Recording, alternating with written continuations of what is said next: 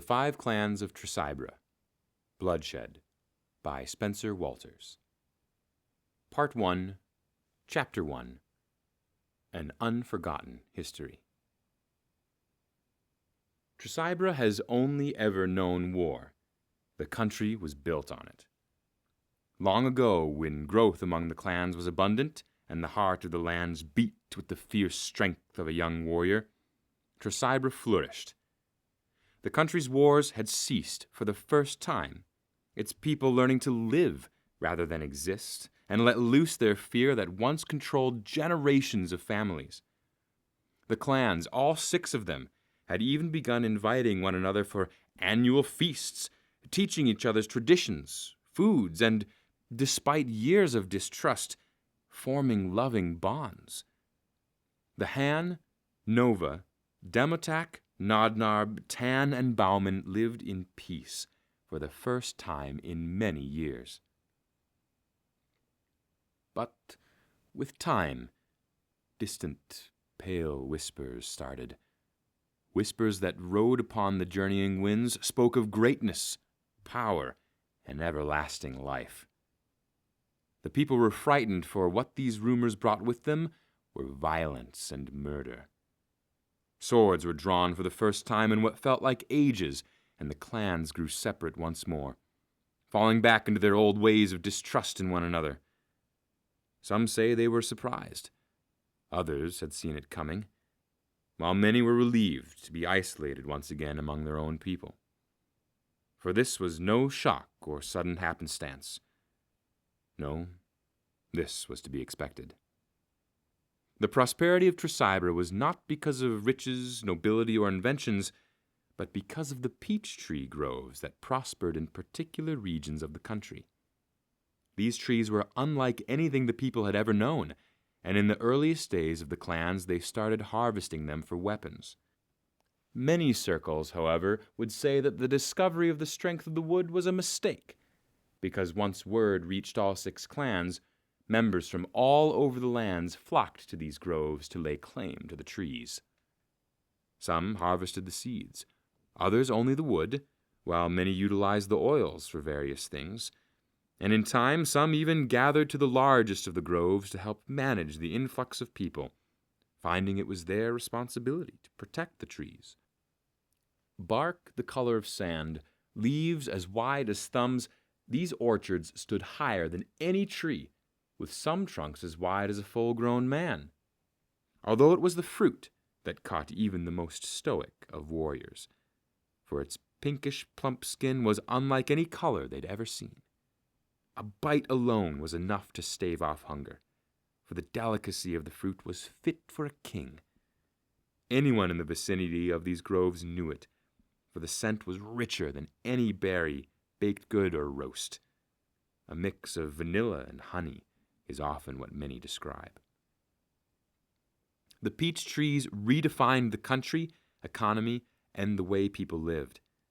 These trees not only pushed off disease with the use of their crushed pits, but they also served as currency by branding the leaves with a stamp of authorization.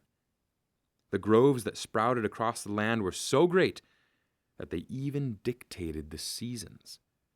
Summers were gloriously long, winters manageable, and as the trees grew in number, so too did the country. Tresibra learned in time to rely on these peach trees for everything: weapons, cooking, building, even storytelling. The trees defined the clans, and the people embraced this. Men and women from all over made it their mission to see the trees at least once in their lifetime. Born still on the muttered stories for children to fall in slumber to, many in the clans remembered the legend of Brand of the Axe, his hair as red as the setting sun. He stood atop the cloven mound and watched as the clans descended upon the peach trees. Simple were their tools, their weapons as unremarkable as the skill with which they wielded them. But Brand was of a stock wholly stronger and incomparable. Forged from the power of his back and the sweat of his brow, Brand hefted the dawn moon, a crescent blade crafted to a bar of iron known as a root of the mountain. With his axe gleaming with silver light, Brand charged at the peach trees and felled their roots and their boughs with unrelenting force, as smooth as river water, as strong as thunder. In time, members from the clans snuck out in dares to take a bite of the roots from the peach trees, hoping to get a taste of the wicked tales told by their elders. But many of these vain bids for courage ended in tragedy. Madness accompanied those that tried the roots, and even if only a bite, one was enough, and within days, those that had gone to the groves and tasted the ancient roots found the elders' stories bore fruit of their own, for they would start to show signs of the evil that lurked within the trees, and swiftly be buried along with the roots. For that is how it began, and all it took was one bite. Evil was a perspective, but the ailments that rotted the bodies and minds of those foolish enough to try were symptoms of something unexplainable. Some even say it was a curse bestowed upon the greed-ridden for taking more than they should have. The people had already seized the wood and fruit. Was that not enough to satiate their needs and desires? It was then the leader, Sukin, of the once proud Dematak, believed that there was power to take by having the roots. Sukin turned men against men, initiated new schemes, harvested the root for power, and broke from the clans. On a hot summer night, Sukin drove his serrated blade right through the heart of an elder for all to see. "I am more than you. I am filled with power. I am God," the leader proclaimed over and over. Many panicked, but some, like the strong hand, raised their axe and fought bravely. Sukin abandoned his place and fled with a handful of Dematak. It was here that the savage leader reinvented his people, beliefs, and the Dematak were to become known as the Crown Gaul, merciless, fierce, and friends of the night, for the moonless sky shielded their movements. Over time, their features contorted into foul things, sharpened teeth, hunched bodies, and they utilized underground tunnels for their home. Reinforcements crowded the Tan Nation, who had been granted the respective duties by the elders of all clans to protect the trees at all costs. Rumors began to circle that coming season. Rumors of a rogue clan. This was beyond a time that any of the clans now know, and perhaps it was better that way. For the time now in Tresibra is filled with animosity and conflict. The renewal period, a time of death and rebirth that takes place every 15 years, is fast approaching, and with it, tensions continue to rise. In the last 4 renewals, the winters have grown deceptively longer, and the summers shorter. The once grand lives of the eldest, lasting well into the 15th renewal, have now stunted to a little more than 10 renewals, which equates to only 100 years. With such a sudden shift in longevity among the clans, fears have been raised. Some, like the Han, have turned to their god, Nagasi, in a desperate plea for answers, while others, like the Tan, have hopes that they can invent a solution with the use of their craft. And many others, caught up in their duties of protecting the land and feeding their people, have begun to listen to the brewing stories with far more concern than before. If the stories were real, then the Crown Gaul were too, and they were a monstrous group of people who were determined to bring Tresibra to its knees, twisted from once proud men into something hideous. This isn't a story of pleas and deals. This is a story of bloodshed. Present, Chapter 2, The Call. If Soren knew anything, it was what death felt like. The day his daughter, Everly, took her final breath was the day a part of him had also ceased to exist.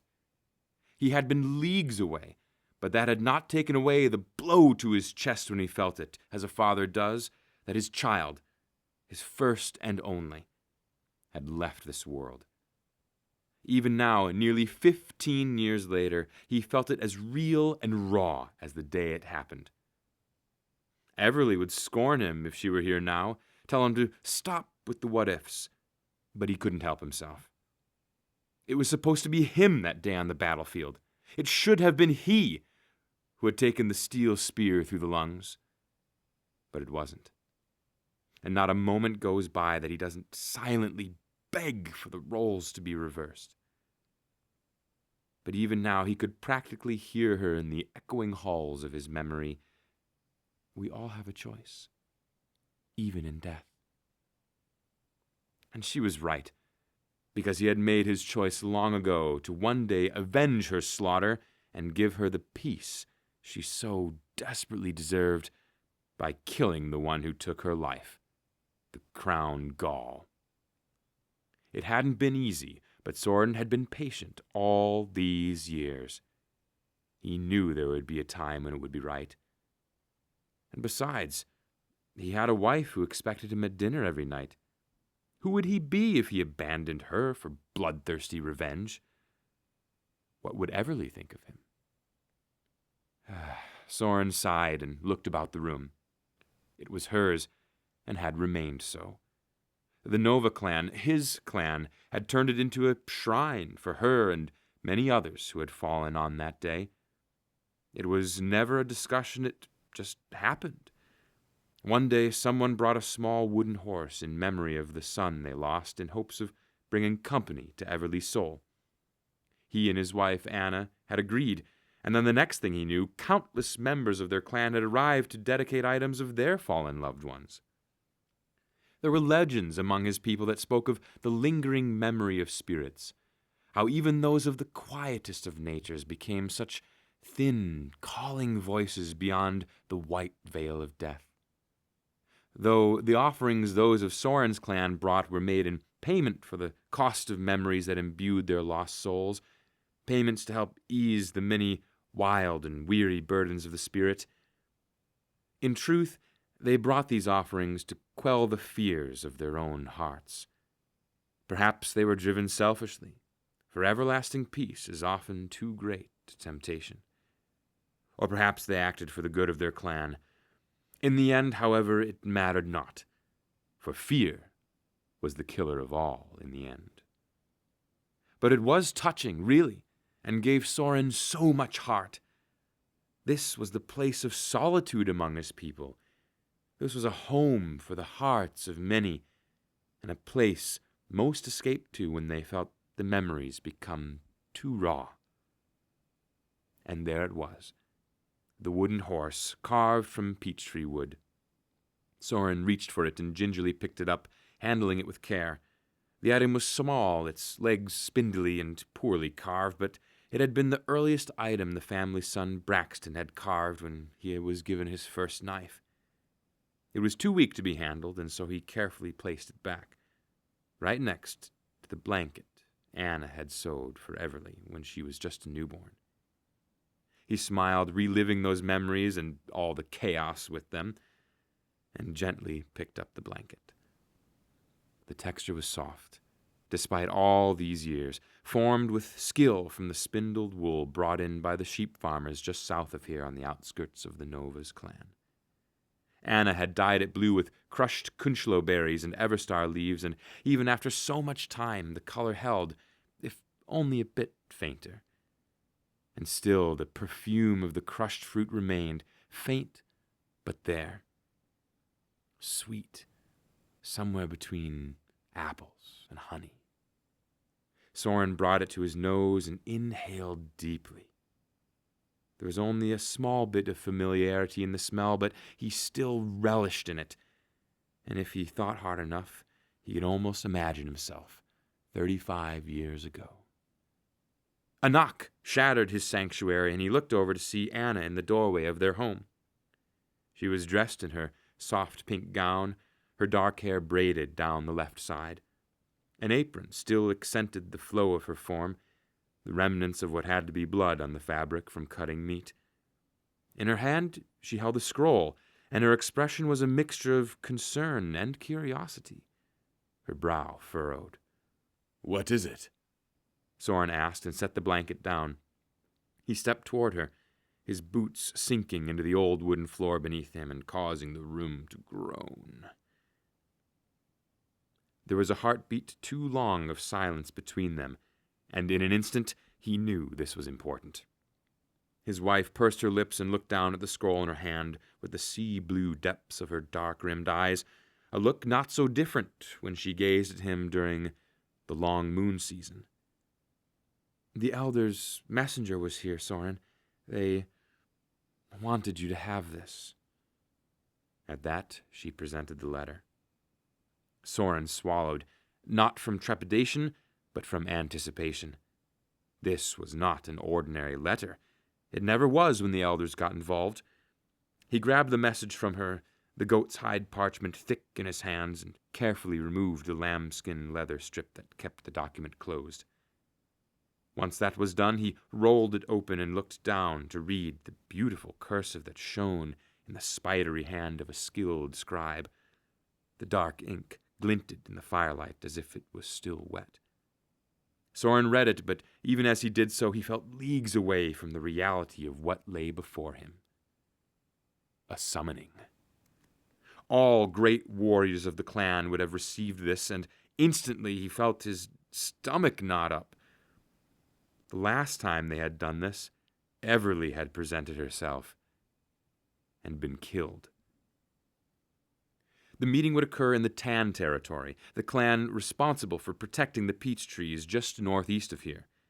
This location had been a routine for all elder meetings since Debeter, a vile sickness that had massacred thousands of clan members across the country centuries ago. The Tan had built a reputation over the years, with stories still speaking of the Tan healers who first harvested the benefits of the peach trees.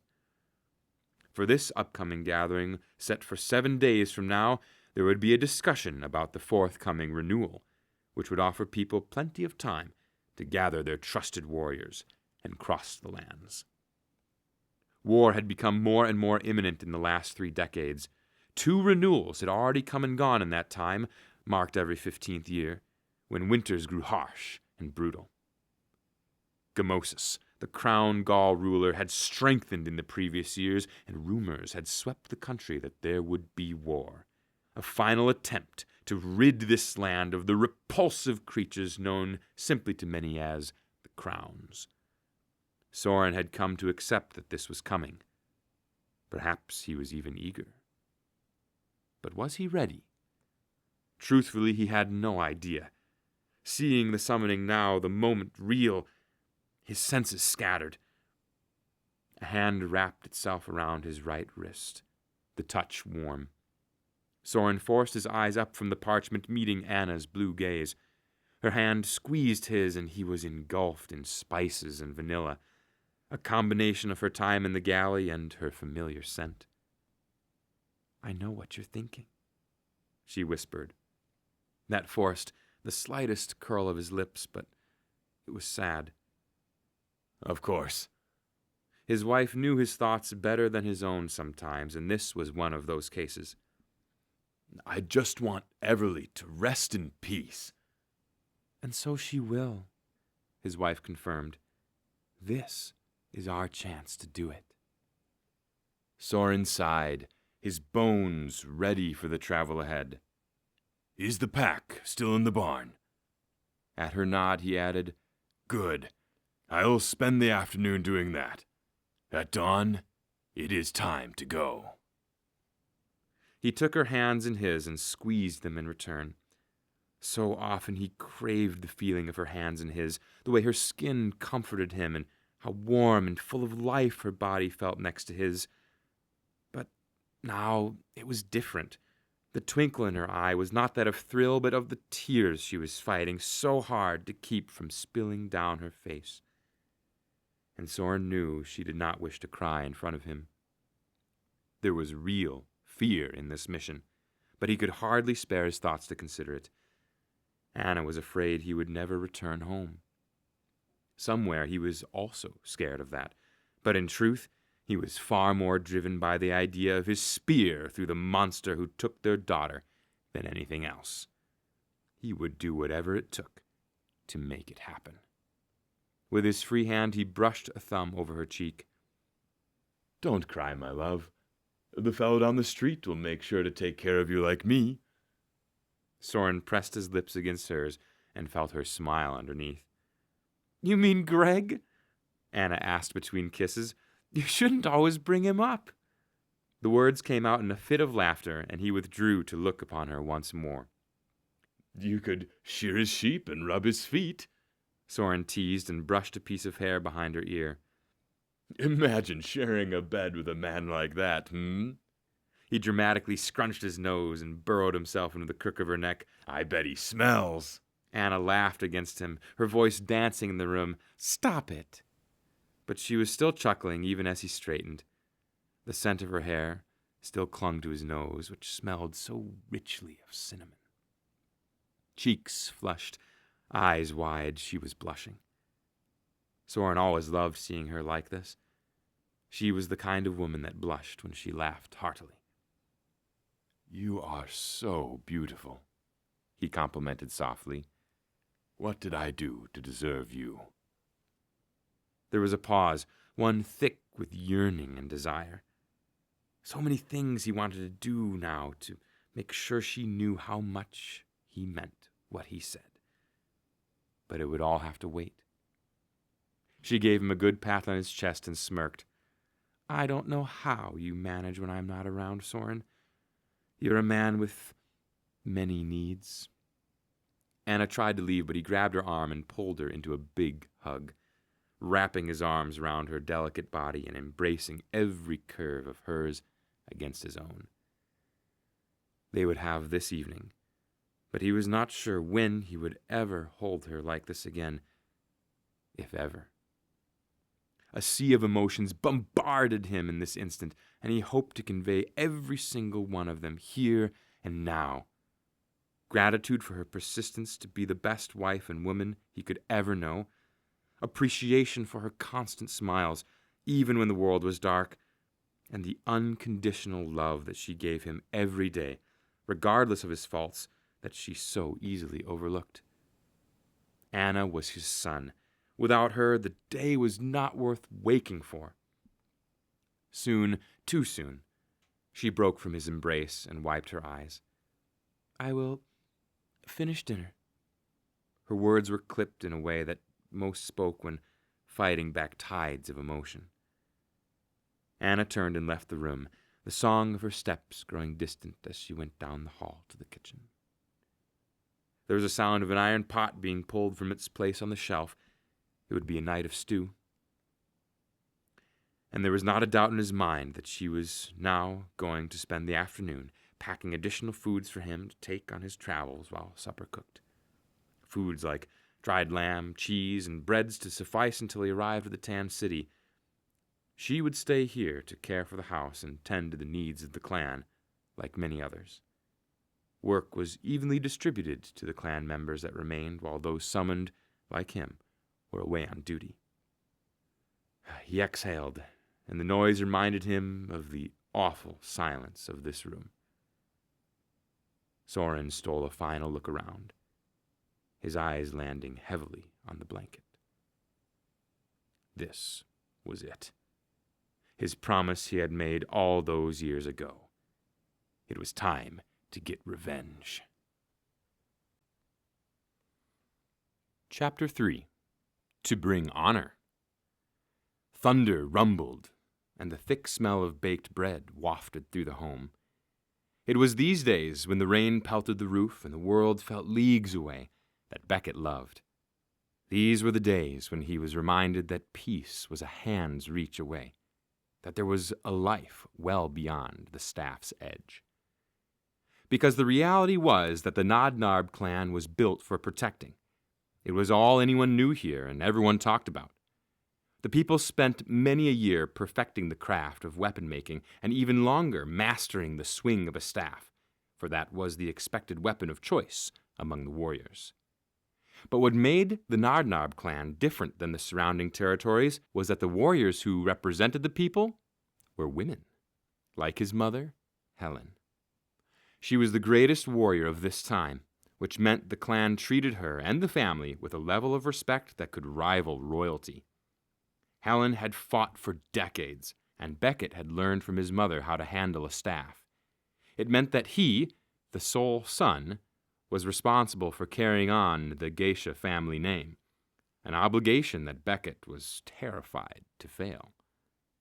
There was an enormous amount of pressure not to let his mother down, as the people looked to her for guidance, and that meant they would one day turn to him. Or so he hoped. In the last renewal, many of the Nadnarb warriors had perished, save for a handful, his mother one of those. On a cold morning, the few survivors had stumbled back between the snowflakes, their armor dented and dirt smeared across their exposed skin and clothes. That was the start of the fall. It was that last renewal that triggered a number of events where Tresibra warriors began to die off. Now, years later, and approaching the next renewal, the numbers were low. The warriors among the Nadnarb clan fleeting, and the spirit of both man and woman faltering. No longer did their clan stand proud as the primary protectors.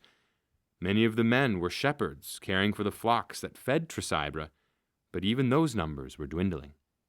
Livestock could only be shepherded by people, but if those people were few, then that left far too many sheep with too few men to manage. And that meant mismanaged livestock and less control, which meant animals fled or were eaten by predators. In the Duruine Hills, where his clan resided, there were man-sized wolves and bears with teeth longer than his hand.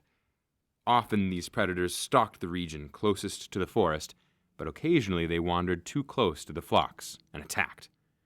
It was a vicious cycle, and one that Becket had lived to tell about. He had seen his fair share of slaughtered animals and helped shepherds with managing the herd during these times. But he was not raised to care for the flocks, but rather to hold a staff and lend his arm to the protection of the clan when threats were imminent. And that terrified Becket. There was no denying the Nadnarb clan was dying, and if they did not defeat the Crown Gaul, there may not be a home by the next renewal. Grayson Trek, an old and long-dead poet, but one of Becket's favorites, once said, "If we prepare for death, then we really never die." While he appreciated the poetic nature of the meaning, to not be afraid of death, he could not shake the growing tension between his shoulders. A Nadnarb warrior was trained to dance with death, but that did not mean he was ready. Because he was one of the few warriors left that were agile enough to still wield a staff and fight effectively. And that meant that Becket was dutifully obligated to attend the summoning. A letter had arrived only this morning, the messenger soft-spoken and riding a white horse, but his presence was clear among the remaining clan members. The elders were preparing for this renewal period. It was now or never, and everyone knew it. The talk of war had been building like a great storm amongst the people here as the renewal approached. If they did not stop the crowns now, they anticipated one of the worst winters in Tresibra history. The peach tree's very existence balanced the seasons, kept the harsh snows away, so vast and large were they. So when that letter arrived, bound by lambskin leather and rolled up, Becket's heart skipped several beats, and the palms of his hands became slick with sweat. The elders were the rulers of Tresibra. Representatives of all 5 clans worked together to guide, deliver, advise, and lead the people of this country. It was a mighty honor in and of itself to even be in the same room of one, but to greet the 10 that remained? Becket could hardly believe it. These members had lived well past the 10th renewal and seen a world well beyond his understanding. It was said an elder from Nadnarb once foresaw the fall of the great mountain, Sindol, and warned the Tan about such a danger. With the help of surrounding clans, the Tan were relocated just in time to see the top of Sindol burst forth, casting ash and smoke for leagues on. Hot, molten rock stained the ground black, and to this day, the remains of such an incident can still be seen deep in the mountains that hold the heart of the peach trees. He had never been summoned before. Too young was he the first renewal, barely holding his own staff to fight. But now he was to be one of the warriors potentially selected to pursue Gamosis, the false king. Crown ruler, peach killer, he'd heard it all. The monster of a man had been around for centuries now, plaguing the land and growing stronger. For his mother, Helen, was far too old now to properly wield a staff in battle. It would do no good, as the son, to watch his aging mother take up her staff while he sat by and watched. That was not how he was raised, or what the people expected of him. Old enough to marry, it was not his duty to protect his mother. And if that meant taking her place among the warriors selected to fight the crown Gaul, then that's what would happen. But it did not mean he was ready for it. Becket stared at his pack and took a deep breath. His lungs protested. His heart pounded hard, and a slight shake of the hand made him feel foolish. Here he was, a man of age and honor, proud son of the greatest warrior of the Nodnarb, and his hands shook with fright. "Are you nearly ready, Becket?" His mother's call came from down the hall, sweet and tender as always, despite her fierce reputation. "Yeah," he answered, but his voice was low. In the silence of the house, for they were the only two to live here, father had passed from an illness 5 years ago. His voice carried still. "Frank will have the steeds ready for us." Frank, the town's horse handler, was an old man who never seemed to grow older. His hair stayed messy and gray, his skin leathery and his eyes brown and wise. The men of his clan were pristine shepherds, and where Becket should have ended up, caring for the flock, trading goods, and helping raise the young members. But he hadn't. He couldn't. Not only had he not married, but he was the last of the family to live. There was no purpose for Becket save what lay ahead, and he knew that. "I'll step out and fill the skins with water. Do you want to wrap the bread in cured meats? I'll see if I can pack some leftover stew for us." Becket nodded, despite her not being in the room to see him, and sighed. There was no more he could fit in the pack, and even if he could, it didn't matter. He had the bare minimum, currency, peach leaves that had been stamped with the elder approval of use, a change of clothes, and enough room to stuff food in. The skin would be hooked to the belt around his waist, and he would carry the staff, using it to walk through the terrains. The staff was seen as the tool of the shepherd as well as the weapon of the warrior, the extension of the body for all manner of deeds, the ability to keep the enemy far from them as well as hook high hanging fruit to their baskets. The staff is the killer and the giver, the destroyer and the provider. It's said that Johann the Troubled once used his great prolonged staff to fell his opponent, a great bear, and in the same swing cut down an entire bushel of apples. That story was shared with all the young shepherds in training, but Becket had heard it from his mother. They would have to travel northeast of here to the Tan clan, which was found deep in the peach groves and mountainous region of northern Tresibra. The Tan territory was a bit further from the other 4 clans, northernmost and a trek, while the Nodnarb, Nova, Han, and Bauman hugged the flatter landscape. It would be cooler toward the mountains, they suspected, as the weather was already changing with the upcoming renewal, so they would bring furs and tie them to the steeds for travel. It would be a few days of travel, maybe 4 if the weather turned sour, but nothing the Nodnarb hadn't seen before. The clans, even with their differences, kept close, not only for trade, business, and travel, but also because they all had a common valuable resource, the peach trees. To go further than necessary from this would be outrageous, perhaps even dangerous. Becket shook himself free from his own spiraling thoughts. How long had he been standing here now? He didn't know, and he didn't wait to find out. Turning, he made his way into the galley and proceeded to do as instructed. Bread had already been sliced, and he carefully wrapped the loaves in cured calfskin. Once he tied them off, he moved over and piled cured meats in fur cloth, harvested from the wood of peach trees, making about 5 bundles worth. They always packed extra, in case they were stranded by a storm. To not pack for emergencies was grounds for foolishness.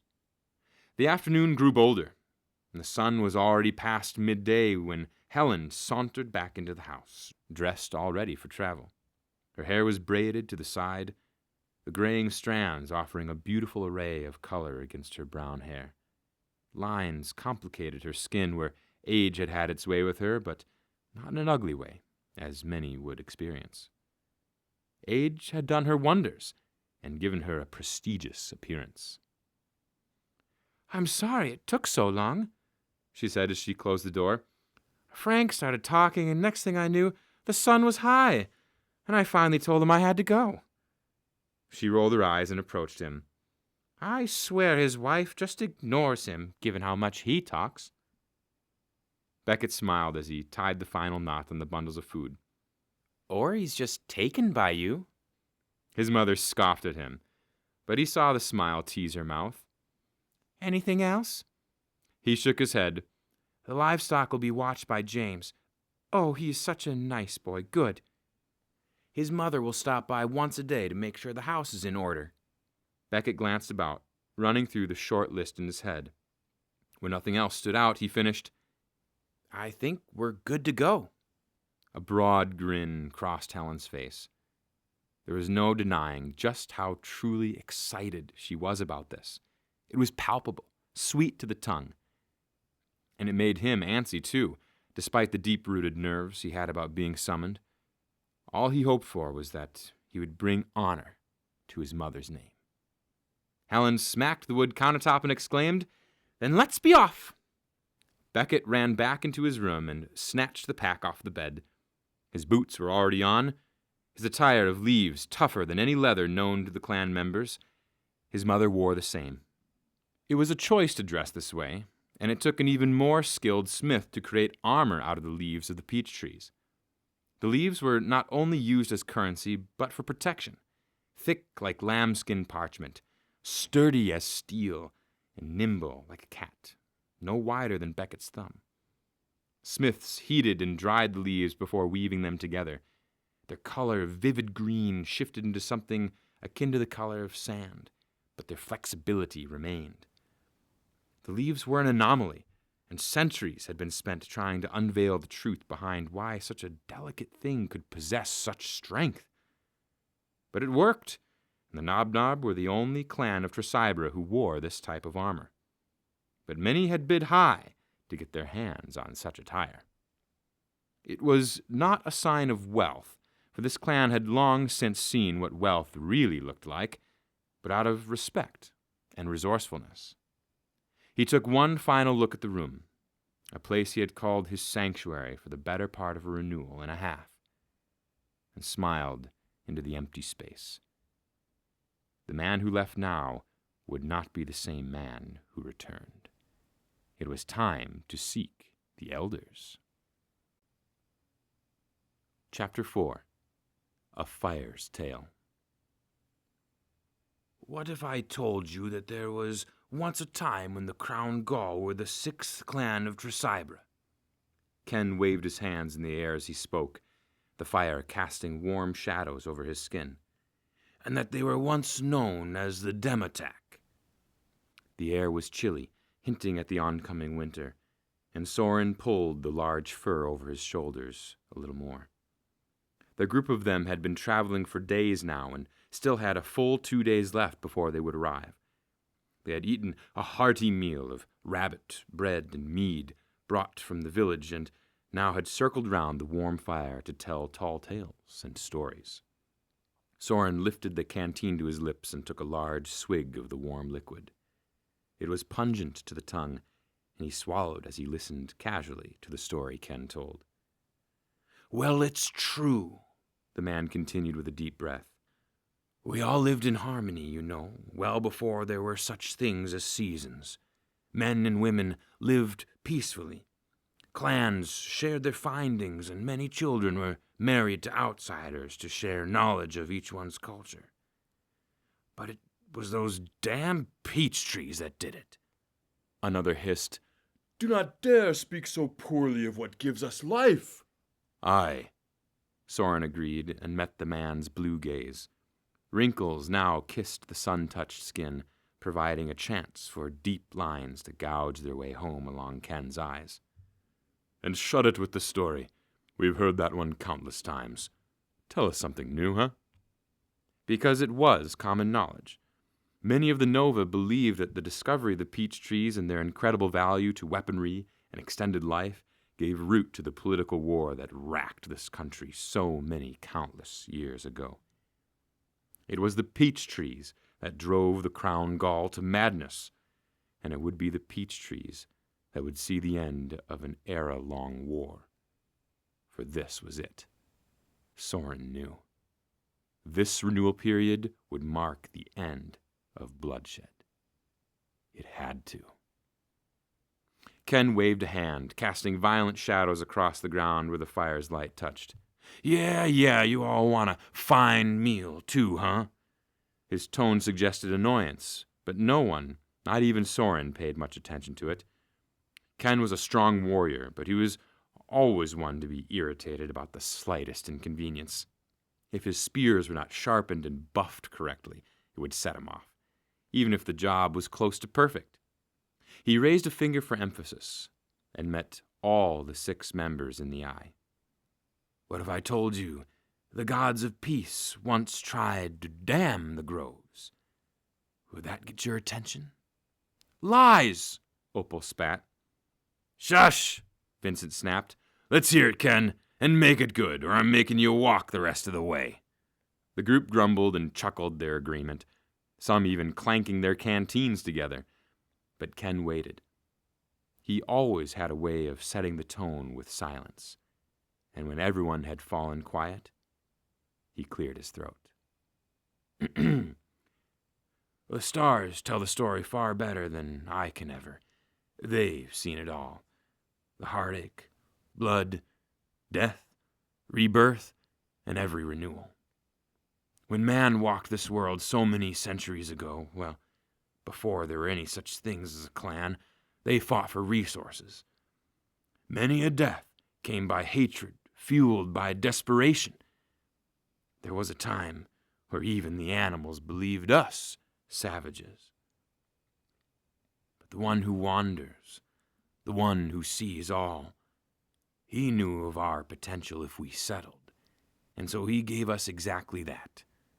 Resources. But not in the shape of beasts to feast from and fresh soil, but in a single tree. Can you guess what that was?" Vincent raised his canteen to the fire. "The first peach tree!" He gave that answer as if in celebration, although Soren believed it was because he was drunk. Ken smiled, satisfied at the engagement. "Yes, and that was the birth of Tresibra." He leaned in close now, his eyes wild from the fire's flame. "But it did not end there, no. This was only the beginning. For you see, Nagasi, our god of peace, gave man exactly what he needed to thrive. But man was not so willing to settle. The tree bore fruit like normal, and many would come and steal this before others so that they could take the peaches back to their territory and harvest new trees there. The trees gifted those who ate the fruit with life, great health and strength, and man became greedy. No longer did everyone agree that the single tree from which their prosperity had been born was of equal responsibility. Many began to believe that they were owed something bigger, that the tree and its origins belonged to them." He sat back and looked everyone over before continuing. This was not a story they were familiar with, and Soren was quite interested in hearing the rest. He leaned forward on his place on the log, holding the blanket close, and waited. Years of war trickled by, and the numbers of our people dwindled. all for the right to consider a single tree our property. It did no good taking the seeds this peach tree bestowed upon us and replanting them elsewhere, because rumors had taken hold on the people's senses. The truth was, many believed that single tree to have the greatest properties and to offer the highest value. Ken shrugged, the twinkle in his eye fading. So Nagasi stepped in. He could not undo what he had given without consequence, so he changed it. No longer could the peach tree be so easily replanted, but rather in specific locations, like the northern regions we know now. The roots were no longer safe to consume for healing properties. Instead, they drove people mad with violent and greedy thoughts, like murder and thievery. And the once powerful trees that could withstand even the harshest winter fell victim to nature herself before sprouting anew. He cleared his throat and wagged his finger, his brow creased. That, mates, is how the renewal periods began. Not by chance, no, but by a god's intervention in settling the savages we know as our earliest ancestors. It was then Ken fell quiet, and the crackle of the fire filled the space between them. Soren took a deep breath and inhaled the smoke through his nostrils. The story was vague to his memory, but nonetheless he was aware of many who believed that the peach groves were once so bountiful that they brought death and despair. History taught that, with the rise of Sukin and the fall of the Dematak clan, which was then replaced by the Crown Gaul once Sukin knew of the potential the peach tree could give. The mad ruler was once believed to have gone mad after surviving the sinister plague, Debeter, but it was never proven. The Han believed their god Nagasi, which was originally more widely accepted, was responsible for the creation of the peach trees, renewals, and even where Tresibra was now. That clan's religion still defines them to this day. The Han put their faith in a god through prayer, ceremonies, and even marriage, which were all traditional beliefs that once characterized Tresibra. Clans like his own, Nadnarb, and even the Bauman had long since put that all behind them and placed their beliefs in something else, like spirituality. Soren did not put his faith in anything but his own mind. It was he and he alone who made decisions, nobody else, and he certainly didn't think a god was waiting for him to pray for guidance. But he held his tongue, not wishing to stir up bitter feelings and opinions on a matter that would do nothing but escalate into an argument. Some Nova still held a fond belief that there was a god, even if it wasn't specifically Nagasi who dictated their lives, and he did not wish to offend. Darrell was one of those, and while the clansman hadn't put his faith in Nagasi, he did admit once to believing in one of the ancient gods of Tresibra, a sect that had died out centuries ago. Nagasi had since become the primary, and to many, sole god of Tresibra. "Quite some story," Vincent remarked. Several agreed before he nodded. "You make that one up, or did you hear it somewhere?" "A little of both," Ken confessed with a sly smirk, "but most of it was heard on my travels over the years. Can you pass the mead?" Vincent did as asked, and Ken drank heartily. When he lowered the canteen, he gestured to the others to pass it along. It was Darrell who motioned for it next, the man next to Soren. He was a stout-looking figure, his fingers wider rather than long, and he was often teased growing up that he might be akin to a dwarf. Not that those were real, but Darrell had proven that height did not make a warrior. Heart did. And it was because of this that Soren respected the man. As the others fell into conversation, Darrell took one glance at the canteen, shook it, and then motioned for Soren to take it. "Not much left. You want it?" Those ice-blue eyes drilled into his own, fierce, strong, and relentless. With a shake of his head, Soren motioned to his own between the folds of the fur. You take that one, Darrell. I've got a little left here. With a nod, they tapped the canteens together and downed the rest of the mead. Not even into their second day, and they had drunk all the mead. The wives would roll their eyes when the men returned. Say, Darrell set the canteen down and lay his hands out toward the fire. You've been quiet today. Something on your mind? The man knew him too well. Soren swallowed and let his eyes wander over the group to ensure none were listening. When it was clear that their conversation was private, he turned his attention onto the man next to him. We're coming up on the anniversary. Soren's voice came out low, hardly a whisper. Darrell nodded, his understanding running deep. He knew he didn't have to say anything more. I see. Can I say something to you? He raised his eyebrow, unsure of the stout man's intentions. I know you're angry, and I know it would take sharpened stone to carve away that anger for what happened. Darrell rubbed his hands over his thighs before intertwining his fingers. But what I don't want you to do is think death will solve all your problems. Darrell, Soren started to warn, but the man continued over his hiss. Listen, will you? You're as stubborn as sheep and as deaf as rock sometimes. This summoning has us all riled up, and rightfully so, because we're all thinking the same thing. Is this the end? Is this where we will finally face off Gamosis? The world knows we've lost hundreds of our best warriors, all over, to the Crown Gaul. And better yet, we know what'll happen if nothing is done to stop that bastard from consuming even more root. He's far outlived his time, and will continue to do so if we let him. That's not what I'm getting at. He waved at the world and then shoved a finger into Soren's chest with a bruising force. What I'm getting at is this. You're a man desperate to die. And if you thought you fooled me, you haven't. Now Darrell spoke with his voice so low it could hardly be heard over the crackling fire. You may have fooled them. Anna, even. And perhaps Nagasi, who sits up there doing who knows what. But not me. He leaned in close now, eyes inches from his own. Do what Everly wants, not Soren. You hear me?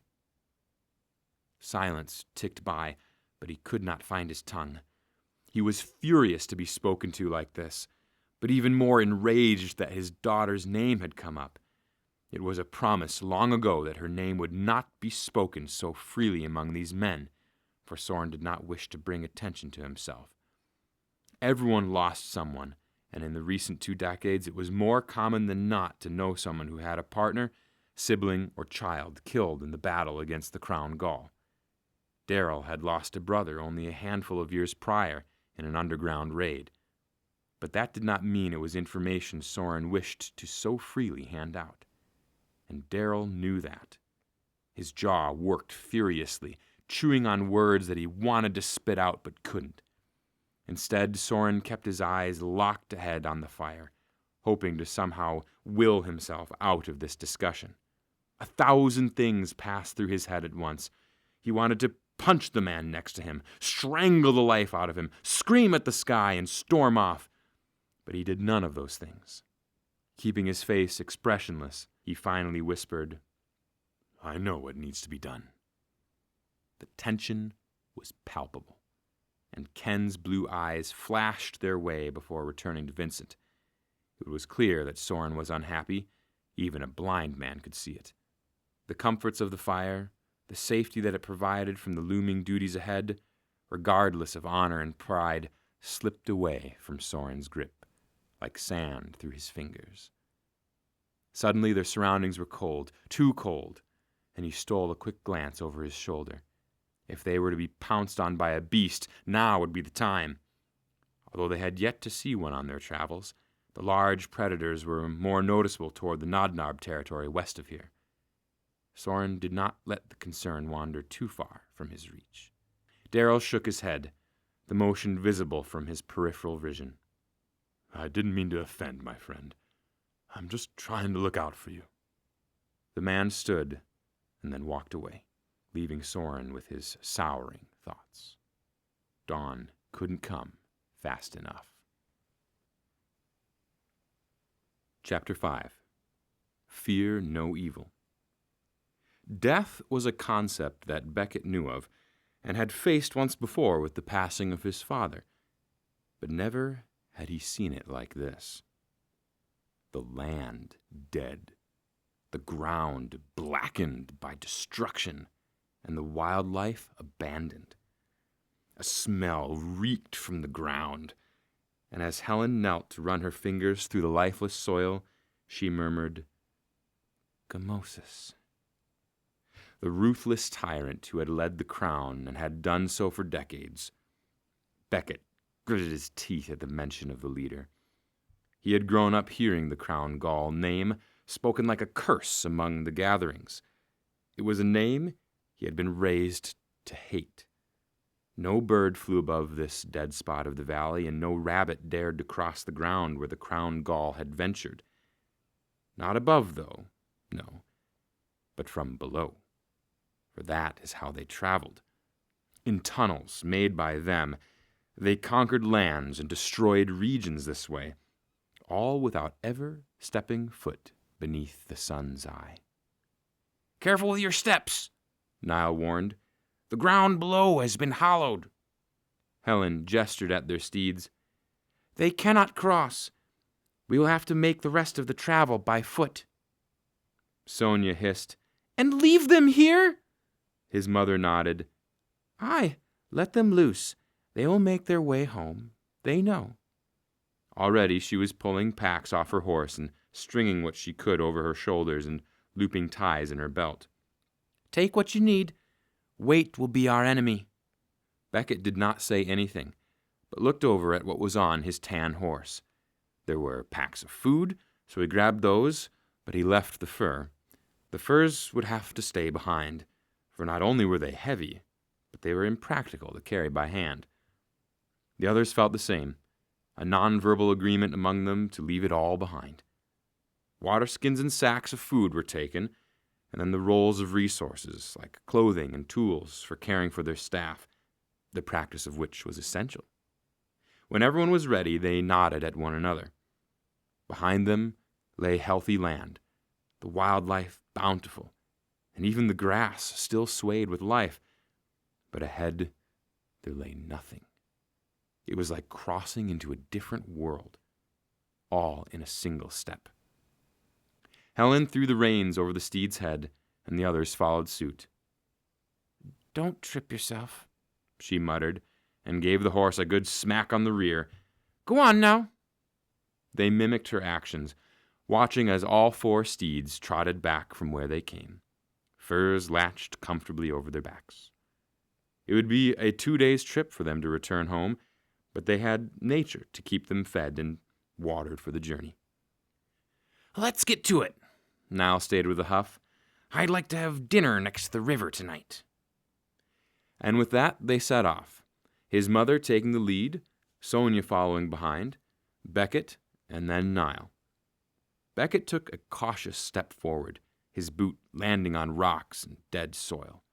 It crunched under his weight, a graveyard of vegetation making a melody that made him dread the next step. His heart skipped lighter, his breath shallow as he treaded carefully. The last thing any of them could afford was to fall into the Crown Gaul tunnels below. They could be down there, waiting, chewing away at whatever they desired, and in their hundreds. 1 against the 4 of them would be fine. Even 2 would be reasonable, but they could not afford to test the fates. The savage Crown Gaul were smaller in stature, but they were horrifically ruthless, with jagged teeth and crazed eyes. Their unpredictability made them incredibly dangerous. With the renewal period fast approaching, it meant they were hoarding roots from the peach trees, taking whatever they could get their grimy hands on. These tunnels would soon collapse with the oncoming winter, and when they did, it would force the terrible creatures back to wherever they called home. 1 at a time, they ventured across the land, keeping a good 10 paces apart. They followed in a single file and gently placed each foot in front of the other, always testing first, before trusting. There were horror stories among the clan members about people going missing after succumbing to the hunger of these starved lands. The ground would crumble, and the person would be swallowed whole by the soil and plunged into immediate darkness. It was there that they tried to find a way out, but it was never fast enough, for the Crown Gaul were always waiting, and they spared no one.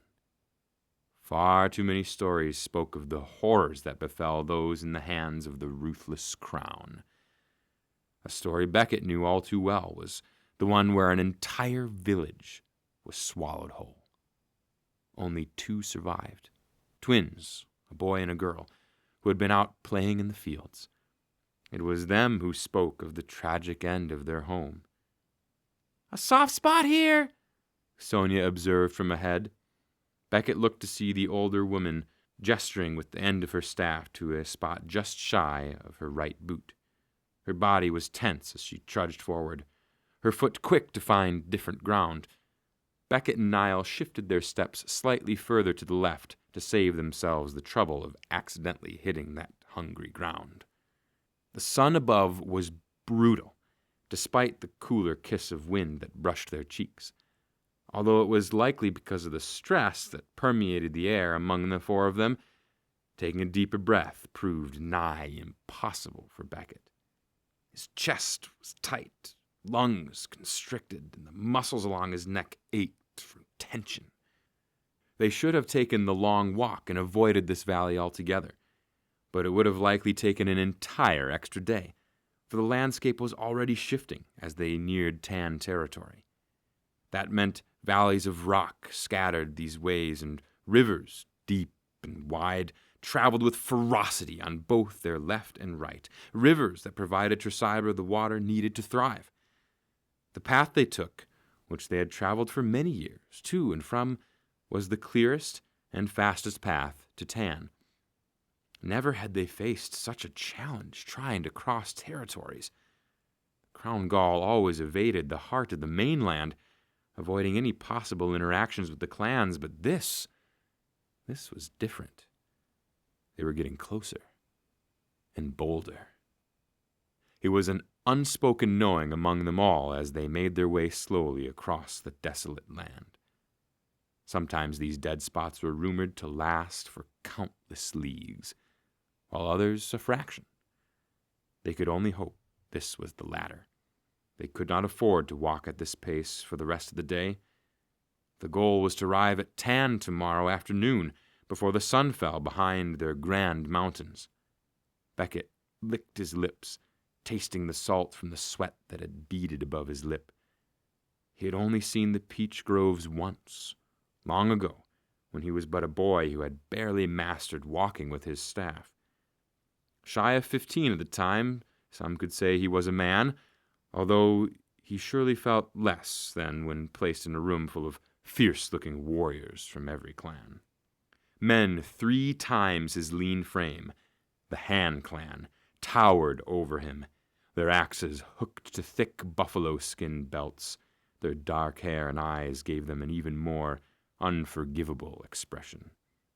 He had gone for an annual celebration with the rest of the clans, which was always celebrated among the peach trees. The annual celebration lasted usually a week, with many bringing foods and creations from their own homes. Members would set up stands to sell goods, host games unique to their clan, and at night, large bonfires would be erected for the people to dance and mingle about. It was not uncommon to attend at least 6 of these before one was considered grown. But Becket had been a rarity.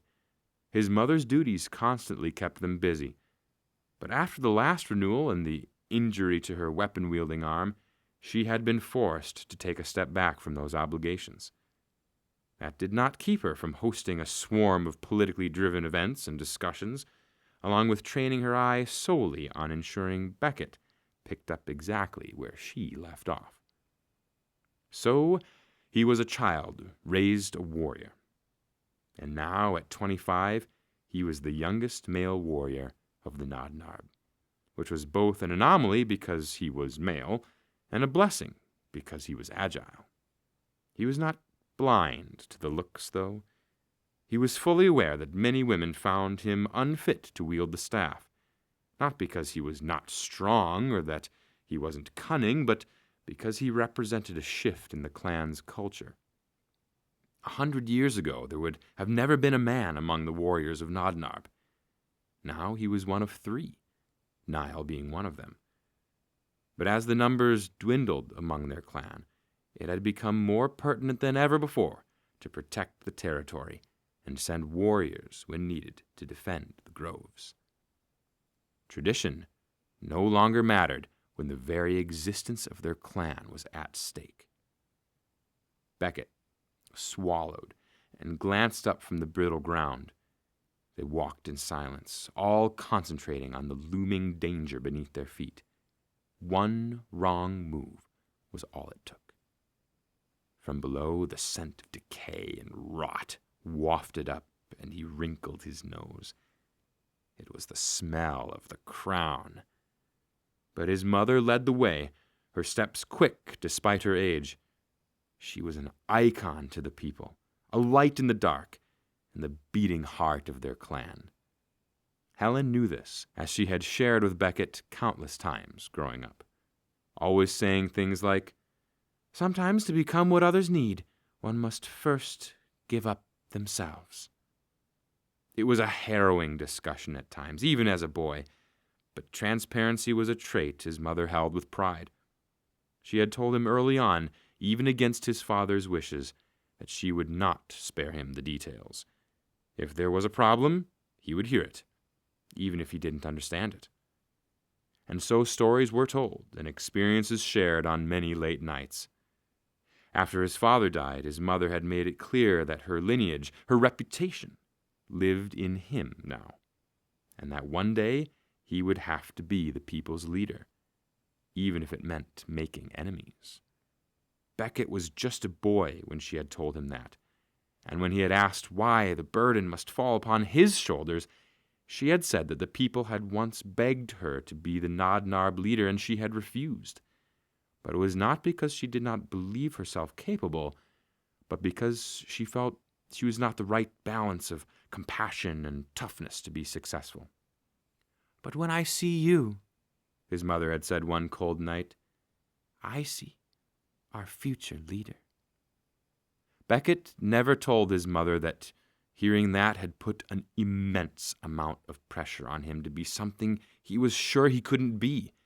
It was crippling at times, the weight nearly bringing him to his knees. But he had never told her that, or even let on those concerns. As the son of the greatest warrior of their people, he couldn't afford to show weakness. Many thought he was a man of few words, but in reality, he was terrified to say anything that may fracture the perception others had of him and his mother's name. And in truth, he had no idea how to relate to others. Beckett spent years under his mother's shadow, and while he respected and loved her, he was unsure how to be anyone without her approval. His mother didn't know that, and he would be damned if he ever told her that. She had her own stress to be consumed by, juggling the expectations of the people while accepting that age does not care who one once was. Age took everyone, even the mightiest. No, this was his own war, one that raged at night when the noises of the world were at their softest and the people weren't looking. Beckett was no fool. He knew that eventually he would have to face the monsters in his head, monsters that roared, stomped, and destroyed his reasoning at times. They were beasts that no man could strike down, even with the sharpest of blades. Nobody knew of what lay inside, and he preferred to keep it that way. He would tear the hearts out of these monstrous things one day, but that was not today. His foot sunk, and his heart skipped a beat. In a silent cry, Beckett tripped and lashed out with his left foot to catch himself from falling. The force of the fall echoed with a deafening thump against the ground, and he froze. Hands outstretched about him to keep his balance, his heart hammered, his underarms soaked, and he could barely inhale without the sharp jab of panic piercing his lungs. And he waited. There was the surreal sound of the tunnels beneath him, the hollow song making the hairs on his neck stand on end. His heart raced, and sweat dripped from his brow and soaked the dirt beneath him. All about, everyone waited, still as statues. Beckett's own staff remained hovering just barely above the ground in his right hand. The idea of another object besides himself touching the soil, terrifying. It felt like one wrong move, and he would be swallowed whole. It was Niall who spoke up behind him and broke the awful silence. "Easy step forward, son. You know what to do." And he did. Beckett carefully shifted his weight, using every muscle in his body to distribute it as he dragged his right leg forward just above the ground and then gently laid it ahead of his left. Every action weighed more than a boulder, every breath as hard to breathe as if he was shoving mud through a cheesecloth.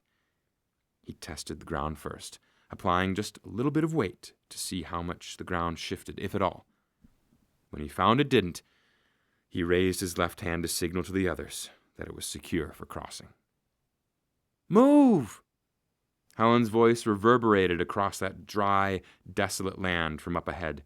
Her words clipped short in either worry or frustration. "I want to get out of this valley as quickly as possible." Niall snorted his agreement from behind, and ahead Sonia continued her steps. Beckett swallowed and gingerly moved forward over the land. Dead bushes were scattered about, and afar the nearby cry of the rivers rang true. He focused on the sound of the running water, using it to steady his breathing and silence his racing thoughts. Shame was the only thing he could muster in the heat of all this tension.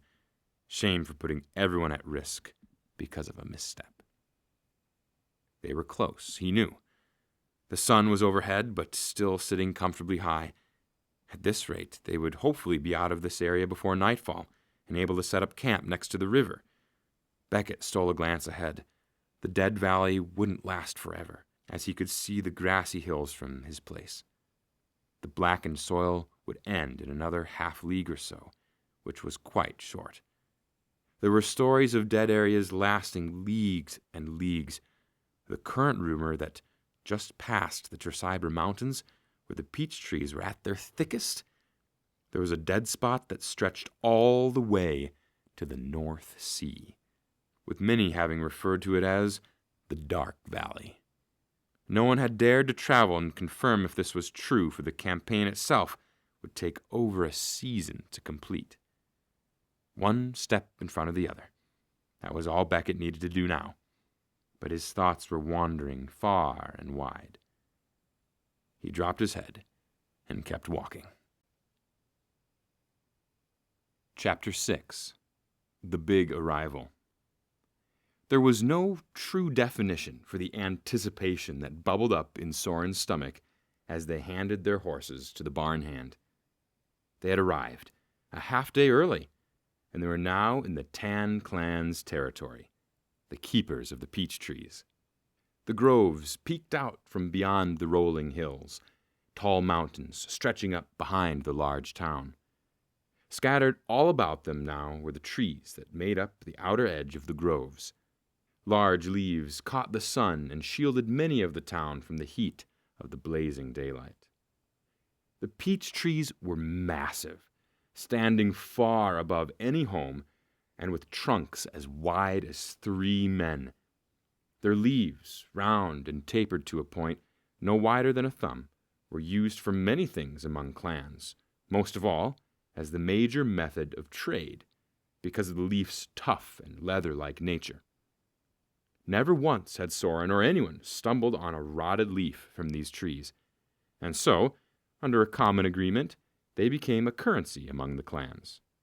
Even now, Soren had his own bundle of twine-wrapped leaves stuffed in a pouch around his waist. "Let's get a drink, eh?" Darrell slapped Soren on the shoulder, a massive grin stretched wide across his tan skin. "And something to eat, too." He nodded. "Aye, a good meal will do us wonders." Soren glanced back to make sure the other 4 men were making their way inside. Storm clouds hugged the imposing ridge of the mountain, foretelling a long night of rain and thunder. Already, higher up than they are in their own territory, the air was crisper and chillier. Winter was coming, and it would be here sooner than expected. But he was glad to be there. The town buzzed with life as members from the different clans were making their arrival or had already arrived earlier. The clans all had their respective territories, but still remained relatively close for the trade and value of the peach tree. It would make no sense to travel countless leagues away from this region when it was routine for clan members from all over to journey to the peach tree, which many did at least twice a year and sometimes up to once each season. So they all remained relatively close, but with respectable distances, promising never to draw blood with one another. A woman bustled by, black hair cascading down her back, and clutching a large basket with fresh bread poking out between the cloths. The rich scent of freshly baked goods wafted over to Soren, and he inhaled deeply, his stomach grumbling as if he had not eaten in days. The woman, seeming to know, flashed him a kind smile before slipping back into the heart of the crowd that had gathered for their arrival. Many were recognizably the tan men and women, the men bearing green eyes and curly brown hair, while the women had wavy black hair.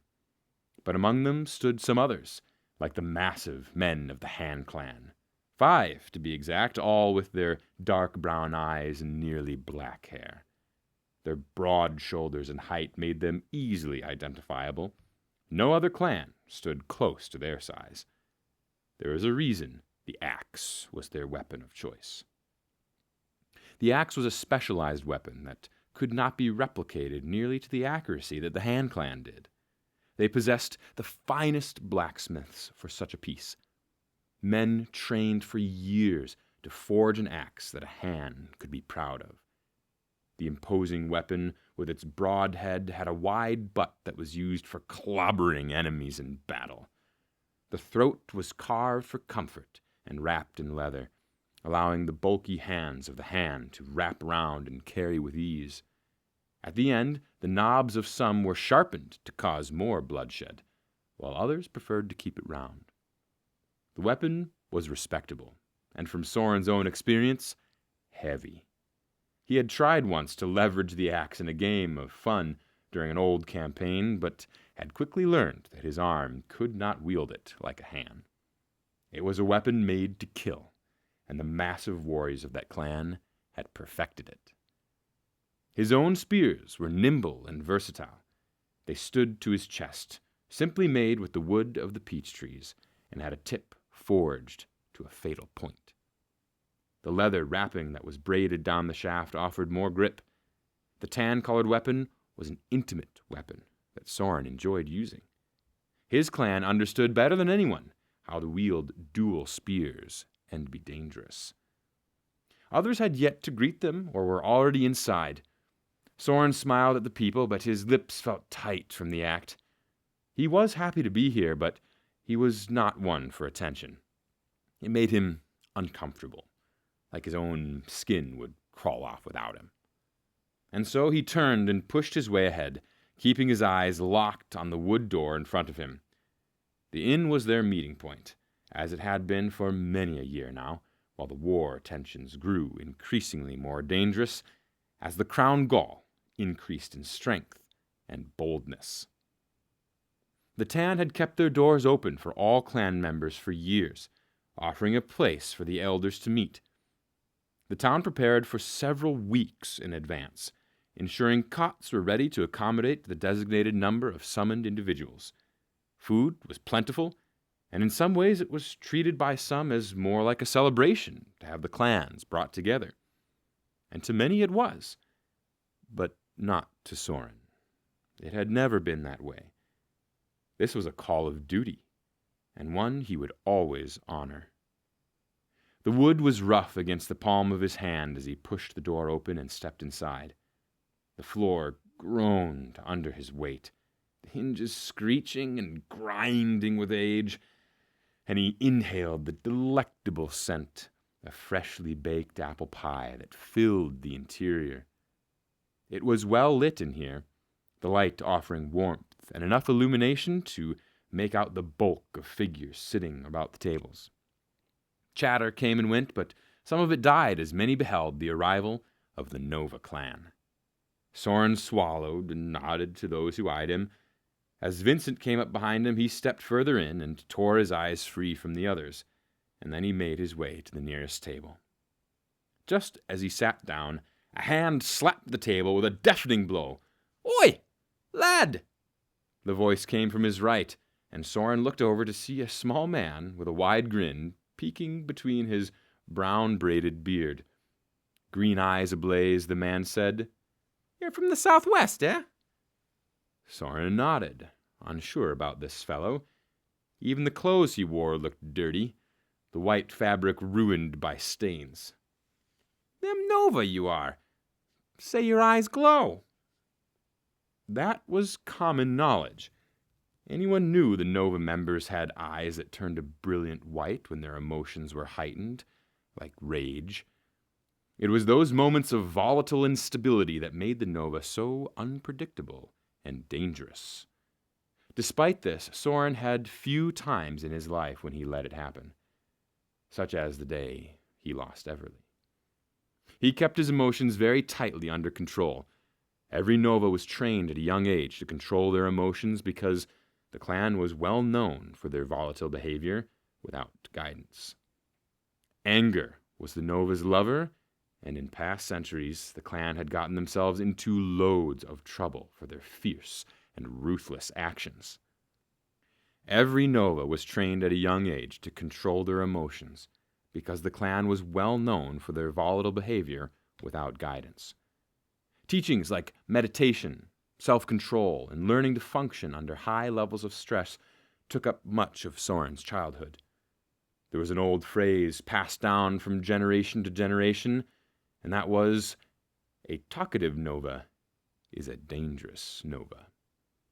It meant that the less one talked, the more in control they were of their emotions, because they were observant, not quick to act. Regardless of it all, it seemed the surrounding clans were always intrigued by the tall tales of the Nova and their burning white eyes. Soren always tried to be patient, but he was less and less enamored with the world's curiosity with each passing day. Gesturing with a hand, Soren replied, "Why do you ask?" The man shrugged. "Ain't ever seen them myself. Wanted to make sure." "How haven't you—" Soren's question was interrupted as Ken sat down next to him, and then Daryl. It was a 3-chaired table, so the others made their way to another table. His friend glanced between them all and then greeted the Tan. "You summoned?" The man nodded. "Aye." "And your name?" "Drut." The Tan stretched a hand out for a good shake, which Daryl took and returned. "Best inventor in this town, if you ask me," he added with a gleeful wink. Soren offered an acknowledging smile as Daryl introduced them all. When his friend was done, he took the opportunity to prod a bit more. "So tell us, Drut, you ever fight before?" Based on how this conversation had begun, he was more apt to say no. If the Tan hadn't ever seen the white blaze of a Nova's eye, then he probably hadn't ever shared the field with one. "I've been hunched over a desk more times than I've used a sling," Drut answered without missing a beat. "But I'm the brains, eh?" "Sure," Ken replied with a dramatic eye roll. "And I'm the arms." Drut leaned over his chair, balancing on the back legs of it, and he smacked Ken on the shoulder. "That's the spirit. Let's get some drinks, then."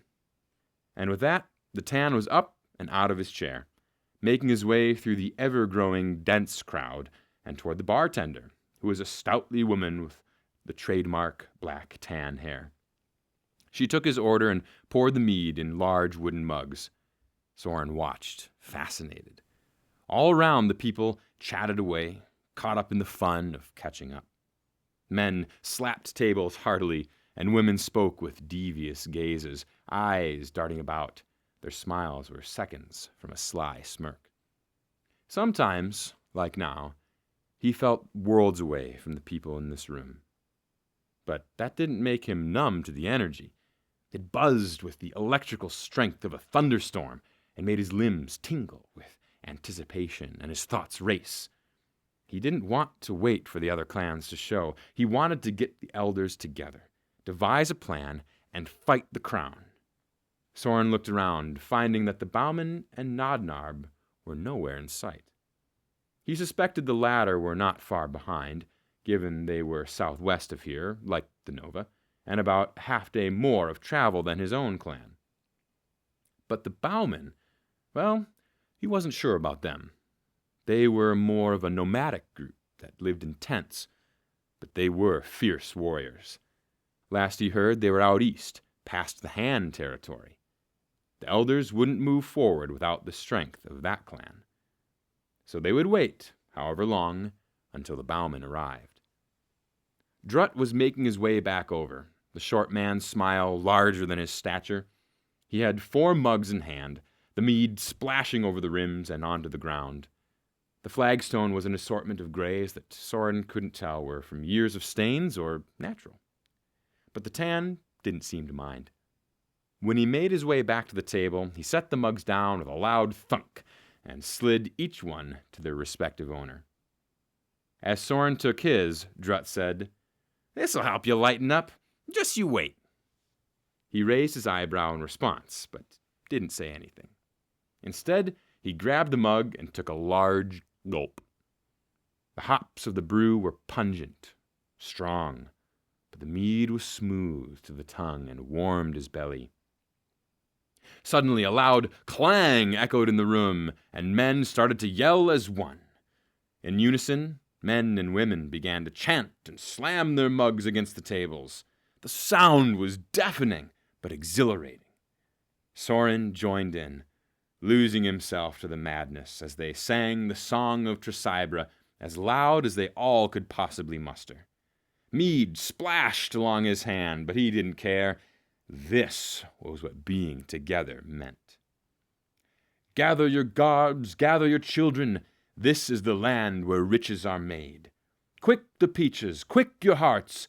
This is the land where riches are made. Among the shadows we wait and ready. Among the shadows we're ready to strike. For this is the land where riches are made." And so the night continued, and Soren got lost in the music. They all drank heavy and ate the galley's goods out.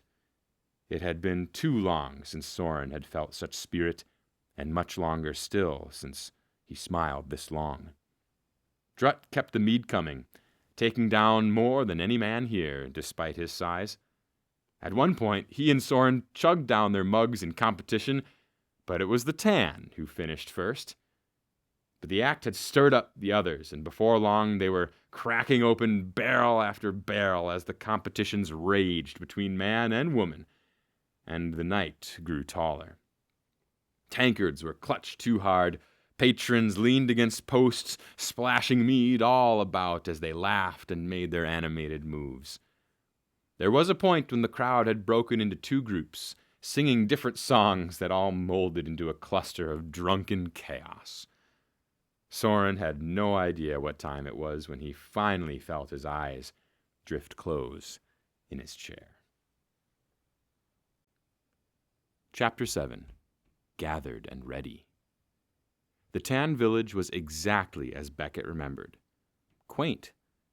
The roofs were covered in peach tree leaves, and not because they were surrounded by the groves, but because the leaves were tough enough to be used for such things. They made a great resource for protecting houses from the elements, and it would be foolish not to utilize such things. The cobblestone streets were well loved, the stones smooth and aged. All about, people bustled by, women with their iconic black hair and men with their curly brown locks. Green eyes were a trademark for the tan, so Beckett glanced about, noting the swarm of them as they made their way through the town and toward the inn. Helen led, with Sonia still at her side. They knew the way, having been here many a time, and Niall, he followed from behind. The rich smells of fresh garlic bread, roasted meats, and sweet juices of the peaches filled the air. Trees towered over them all, offering shade from the brutal sun. Ahead, just beyond the heart of town, the majestic peaks of the Tresibra Mountains lay in wait. The storm was nearly over the city. Dark clouds hugged the righteous peaks and stretched far in between the leaves. Beckett caught sight of the lightning. Seconds later, the deep rumble rolled through the land. "Ahead," Sonia said and pointed. A larger building with Peachy Inn ironed into a sign stood. Heart pounding, Beckett saw the group of onlookers just outside the building. They were mostly just the tan, but there was a large figure among them, his bulk hard to miss or ignore. The Han stood there, a scowl on his face, but a twinkle in his rich, dark brown eyes. He made even the toughest tan look diminutive. It had been a good few years since Beckett had seen other clans, and observing them now he felt the inkling of excitement trickle over. So many new people, big and small, wide and lean. Nearly every type of person that one could imagine was before him. Manners told him not to stare, but he couldn't help himself. A man walked by bearing a bold spear that glinted gold, while a woman with 6 braids entangled into one had a tattoo over her chest of original Tresibra script. He had no idea what it meant. It was a long-dead language, but maybe when this was all over, he'd learn. It had been far too long since he had met anyone new, and to now have so many options at his disposal was incredible. He raised his chin, kept it high, and a smile teased his lips. This would be good. He would make it so. Mead was not a favorite of Beckett's, call him odd, so he had opted for a mug of wine. The red drink was pungent, but much sweeter than the other, which he much preferred. His mother told him he had a sweet tooth, which he had come to finally accept several years ago after his penchant for always going to the bakery for a Hollandale stuffed pastry after a long day outdoors. The cherry-filled cake had been named after the Hollandale era, better known as the Age of Exploration, which had occurred almost 2,000 years prior and had resulted in the founding of Tresibra, the southernmost country of this grand world. All about the room was packed. The 4 of them had squeezed around a table, and Niall had offered to stand since there were only 3 chairs. Beckett didn't argue, finding his eyes heavy and his feet sore from the long travel afoot. Niall was more than happy to stand, telling them all that if he sat down at all he would probably find himself falling asleep. A handful of others had chosen the same, given that the place had just run out of chairs. Beckett scanned the room and saw an older man eyeing him from afar, his crystal blue eyes easily placing him with the Nova. He had never actually met one before, and if he had, it had been fleeting when he was here for the annual celebration all those years ago. The man had a gnarly scar along his jaw, one that puckered pink, and a mug in his hand. Beckett raised his arm to wave, but as he did so, he found that it was not returned. So he lowered his hand back to the table. What an ass, he thought to himself. He turned his attention back to the table, seeing his mother watching him. When they made eye contact, she said, "Nova are hard to like." Raising his brow, he inhaled deeply. "Obviously," he mumbled. "Don't disrespect the man," Niall commented. "Nova would give their life to save an enemy if it was for the greater good." "None," Beckett quickly replied and met the Nodnarb's gaze. "But that's no excuse to be an ass, either."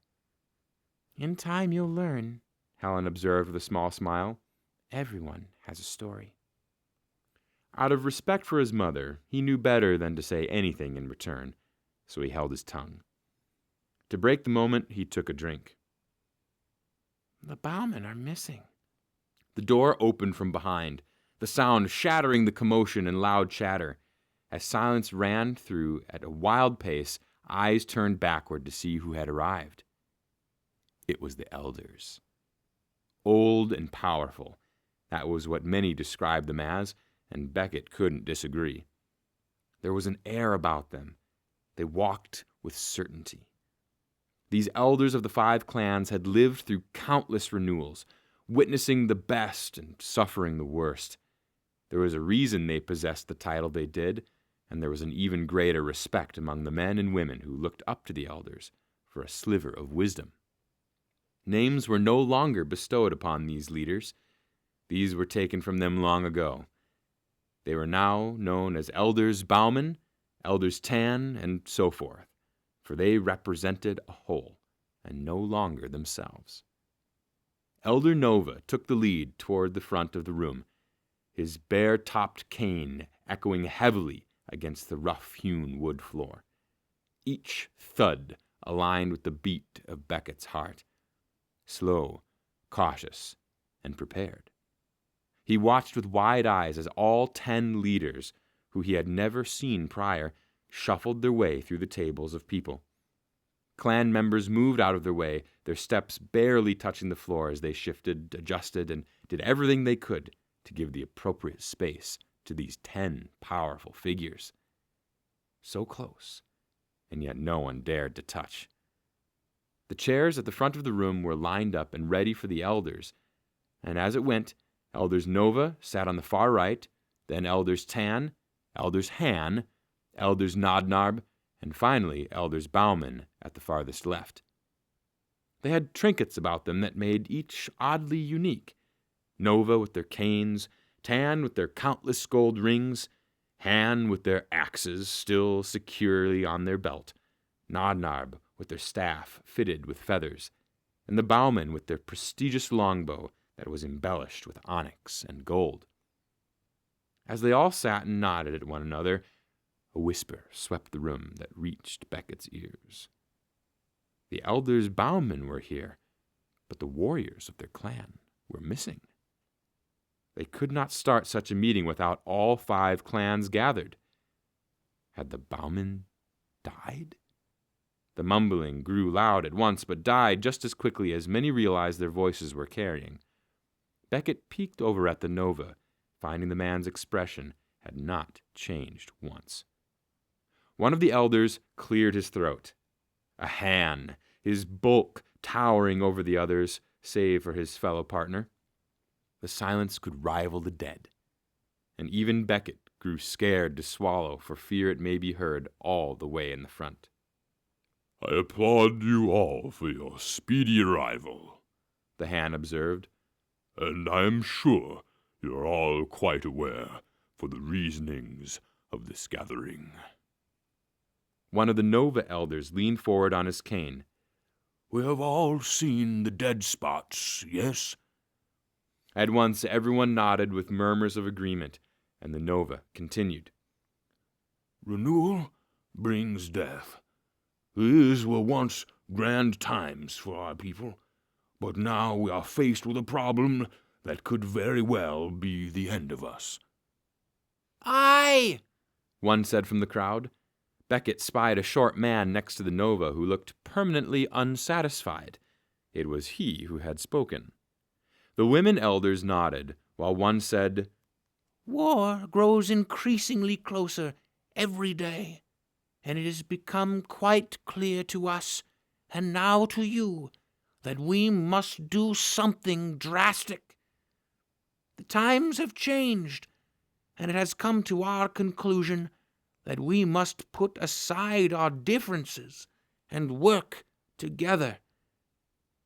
We are the last stand, the last hope for Tresibra to live on for our children and children's children. If we fail now, we must forever hold our peace from beyond the grave." Tensions were thick. Beckett could feel it against his skin, like he was submerged in water and trying to get a full breath of air. It made him squirm in his chair and scratch his jaw. Finally, a Han stood tall among the group of onlookers, an act so sudden that Beckett's heart fluttered. "Our faith has waned, people. Don't you see? If we can come together, commit ourselves to Nagasi, and give our trust to him for once, he will hear us. The hand looked about, wide-eyed, palms facing outward. He will not answer just one plea, but an army of pleas. The clansman finished. Nobody spoke. Beckett eyed the others among them and shifted in his seat, uncomfortable. It was clear there was discontent on their faces. Even a blind man could see that. Nobody believed the hand. It was no wonder the bulky clan remained isolated, because they couldn't help themselves but throw their religion around, as if that was the answer to the country's downfall. Their god, Nagasi, represented peace, and the hand believed that this would be the god to end all wars. Beckett understood enough from his mother's teachings that Han members believed that only in numbers did the strength of Nagasi grow. So, if more people believed, then their needs would be granted. There was once a time that perhaps everyone believed in the same god, but that was centuries ago, after the fall of the ancient gods, and a story for another time. Now, clans worshipped and followed different beliefs, as diverse as the weapons they wielded. Beckett's clan didn't put faith in the divine, but in the hearts of man. Man was responsible for his actions and the consequences of those, whatever they may be. In time, Beckett may be curious to learn more about the hand faith and its details, but for now, he was waiting for someone to throw a punch. Nobody ever liked being told how to feel or what to believe in, and he could taste the tension in the room now.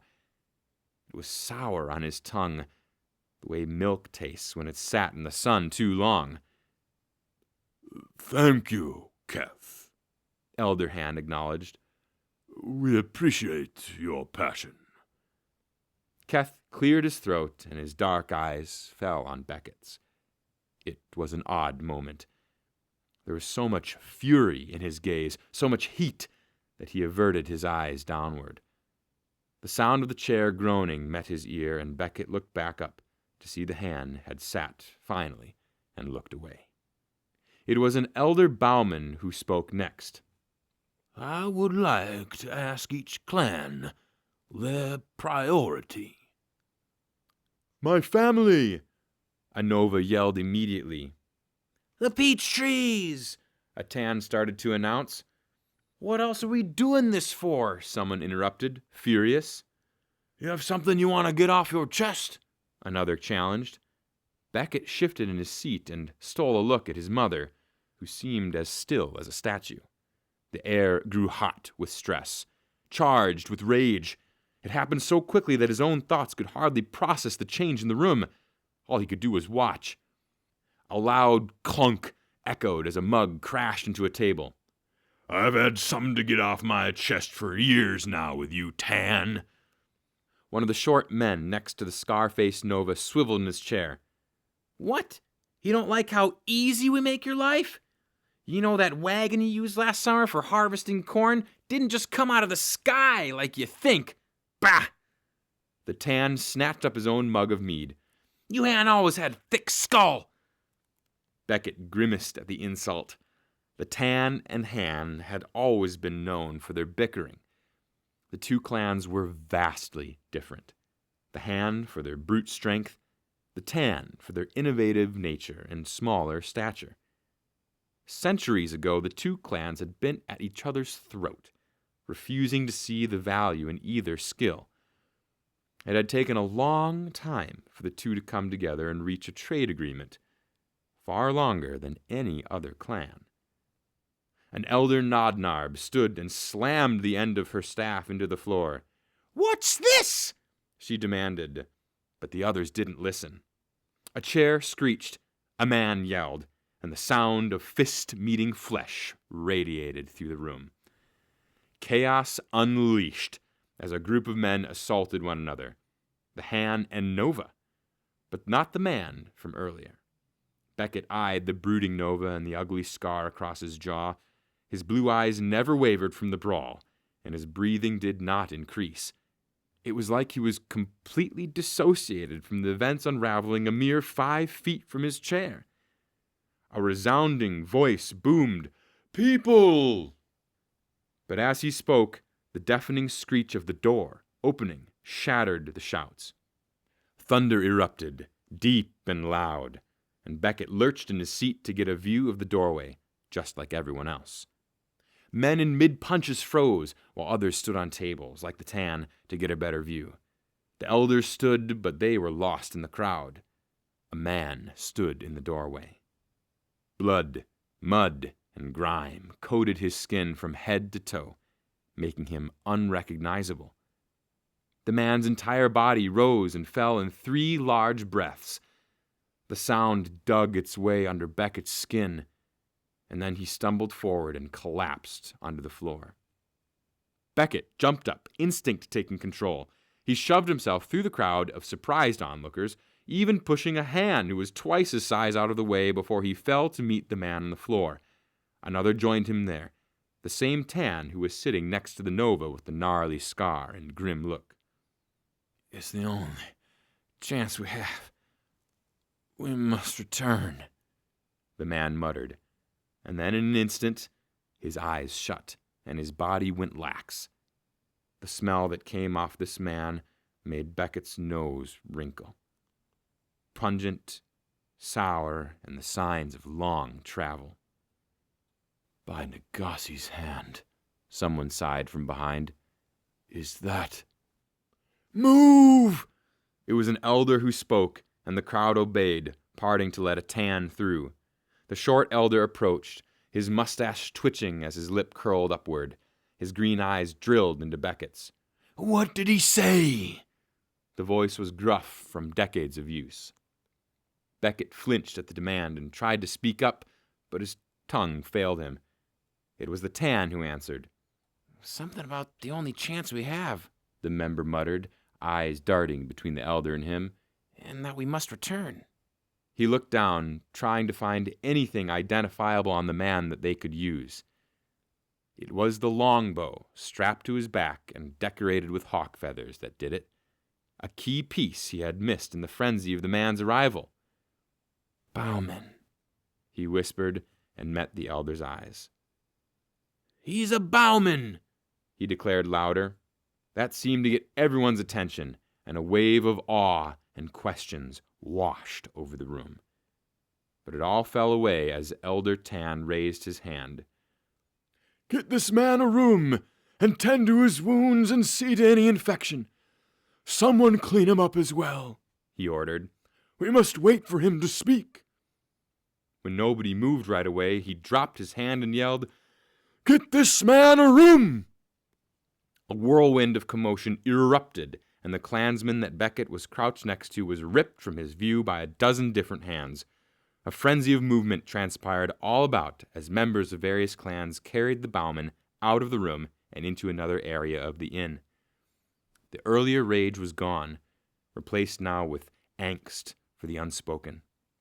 It was this that Beckett felt his nerves latch onto, and he looked around, searching for familiarity.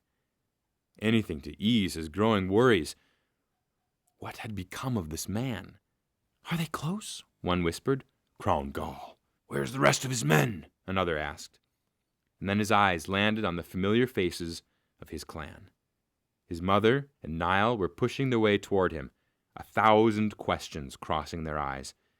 It felt like the entire world had shifted as he beheld them. This was it. The war had come to them. And now the answers for their questions rested in the hands of an unconscious man. And none knew if he would wake in time to deliver. The fate they had not seen coming rested in the hands of a man who was unconscious. Chapter 8. The Unsatisfied. It had been 2 days. 2 days since the Bauman had stumbled through the door, covered in blood, and 2 days since he had last spoken. If Soren said he wasn't annoyed, he would be lying. Time was of the essence, and everyone had immediately jumped on board to remain quiet, patient even, while this man remained unresponsive to others. Some had already tried to wake him, but he hadn't stirred, despite his mumblings of the dark.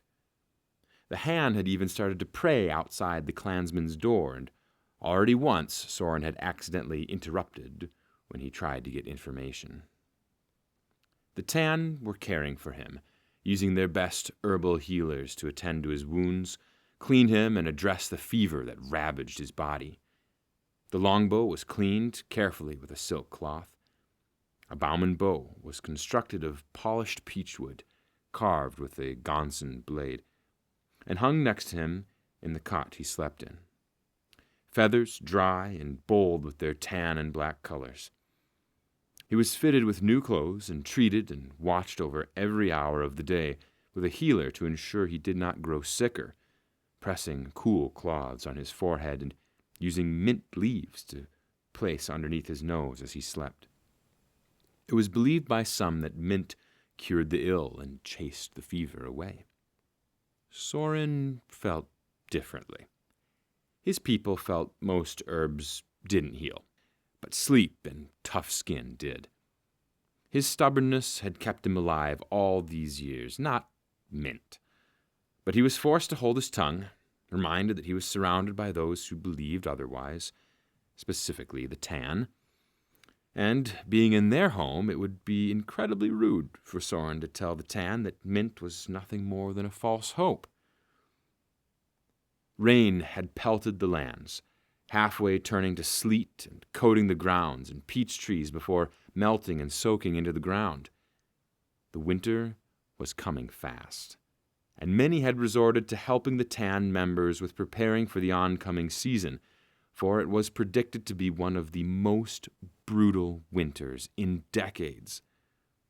Soren had kept mostly to himself, finding no need for a conversation. There was a primal need in many, as he saw, that made people talk when they were nervous, uncomfortable, or simply because they were in the presence of others. It was a common trait that defined the clan members and made even the largest hand relatable to the smallest Tan. But not Soren. He avoided it and simply waited. Sure, he helped when needed, like cleaning, cooking, and harvesting meats by skinning the livestock that came through, but in the several days that had passed, he had said maybe a handful of words to the people around him. Beckett was a strange one. Soren couldn't figure him out. The lad was tough, but he had the eyes of someone who wanted to run. There was a story there that he was curious to know more of, but didn't care enough to pursue. In time, all things revealed themselves. That was a lesson he had learned long ago. Don't chase for answers. Let them come to you. Answers always reveal themselves when the time is right. His brother had told him that once, on the night before he passed away from an illness.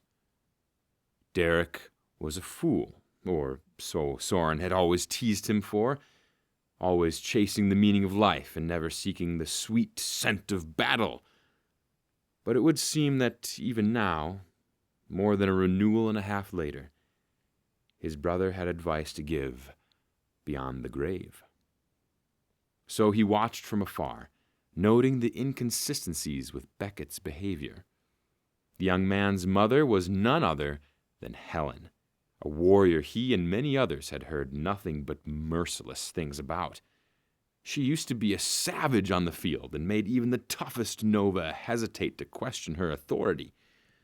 But it was clear now her fighting days were long over. When no one was looking, or so she thought, Helen had a slight limp that she protected at all costs. Her defensive nature when she spoke to the people, the haunted look in her once bright eyes as if she saw the dead, and the way her hand clutched her staff when she walked, were all signs that she was not coping well. Her eyes told him she was uncomfortable, perhaps even in pain, but not a word was ever spoken or a complaint ever made.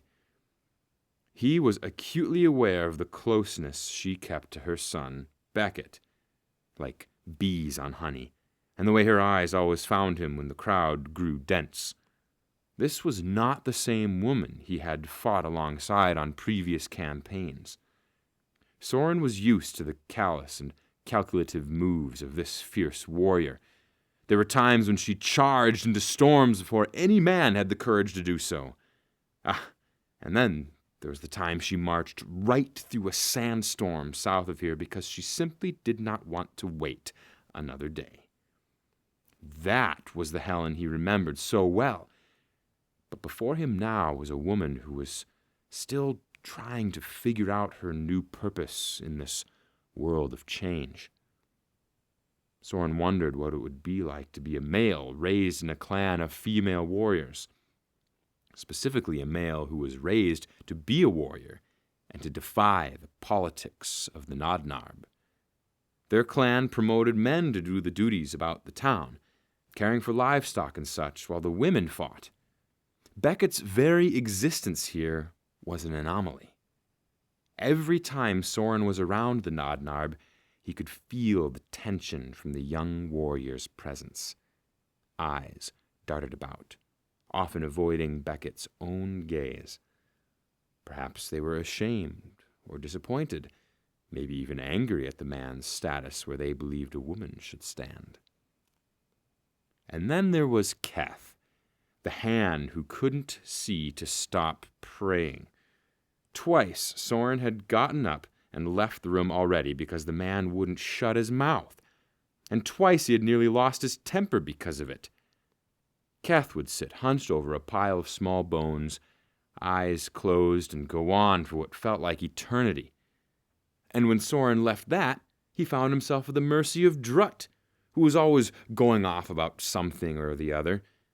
If Soren didn't know better, he would assume Drut had a touch of madness in him. But he was coming to learn that it was his annoying yet persistent personality that made him so. Soren glanced about, finding he had lost himself once more in his thoughts. He reached up and touched the necklace around his neck, the weight familiar and a reminder. It was the ring that Everly had worn, the ring he had given her on her last birthday. It was a simple band, made of silver and 2 small polished pieces of green stone. He had stumbled on it during his travels and thought of her, so it was only bittersweet that the ring had been returned to him upon her burial. He kept it tucked under his tunic, wishing to keep it private. Satisfied it was still there, despite it never going anywhere, he stood and made his way down the hall of the inn. Chatter increased as he passed the heart of the place, the dining area where they had gathered 2 days prior, but fell as he passed it. Soren was going to one place only, and hardly paid attention to the few who passed him. The weight of his steps made the floor groan and sigh, the constant smell of baking intensifying as he passed by the galley. The rooms on this floor were at the far end, away from the heart of the commotion to provide privacy to those who rented. The first door on the left came up, and he paused. This was where they were caring for the bowman. Nobody yet knew his name, not even the elders, so many had simply resorted to calling him by his clan. The door was cracked, and he pushed it open and slipped inside. It was a small room, decorated only with a simple cot, wash basin, and shelves to store items on. There was a hanger that jutted from the wall just behind the door, where cloaks hung, both lightweight and some made with dense fur for brutal winters. The shelf to his immediate left held the longbow the bowman had been carrying upon arrival, along with a quiver of arrows. His dirty clothes had been cleaned, folded, and placed next to the weapon. A chair was beside the cot with a tan woman reading a book, one he didn't recognize. She looked up at him, green eyes tired, dark hair tied in a bun atop her head. "You again." It was not meant to be rude. But it was the same woman who had been nursing the man last night. Soren still didn't know her name, and didn't care enough to ask. "How's Bauman?" he asked. He kept close to the door, anticipating the tan to demand he leave. But this time she didn't look like she had last night, when she had been stern and kicking everyone out, no matter who. This time she sighed and lowered the book. Same as usual. He noticed the way her eyes flashed to the pages now in her lap. "Am I interrupting?" he asked, and raised a brow. Anna always gave him a hard time because of his uncanny ability to interrupt her every time she read. The woman raised an eyebrow. Obviously. That elicited a laugh from him, albeit short, but he couldn't help it. "Would you like a break? I can sit here if you want to step outside." I wish, she replied and shrugged, but I am bound to sit here until Mallory arrives to relieve me. "Not even to leave for a bathroom break?" She pursed her lips and gave him a look, one that told him how outrageous his question was. Must I explain myself to you? It was not a rude question, but nonetheless Soren raised a hand in surrender. "Honest curiosity, that's all." He looked around the room, grappling for some sort of topic. Conversation was not his strong point. He usually spent more time thinking about what to say rather than actually speaking. We can only hope he wakes before the first snow, the woman finally said. Soren jumped on the new topic. "What are your thoughts? You've stayed here with him." She reached over with her left hand and gently patted Bauman's forehead, her face almost impassionately stoic, betrayed only by a stern care hidden in the bent corners of her eyes. His fever has broken, so hopefully he'll wake soon. "What's soon?" he pressed. The woman turned her attention back to Soren and raised her brow. Are you impatient with the dead, warrior? That startled him. "Excuse me?" The dead, she repeated. Are you impatient with them? Soren racked his brain for an answer, but none came his way. "I don't understand what you mean." Of course you don't, she replied without hesitation, as if she had been expecting exactly that answer. You're too impatient to even think. Soren opened his mouth and then closed it again, finding his tongue fumbling over a response. This was not what he had anticipated. To be ridiculed for asking a simple question. No wonder these women sat alone. Who would want to listen to that? Not even his wife nagged him in such a fashion. "I asked one question," he retorted and gestured at the sleeping man. "Am I impatient for my curiosity?" No, the woman answered. You're impatient in the result you seek. When he opened his mouth to speak, she continued over him. You wish him awake so that you may proceed with whatever personal mission you've got. Don't look at me like that, warrior. I've seen that look before. You're hungry for something, and Bauman is standing in your way of feasting. Well, you tell me this. Have you stopped to think what this man will feel when he wakes? If he wakes? Soren stared, dumbfounded. Truth was, he hadn't, because he didn't care. It had been many years since he had spared even the smallest part of himself to care for someone else. All of that had died the day he lost her. It hadn't been intentional, of course, but over time it had grown into an unwitting vendetta. It had become so because it was easier than bearing his entire self. Even his wife, Anna, despite her love and affection, only saw a part that Soren permitted. And he saw that now. It was quite clear to him how he looked to this tan woman. He was the restless, uncaring warrior, calloused by years and with an iron heart. He was the warrior that would die alone, not because he wasn't surrounded by comrades, but because he refused to let them help him. But this was not the place or time to come to such conclusions, and he certainly wasn't going to let her know what had just transpired across his mind, and she especially didn't have the right to know why he was determined on leaving as soon as possible to hunt down the bastards who had taken his daughter. No, he decided this was personal, and that made it very much private.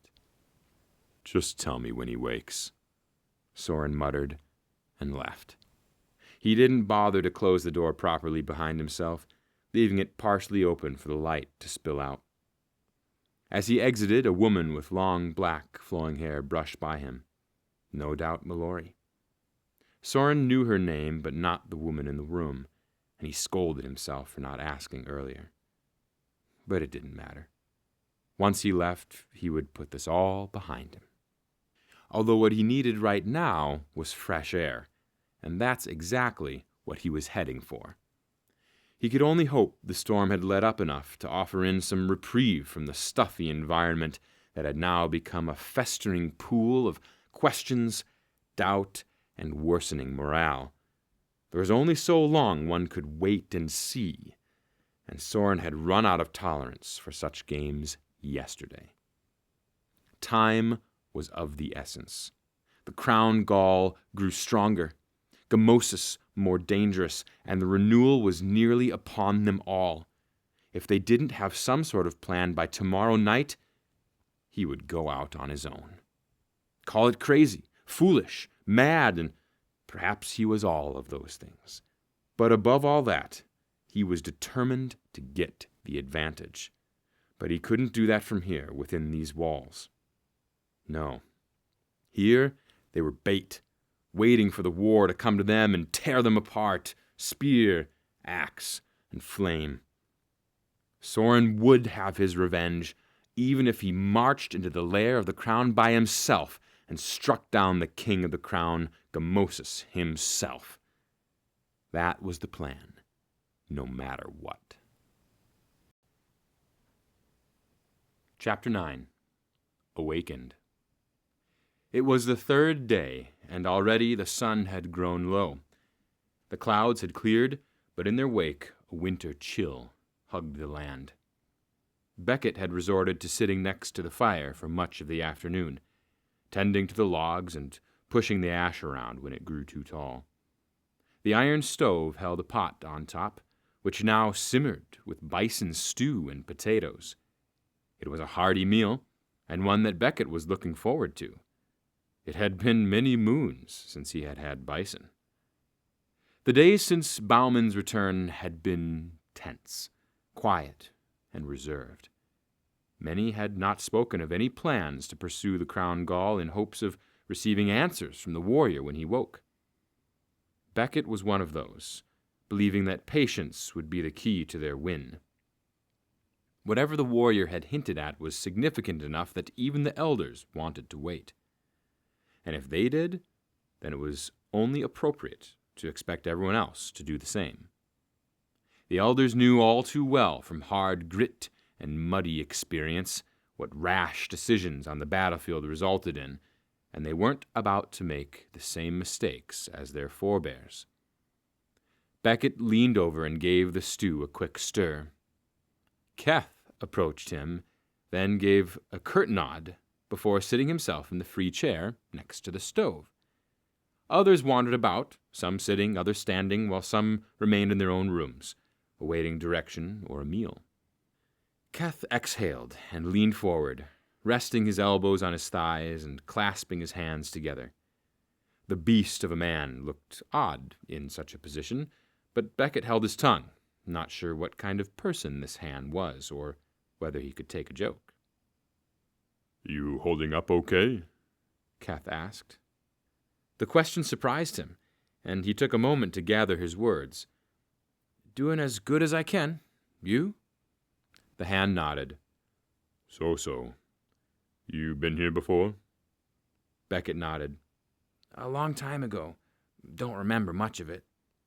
"Ah." Keth was silent for a long moment. Then he looked over and offered a faint smile. Your mother tells me you're one of the strongest staff-bearers of your age. Is that so? Helen had spoken to Keth? When had they done that? Beckett swallowed and turned his gaze back to the stew, now stirring it to distract himself. The heat was intense, but not nearly as suffocating as his nerves were being put on the spot. Practice, he managed to spit out. I've just practiced what I've been taught. Nah, Keth responded with a wag of his finger, the motion visible from his peripheral vision. Anyone can fight, but not everyone is a warrior. Do you understand, son? He did, but he also didn't think he was that good. I'm not nearly as good as you think. What makes you say that? As much as Beckett wanted to stare at the pot longer, he knew he had run out of a reason to. He laid the ladle down and met the hand's eyes, heart skipping a beat as he did so. Confrontation was not his strong suit, and certainly not when it came to himself. I'm just not. Keth waved him off with a grimace, as if the response pained him, which did nothing for Beckett's already towering insecurity on the matter. You speak like a boy, but look like a man. Why is that? Beckett stared, too stunned to speak, so the hand warrior continued. You become a man the day you become certain in your actions. You do to do, not because you fear the consequences, but because you know it is for a cause. Among my people, we hold a ceremony for this, more of an appreciation for Nagasi guiding the men. Keth raised an eyebrow and nodded at the stew. Is this what you want to be known as? The warrior who stirred stew? He tried to speak, but found his tongue twisted. Finally, he shook his head. Who I want to be may not be what is expected of me. Just then, a gasp echoed through the room that shattered the privacy between the two. There was another, and then another, until finally Beckett spied the one person he did not anticipate to see. Bauman. Whispers washed over the room, hands covered mouths, and the feeling of cold dawning brushed Beckett's spine. This was the man that would start and end all wars, the man who would drive the change, and the reason they all waited. The Bauman cautiously walked across the dining room toward Beckett and Keth. His expression was slack. His eyes drooped from either exhaustion or sorrow. There was no telling yet, but his stride was certain. As he came upon the two, others eyeing him with surprise, he said, "Is that ready?" Bauman's voice was hoarse from disuse. Beckett looked between him and the stew, understanding dawning on him. Yes, he stumbled. Are you hungry? Of course he was. The man had been asleep for 3 days, and who knows when he last ate. Before the man could reply, he reached above and snatched a bowl from the shelf and filled it to the brim before tearing a hunk of fresh bread off and plopping it on top. Steam billowed about, and his own mouth watered. It smelt decadent. Here, he said and handed the man the bowl. Spoons are behind Keth. Eat. He spotted the countless eyes watching him and averted his gaze back to the pot. Bauman didn't seem to mind his order, but he felt like everyone else did, and that made him nervous. The last thing he wanted to do was overstep in such a fragile moment. Keth got up and motioned for the warrior to sit, to which he obliged. But even as he was sitting down, he was spooning the hot stew into his mouth with sloppy speed. He didn't even react to the heat, hunger presumably taking over his needs and senses, and he devoured the whole thing in one sitting. The clansmen didn't even come up for air. Not a sound was made from the surrounding crew, and it was only when the floorboards groaned did Beckett notice the elders had arrived. Nobody moved. Everyone waited. It felt like an eternity watching Bauman eat, who seemed completely dissociated from his surroundings. Beckett's heartbeat was heard beating in his own ears. Even his breath was loud. And then the man lowered the bowl and took a massive breath, his chest rising in a great motion before falling in a long sigh. As he sat there, his blue eyes, which were a shade darker than that of the Nova, gazed everywhere, every bit the keen, watchful stare of an avid marksman. A mug presented itself from among the crowd of onlookers, and he snatched it without hesitation and took a large drink.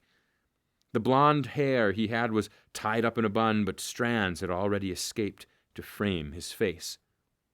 He was older than Beckett, but still incredibly young by the looks of it. Perhaps only a few years older than him. But the tan and hardened, callous appearance spoke of long days under the sun. Beckett wondered if this man still had a family. It was Elder Nodnarb who spoke then, her voice a gentle push. "Tell us what happened." "And your name?" another interjected. "You are Bauman?" The question was asked to validate what everyone else knew. He was the only Bauman to show in the last few days.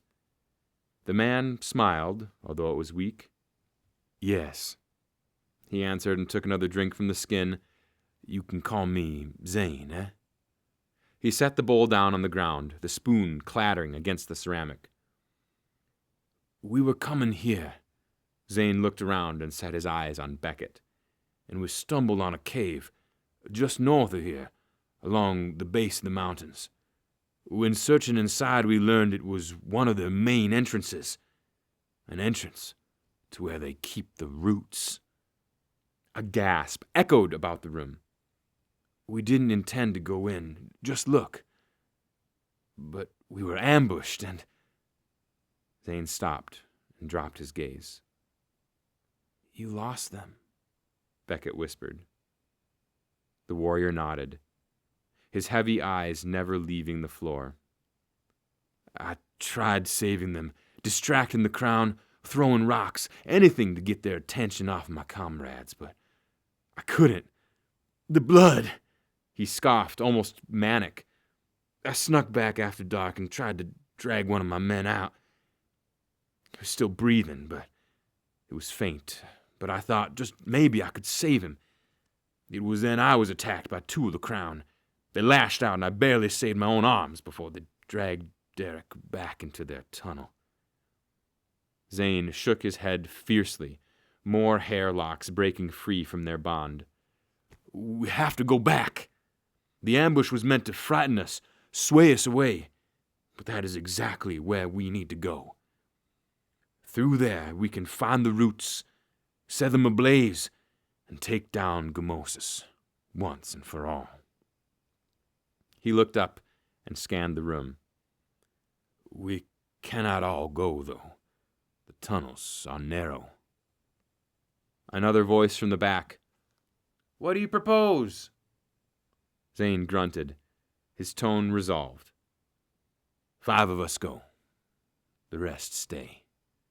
There was an immediate wave of shock that rushed the crowd. Beckett's own heart clenched at the proposal, as he was sure everyone else's did. Some yells, grunts, and a loud smack filled the room. Someone had slapped a wall. "You're mad!" someone shouted. "You'll never make it!" "A suicide march!" another spat. "I can't believe this!"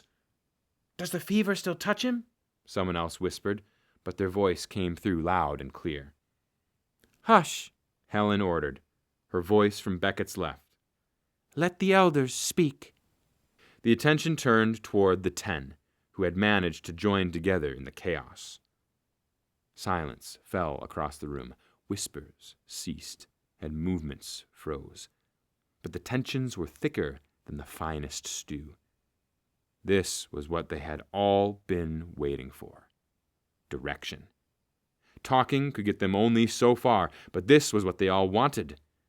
The elders had guided us through countless renewals, and plenty of scuffles, even war. But this was something new, uncharted, and terrifying. Beckett could feel the claws of fear reach up and grab his heart with an icy grip. He was at the mercy of these people, of the world, and watching the elders shift on their feet, he couldn't help but wonder if he would ever be in control of his own life. Elder Han cleared his throat, voice gruff. We finish this as it started. Take a member from each clan and go. A roar of shock, but a single raise of the hand silenced them all, and the elder continued. This is our last chance before Gamosis destroys the land, and we are but a food for the decaying soil and insects that live within it. Our ranks are few, our warriors decimated, Elder Nobnarb declared. Who is left to lead this campaign? Beckett swallowed his terror. He had not anticipated such a turn of events. He and many knew that there was a slim chance that they would leave this meeting without facing the harsh reality. That some of the clansmen would have to face Gamosis. But it hit differently now that it was happening. Now he didn't want to be here, didn't want to face the brutal facts that without a sacrifice, the entire land of Tresibra may fall victim to the crown. But he was no fool. Beckett knew that this was the last chance, and if they failed now, they failed the entire future of their people, of everyone. Zane stood slowly, his cautious movements drawing everyone's gazes. Beckett half suspected the man to collapse, his muscles tense as if the very weight of himself was far too much to bear. After I regain my strength, my bow will satisfy its hunger for the many Gaul who are yet to be claimed by my arrows. I join. You should rest, someone began, but the bowman cut him off with an angry snarl. It is I, and I alone, who represents the bowman, he stated, eyes cold. Do I stand by because my bones ache and watch my fellow clans stalk the shadows and kiss death? His voice rose and he clenched a fist. My duty is with the greater good.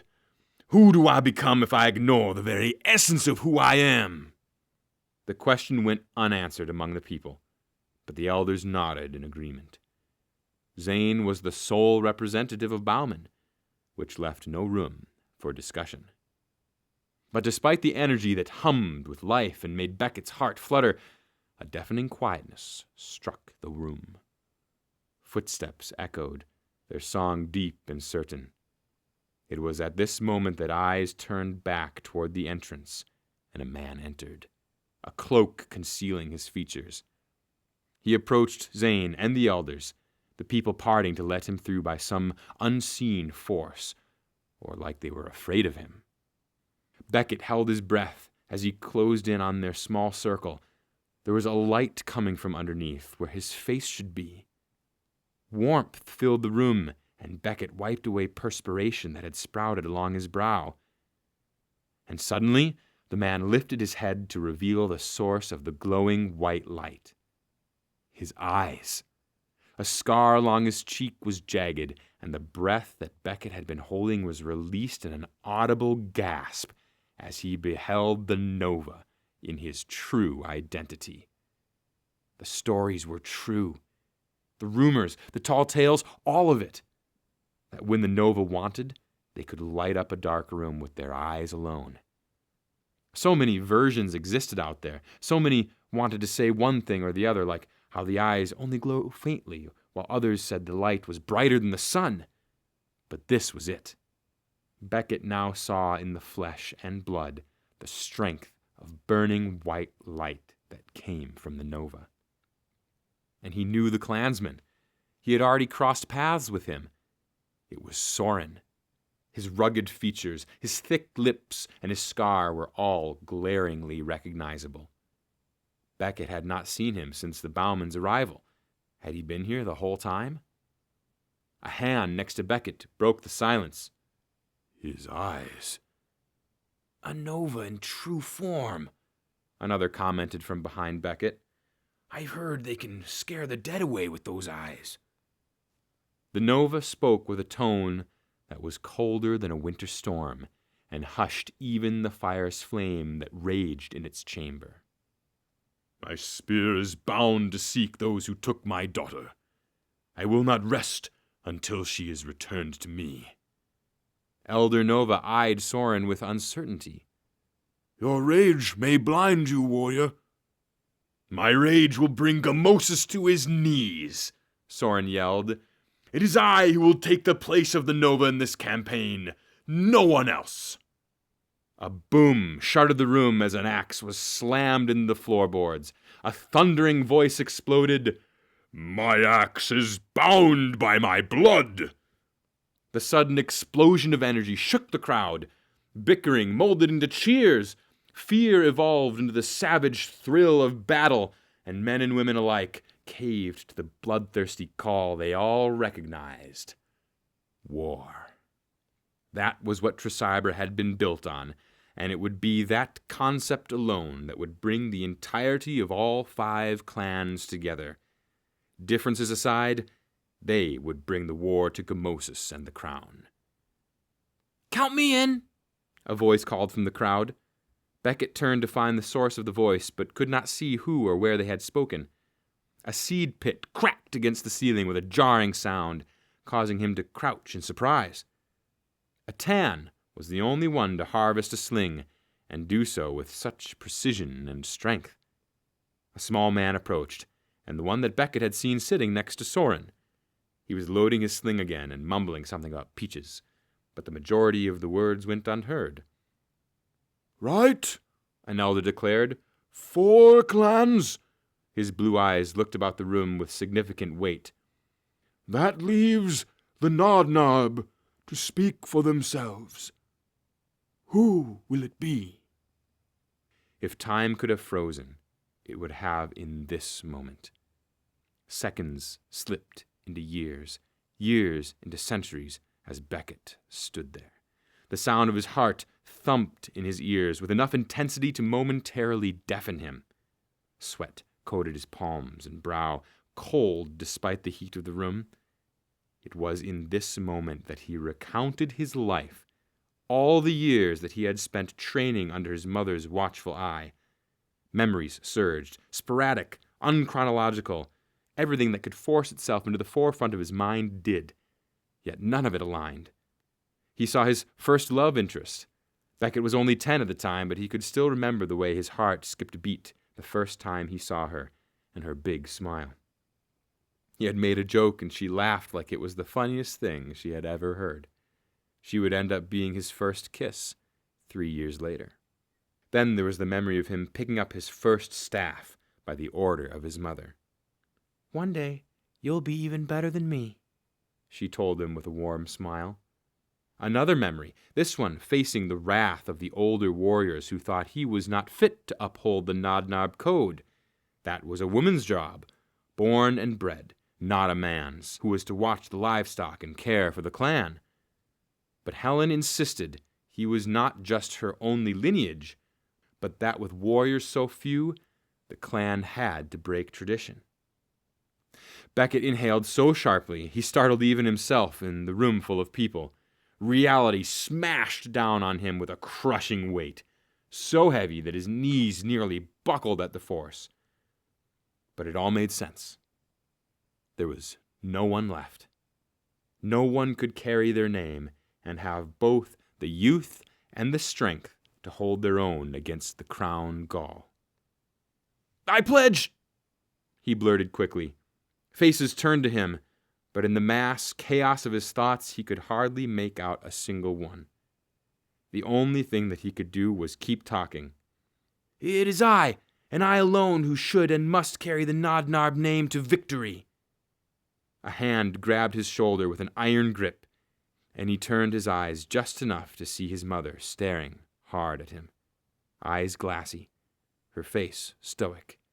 She gave him a single nod. This was his purpose. "It's settled," an elder proclaimed and lifted her staff. "We have our 5. All hail Tresibra!"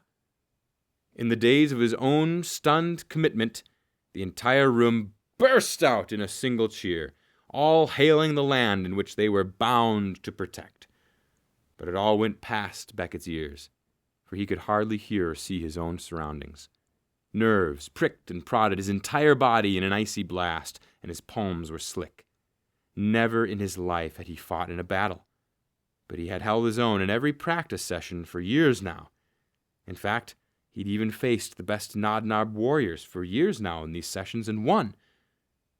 But it didn't matter to anyone here, and it never would. The fate of Tresibra's future now rested in his hands. Chapter 10. Preparations. There was an energy in the air that even the numbest could detect. It was alive, and it moved about the inn with incredible strength, taking even the wariest warrior and giving them hope that could unbind the shackles of fear and let loose the wild beasts within. For this was it. This was the last stand. Soren pushed his way through a crowd of warriors, Han, and gravitated toward the small group of women who had gathered around the fire. There was a weight among the group that he recognized to be the trepidations of the upcoming campaign, and he recognized Helen amongst them. Her fierce composure shifted at the sight of him, and she quickly excused herself from the other Nodnarb, one being an elder, and approached Soren. She kept her chin high as she said, "Are you prepared?" He shrugged, although it was more of a half one, restrained from the muted fever of battle. "I brought everything I needed with me, my spears and myself." She nodded. "I see. How do you feel about the others?" An odd question, and one that he raised an eyebrow to. There it was, the quizzical look a mother could not hide, no matter how long she had wielded her staff. "How do you feel about the others?" Her eyes darted about, as if to confirm they were indeed alone for this conversation. When it was clear nobody was listening, Soren watched the woman return her attention to him and sigh. The barriers had slipped ever so slightly from her expression. "You're a strong man, Soren, and I commend you for marching out there to do what's right for your daughter." "But—" Helen shook her head. "Beckett has never fought an enemy before. He's had extensive practice, and potential is there. I dare say he may wield that staff better than I." "Impossible," Soren interjected. "But he has not killed," she continued, voice lowering. "He has not had to look a man in the eye and take his life. Who's to say the Beckett who leaves will be the same who returns?" He saw it now. It was not concern for the others. She could not care less, but it was the safety of her son. Soren was not entirely sure why she had confessed this to him. Perhaps she saw security in him, a warmth that eluded even his own awareness. Or maybe she respected him. After all, they had once shared the battlefield together, many years ago, and faced the treacherous Crown Gaul. Helen knew their savageness, understood how low they were willing to go to have the advantage, and maybe she was afraid that Beckett lacked the smarts to anticipate these moves. He certainly could wield a staff, by her own admission, but that did not make a man clever enough to avoid devious tactics. Soren reached out and braced the woman's shoulder with his hand. He gave it a gentle squeeze, hoping to calm her nerves. "Do you remember the first time you looked a crown in the face, Helen?" "Of course," she answered. "Did you know then what we know now about these people?" She shook her head with a curt motion. "No, we were oblivious to their nature, but it was obvious from the start how they fought." "Then it will be for Beckett, too," he stated. Soren had a deep amount of respect for the woman who stared at him now. It was her people who had saved his own clan too many times from the harsh winters and the Crown Gaul. Back pressed to back, Nobnarb and Nova had always protected each other, to the point they had their own saying for it. "Give your son the credit he deserves. He is your blood, yes?" Helen nodded. A broad smile cracked Soren's features. He had always possessed an affection for this woman, much how a brother adores a sister. They shared many commonalities: the way they approached their enemy, the confidence in their weapon-wielding, the loyalty they possessed for their comrades, regardless if they are strangers or not. The list goes on. Then he is okay. Who has outsmarted the crown more than the hand can count? You. Who has safely led an entire campaign back from the depths of a collapsed tunnel during the last renewal? You. Must I go on? That softened her eyes. The quizzical look now melted into one of affection. You give me far too much accolades, Soren. And you don't give your own son enough credit, he countered. Helen took a large breath and nodded at a clansman who passed by and softly greeted her. They'd leave first thing in the morning, once things were in order, and many of the additional clan members would be off to return home, save for a few who would stay here and help the tan and wait out the oncoming battle.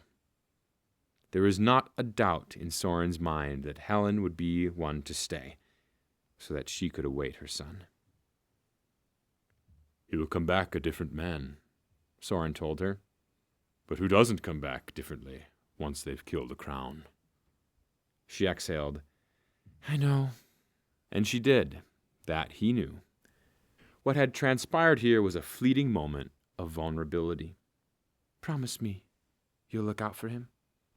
The question made him laugh as he removed his hand from her shoulder. He looked at her and raised an eyebrow. You know we will all do the same for each other. I'm proud of him, she mumbled, eyes full of a tidal wave of unsaid emotions. And I know he needs to do this, but no amount of preparation puts my heart at ease. If it did, would you be a mother? The question went unanswered between them, for there was nothing to say on the matter. Soren was right, and he knew that the woman before him knew this. A mother's heart could never be at ease with their child in the face of danger, and if it was, then that was no mother at all. Even a warrior like Helen knew this. Thank you, Soren, for hearing me. Always. She gave him one last look before slipping off into the crowd, leaving the conversation unsettled but final. There was no amount of planning that could prepare for a journey like this. Supplies could not mend the heart, and resources would not stave the dark understanding that it would be nigh impossible for all five to come back alive. For Soren, this was abundantly clear. Someone would die. And Helen feared it was her own flesh and blood that may meet this end. With that weight, he turned and pushed through the people. They were filling the dining hall now, the evening bringing many faces together one last time. He took the opportunity to sneak out, not wishing to share this moment with anyone in there. He was not fond of large gatherings. As he stepped out of the room, a shoulder brushed past him, and he looked to see Zane walking by, a sack thrown over his shoulder. The bowman had hardly rested since his awakening, despite the pleas of the tan healers. Zane? Soren greeted. The man turned and nodded. Hey, Nova. The name is Soren, he offered. Zane smirked. I know. He nodded, not sure what to say to that. For a moment they both just stood there in silence, and Soren could feel the hands of awkwardness take hold. There was an unspoken conversation between them, warrior to warrior, man to man. This was the final confrontation against the crown. If they failed this, there would be no Tresibra. Your scar, Zane broke the silence. did they give you that? He reached up and traced the raised skin along his jaw, feeling the texture of the ghastly thing. Yes. Zane reached out and gave Soren a slap on the arm like brothers would. Then let's give him death, eh? With that, he turned and continued his stroll down the hall, the obvious signs of his muscle soreness still there. His walk was cautious, despite the certainty in his strides. He hid a limp, and his back was abnormally taut. Soren! The voice came from below, and he dropped his eyes to see Drut approaching with a grin that stretched too wide for his face. The clansman was clearly enjoying himself. "You look troubled. Everything all right?" "Ah, don't answer that, lad. You always look troubled." The Tan snorted with laughter and smacked his own leg. He stared at the short man, hiding a smile. "Have you come on this campaign just to toy with me?" Drut took a deep breath and tapped his chin, green eyes squinting, as if considering the question. "I think I may have, Soren. Truth is, I'm hoping to make you laugh. You think that's possible?" The statement made him roll his eyes. "Aye, and I'll toss you to the crown for it." The Tan broke, his laughter echoing across the halls louder than anyone. Despite his size, the stout man had a voice that could rival even that of the largest Han. "When we're cold and starved, I'll roast you up first, eh?" The banter eased the tension in Soren's shoulders, even if he didn't admit it outright. "With what strength will you wrestle me down, Drut? You're half my size." "With a sling, of course." The Tan slapped the weapon strapped to his hip and continued to laugh his way down the hall. He seemed so oblivious to the stress that had built up in the inn that Soren stared at him until he was out of sight. Maybe he did feel it and just chose to brush it off, or maybe he was completely ignorant of everyone's anxiety. Frankly, he had no idea if Drut had ever fought before. Maybe he had, and this was but another game to him. The small clansman was a bit odd. Perhaps this was his way of coping with matters. A question for another day, he concluded. Through the windows, Soren could see the sun was nearly set. The shadows grew taller across the street. The people who had been out were quickly making their way home, and several market stands were packing up for the evening. This was their life, their identity. The mother who pulled her child along, the man who carried his box of what was likely an invention of sorts. This was what he was fighting for. Normality. Winter would be here soon, and he was certain they would see their first snow while out. They would head for the mountains, and with the climb up the jagged, dangerous slopes, storms would be plenty and the air colder. He would make sure the 5 of them brought furs, even if the weight was unreasonable. They would need it for the oncoming season. It was expected to be a heavy winter, and they would need all the energy they could muster to take down the crown, not expend it on freezing to death. With that in mind, Soren turned and stalked back to his room. There was one final thing he wished to do in the privacy of his own room before the chaos of them leaving took its final root among the people. He slipped back into his room, finding the quiet within rewarding, and sat down at the small desk allotted to those simple rooms. There was a parchment in front of him, a small vessel of ink to his left, along with a turkey feather quill. He'd set this all out earlier in preparation for this moment, when the song of the world was at its quietest, and he could arrange his thoughts accordingly. He carefully removed the necklace from his neck and laid the ring down next to him. What he did next was not a matter of pride or even worry, but of resolve. This was not his story to tell, but rather Everly's, and he would honor it by writing the letter he had been intending to write for years. And so, with a dip in the ink, he did just that. Chapter 11. A Campaign for the Fearless. Yesterday, Zane looked half dead. Today, he was strolling next to Beckett as they made their way through the town and out toward the mountains. Perhaps it was bad luck to bring the man who was the sole survivor of a crown attack, or maybe it was a sign of brighter days to come, that they would somehow manage to get through the tunnels unscathed and throw down their foes in slaughter. They had been traveling for half a day now, but in the time that had passed, little had done little to ease the tensions that had knotted themselves in his shoulders. Beckett rolled them constantly, hoping to loosen the muscles, but none of that worked. He could feel the tightness in his neck, all the way down his back. The staff he carried had now become his walking cane, using it to bear weight instead of fight with. Although, what could he say? The thing worked perfectly for walking. It was tall enough, the back end blunt, while the top remained as sharp as ever, and the grip rather comfortable. He had possessed this particular staff for nigh a decade now, and it had become a part of him in those years. The clouds offered relief from the sun, but as they progressed closer to the mountains and denser portion of the groves, the air had shifted. The peach tree leaves shuddered from the cool breeze. Above them, the clouds now held an ominous feel. A storm was nearly upon them, and if they did not find cover soon, they would be drenched with ice-cold rain, and Beckett hated that thought. He tried to hold conversations with the men he now walked with.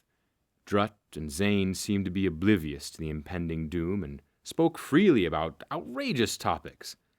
Their most recent discussion had been about whether Zane could effectively wield a sling and if Drutt could masterfully shoot an arrow. While the topic itself was mundane, it had turned into a wild array of what-ifs, clever uses, and even banter that bordered on aggression. Beckett had now taken an internal wager to see if they would swap weapons once they made camp among the cover of the grove. He entertained the idea of the tan hunting with a Bauman longbow. The rabbits would probably laugh at the sight. Although he was curious as to whether or not he could shoot a sling as accurately as Drutt could, so Beckett made a promise to ask once they got comfortable. Keth, the Han, would walk for long periods in silence, and then jump into conversation at random points to convey a point. For a beast of a man, his humor felt rather odd. Beckett anticipated Keth to roar and swing his axe, but he seemed tamed. A gentle giant who had an axe that probably weighed more than the tan, but Keth carried it like it weighed nothing. The only person who had not spoken a single word was Soren.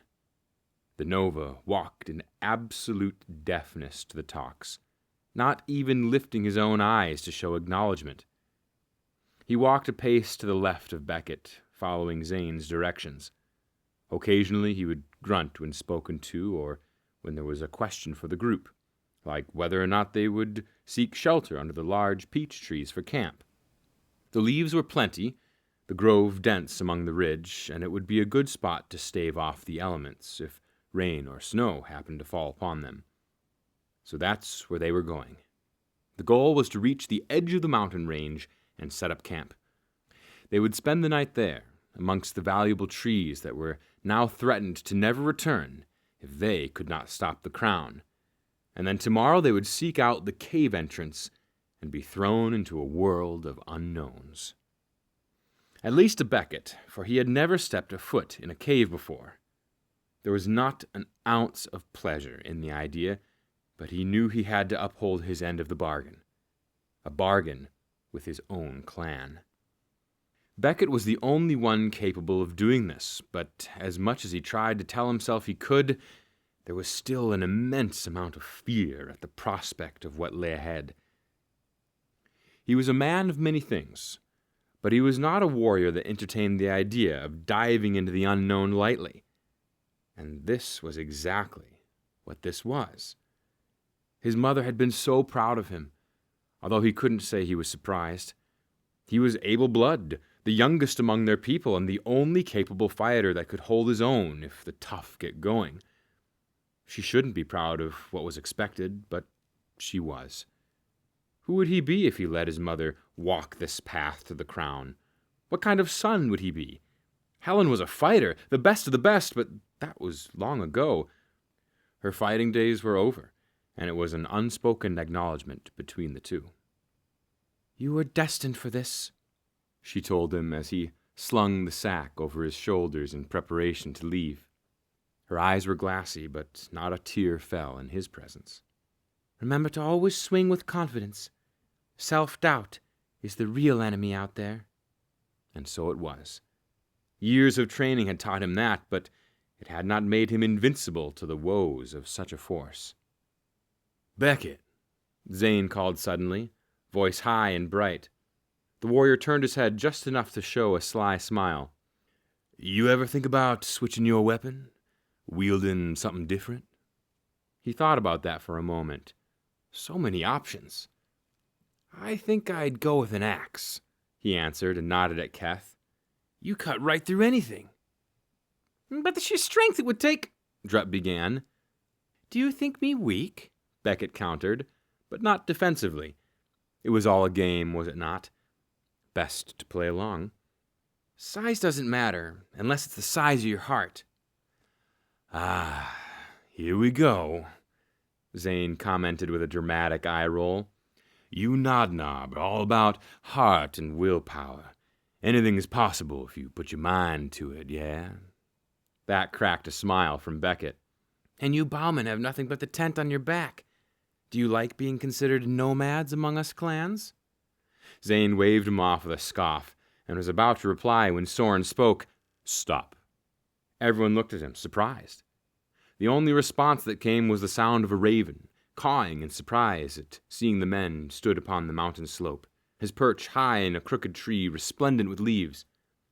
"Stop," he repeated more firmly. "Do you feel that?" The urgency in his voice forced them all to halt in their steps. Beckett's heart was already racing, and he tightened the grip on his staff, eyes scanning the area.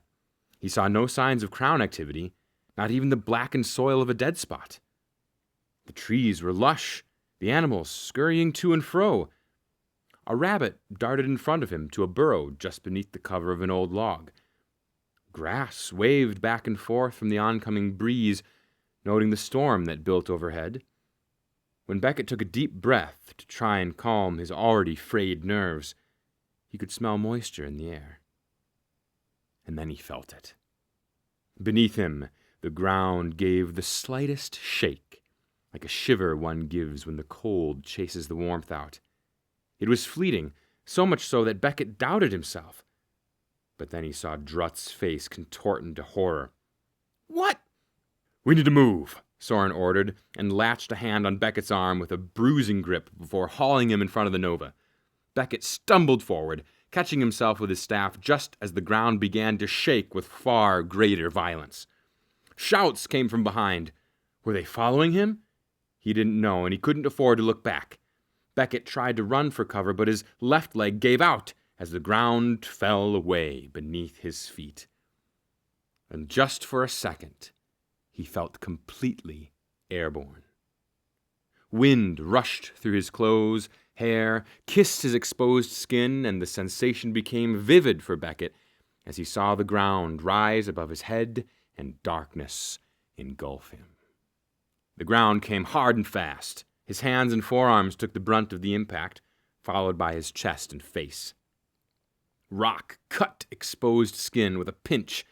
Pebbles shoved themselves in places they shouldn't, and dirt coated his lips and tongue with a deep, gritty taste. A moan ran out in the dark, his moan, and pain radiated down his back and through his neck like iron prods. He blinked, but found his eyes blurry and stung from the soil that had managed to make it past his eyelids. But he became acutely aware of just how cold the ground was. Wet, humid, but cold. Air bubbled up in his lungs and forced its way out in a wheezing cough.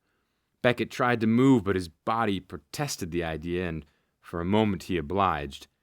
The ground was soft, and he listened to the beat of his own heart pound its way against his aching rib cage. He became aware of another thing. A noise, a groan, movement. "Hello?" The voice was gruff, raspy, but Beckett recognized it immediately. Drut. He licked his lips, feeling the coarse texture of the soil across his tongue threaten to cut his gums or stick between his teeth. "Here," he muttered. "Where the—" The Tan tried to continue, but fell into a coughing fit. Soren's voice came from behind Beckett with an icy resolve, despite the situation. "The tunnels," he declared loud. "This is it." The mere mention brought Beckett back to their reality, and a chill raced over his entire body. Not from the cold, no, but from understanding. They were here. Maybe a day and a half ahead of schedule, but regardless, they were here. They were officially in the Crown Gaul territory. Part 2. Revenge is the only woman I would give my life for. From the Journal of Soren. Chapter 12. Into the Dark. There were no lights, no chance to see exactly what they were faced with. The only thing they could do was feel their way through until someone had a better idea. Soren had become accustomed to the rough texture of the tunnel's wall, dirt and rock that had been carved away to provide a passage for the monsters that they now sought. The air was damp, arctic even, but rich with moisture, and the thick smell of soil permeated the air. Soren walked carefully, as they all did, using the wall as a guide. They stepped carefully so as not to find their feet swallowed by pooled water or a gaping hole in the ground. Already twice their hands had brushed over gouges in the side walls so deep and cruel against the packed dirt that it was hard to believe anything but a crown could cause it. The tunnel was narrow, keeping two at shoulders width apart. Soren and Zane led, then Beckett and Keth, and then Drutt following. The Tan was working on providing light, but the flint which they had brought had been lost in the fall, along with the small sack they had brought for fire starter. It meant they had the torches, bundles of sticks with rags wrapped around the top to hold the flame, but that they would only have to use one at a time until they reached the main tunnels of the Crown. For now, 5 torches, used one at a time, would hopefully last them the entirety of their travel, up until then. That is, if they could start the torches without flint. Nobody had said much. Their voices carried, and it was an unspoken concern that too much commotion could draw the Crown to them, which would be a big problem, since they couldn't see. His bones ached, but he did not let it show. Everyone hurt. The ground had collapsed and plunged them easily 15 feet into the depths of this underworld, and the only break they'd been given was the pile of dirt that had softened their impact. Keth had wanted to climb up and continue that way, but it had become hauntingly clear that the dirt was not strong enough. It crumbled under the weight of the hand when he braced himself against the tunnel's wall. The last thing they had seen was the oncoming dark clouds, which ate the sun up and cast the sky in grays. There was another reason nobody spoke unless they had to. They were listening. They were listening for anything out of the ordinary. A kicked rock, a grunt, anything that may tell them they were not alone. Echoes of faraway commotion washed over them thrice, and each time they stopped and waited to see if those noises would come closer or were ghosts of something long ago. There were times when mining was the primary economic trade for Tresibra, and occasionally clansmen found the ancient tunnels in exploration campaigns. The noises made even Soren uncomfortable. They were not ready to face the Crown, and despite how much he wanted to thrust his spear through the heart of Gamosis, they needed time to acclimate. The men were scared, even if they didn't say anything, but it was palpable. He was almost certain he could reach out and hold it in his hands, but each time they were lucky, for the noise would come and go, and they would continue their path forward. There was no idea how to determine the length in which they had been down here. As much as Soren wanted to confirm how long they had traveled or what part of the day it was, he couldn't. The only thing he could see was blackness in front of him. He would do just the same, walking with his eyes closed. Soren swallowed, finding his tongue parched and the soil from the earlier fall still plaguing his mouth despite the numerous spits. There was an immense feeling of unease rising in his chest, and no matter how often he tried to silence it, he couldn't. There was something terribly evil in these tunnels, and it wasn't the crown gall that made it so, although they had a huge part. It was the deep understanding that these tunnels represented something bigger and far more deadly: the destruction of the peach trees. There was once a time before Soren that the groves were threatened by none other than the clans that swore to protect them. Disagreements on how to harvest the trees, who had rights to do so first, and where to store the fruit and wood had evolved into a hideous confrontation between clans.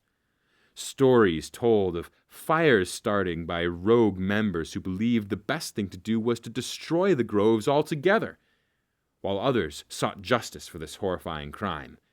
To destroy the peach trees would bring Tresibra to its knees. Regardless of the terrible acts, all could agree on the value the groves provided. Ah! Warm light hit the surroundings. Shadows danced, and the thick scent of smoke filled Soren's nostrils. As he blinked, and Drut gave a triumphant grunt. Movement up ahead stole the moment. Soren raised his hand. There was no time to thank the tan or allow himself a moment of gratitude. Up ahead, something lurked. The hairs on the back of his neck went up, and he slowed his breathing as he stepped forward with caution. These tunnels were too narrow to have multiple men swinging weapons. He would have to confront this alone. Not a noise came from behind, for they all saw what he saw. The grotesque hunch and ragged clothes made it obvious. The gall was clawing at something in the tunnel's wall with its jagged fingers, if that's what one would call them. Long ago, these once men had shifted into something hideous. Fingers into claws, scowling faces with sharpened teeth, and a short stature that made the hand look absolutely monstrous next to them. But they were not to be fooled. Galls were notoriously clever, dirty fighters in battle, and strong. They would take a man's own weapon and turn it on him, stab him in the back when he was down, and resort to a punch or kick. There was a saying when fighting the crown gall that Soren knew too well. It was, "Keep your eyes on the back of your head." For the crown never struck from ahead, but behind. As Soren neared, he drew one of his spears. The weapon was half the length as Beckett's staff, and gripped it tight in his right hand. The creature was engrossed, so much so that it didn't even react to Soren's approach. Grunts and growls echoed from the gall, his face nearly all the way into the wall of dirt. Soil fell away as he continued to dig. Soren pounced as fast as he could and shoved the spear through the exposed neck of the gall. The skin and muscle squelched under the force as the tip of the weapon cut through and the gall slumped. It was not a respectful death. There was nothing honorable about attacking from behind. But these crowns were not honorable to begin with. To survive, they would have to play by their rules, not by a warrior's. As the light grew closer, Soren yanked the spear from the body and watched the black-like blood ooze freely from the fatal wound. Cursed blood is what the tales called that, but to Soren, it was crown blood. Same thing. Too many people got caught up in the legends, but he preferred to call the blood for what it was. It was spilt from the crowns, and that made it crown blood. Nothing more. But the storytellers loved to turn it into something spectacular for entertainment, and the cursed blood term had stuck over time for many clans. So, that's what they look like. It was Beckett, his form only a foot from him. His face was scrunched up in horror, but Soren quickly realized it was the smell that was causing it. Crown gall had a particular stench that made them repulsive. To him, he had smelt it for many a year and was used to it, but to someone like Beckett, this smell was new, stomach-turning, and gag-worthy. If the young fellow didn't throw up, he would be impressed. At that thought, he shoved the crown aside and watched the body fall into a heap beneath him. But that wasn't what he was concerned about. Peering closer, he saw what he had suspected all along. Peach-tree root. The root that remained was gnawed and missing chunks. Peach root was renowned for its sturdy and wide girth, which aided in the renewals and life of the trees themselves. It took significant work to tear, strip, and destroy the root, but this is why the crowns had evolved the way they had. Those sharpened teeth and claws were used to dig and tear.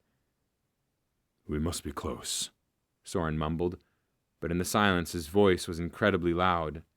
He looked back and found everyone staring at him. "We keep moving. Is that clear?" Zane pushed up behind Beckett. One this far out by himself doesn't make sense. "They travel in hordes," Keth added. "Ugly little things that they are." Soren nodded. "Aye. Perhaps he was rogue, or maybe he wanted strength." He motioned at the roots. "Notice he was eating, not removing the root." It was concerning, but they could handle one rogue crown here and there. It was the masses that traveled that he was nervous about. 5 of them up against 20 crowns would not end well in these tunnels. They were taking a risk traveling this path, but this was the only option they had at finding Gamosis and facing him directly. The King Gaul would see them coming from above, but down below? Perhaps falling into the tunnels would serve their benefit. Are the stories true? Beckett suddenly asked.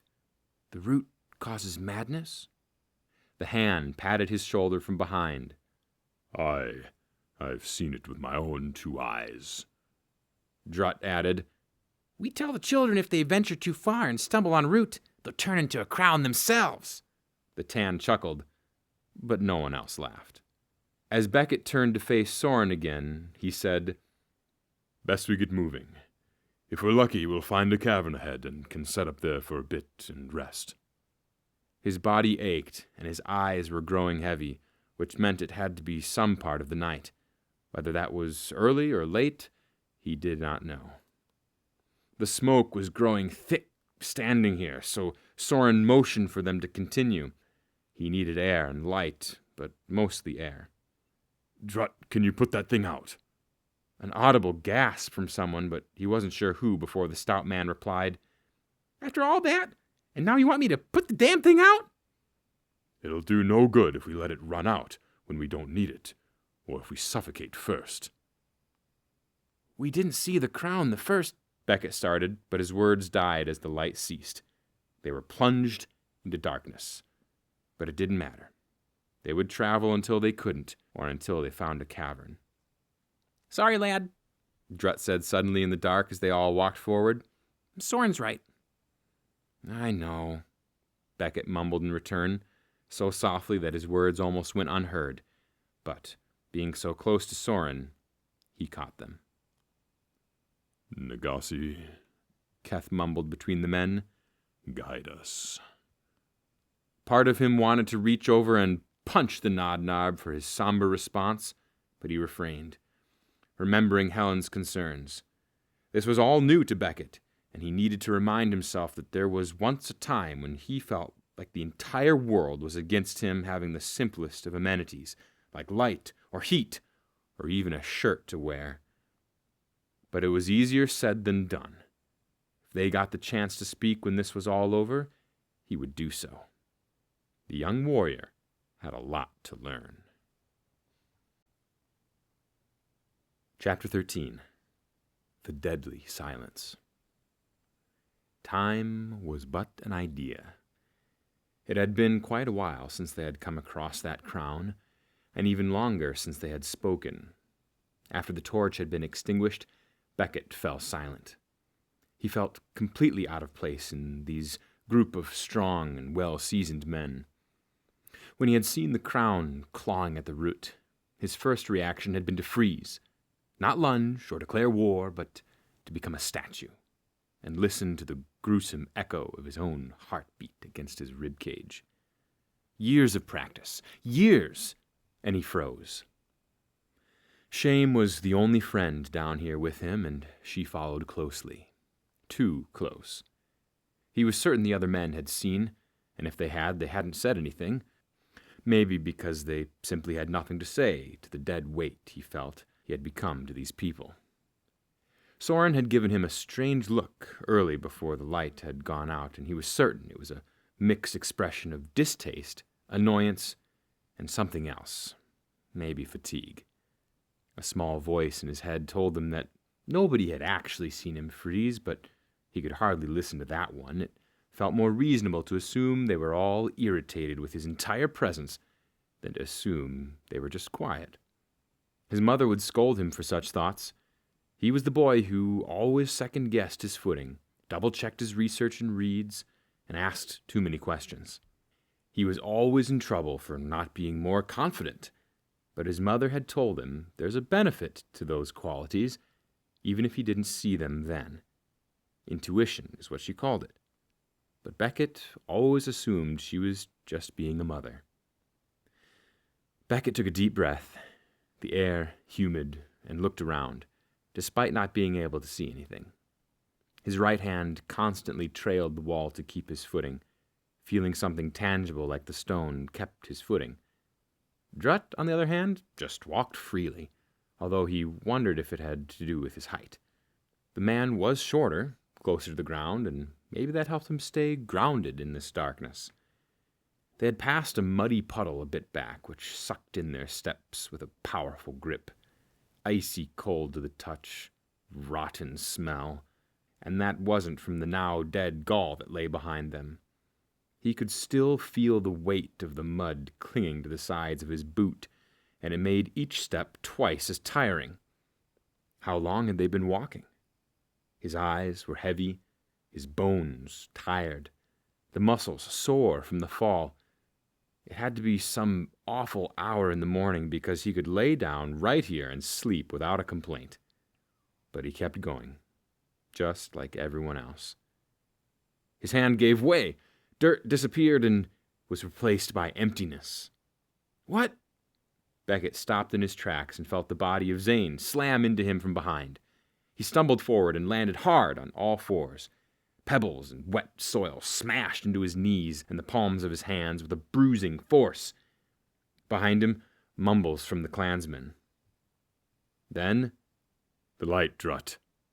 "Hold your horses, or I guess spears," the Tan retorted. There was a lot of noise as Beckett made to stand. "Sorry about that," Zane said from his left. Beckett wanted to reach out and find where he was standing, but refrained. "All good. I'm the one who stopped without saying anything." Truth was, he was relieved to have some discussion. The silence had been eating away at his nerves more and more. Suddenly, light basked their surroundings, which looked hauntingly similar to where they'd come from, but this had one difference. There was a small cavern. It was exactly what they were looking for. The smile that stretched across Beckett's face was obnoxious, even to himself, but he couldn't deny the immense relief he felt, not only for the light, but to see a place where he could take a breath, rest, and gather himself. Without word, the crew moved into the cavern. It was still very much a part of the tunnel, but it was just wide and deep enough to offer space and privacy. If 5 paces off the main path was considered private, that is. To Beckett, it did. "Who has the food?" Soren asked and sat down. The light was casting an orange hue over the place, creating massive shadows from their forms. The rest followed and got comfortable as one can get. The ground was rough, more stone here than on the main path, which made Beckett believe it was likely already here when the crown burrowed through. The natural stone was flecked with silver and glittered from the light, which drew Beckett's eyes all about him. This cavern was covered in all sorts of gems that glittered from the flame's presence. Beckett saw colors of all sorts, blues, purples, even pinks and oranges, which danced to the movement of the light. Some of the gems were smaller than his thumbnail, others as large as his eye. Food, Soren repeated. The question broke his distraction. Here, he said, and tossed the sack to the Nova, who caught it easily. Soren dug in without looking up. Anybody want anything? He asked as he pulled out a wad of beef jerky. The pungent smell of the meat wafted through the group, and Beckett's mouth watered. Already it felt like it had been ages since a proper meal. Keth scoffed. Do you mean we want any cured meat or fruit? Pass some fruit, Zane piped in. Soren dug in and pulled out a round red apple and handed it over to the bowman. Anyone else? Hand me some of the beef. This time it was Drutt. Are you using that twine, too? Beckett watched Soren's eyes drop to the twine that wrapped the cured meat to the tan. You want it? He clarified. The stout clansman nodded. Aye, could do something with it, you know. Like what? He shrugged. Don't know yet, but if you give it to me, I can find out. Soren stared for a moment. Beckett thought he might refuse, but the Nova obliged and untied the string from the bundle of meat and handed it over to the man. Better be good, he muttered. Then he handed over a couple of pieces of the beef to Drutt before settling back. Best we dampen the light, yeah? The question went unanswered among the group. Beckett waited for someone else to decline first, to say they would rather leave the light on, even if just for another moment. The idea of sitting in the dark was grueling. When no one spoke up, he licked his lips. Do we have to be so quick about it? The Nova turned his ice-blue eyes on him. Can we wait? For what? He searched for an answer that didn't sound desperate, but the only one he managed to come up with was, It's been a while since we've come across a crown. Maybe it's all right to have some light for a bit. And risk the attention? Keth hissed, annoyed. Talking isn't helping either, Zane pointed out. We kill the light and still talk. We're a target. We keep the light going and talk. We are a target. The question is whether or not you want to see the crown when they get here. His tone was icy. If they get here, Drutt countered and then chuckled as if he had just heard a joke. So pessimistic, you lot.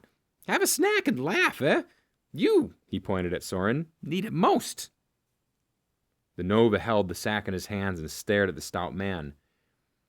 Don't make me dislike you, he warned. I'm not in the mood for games.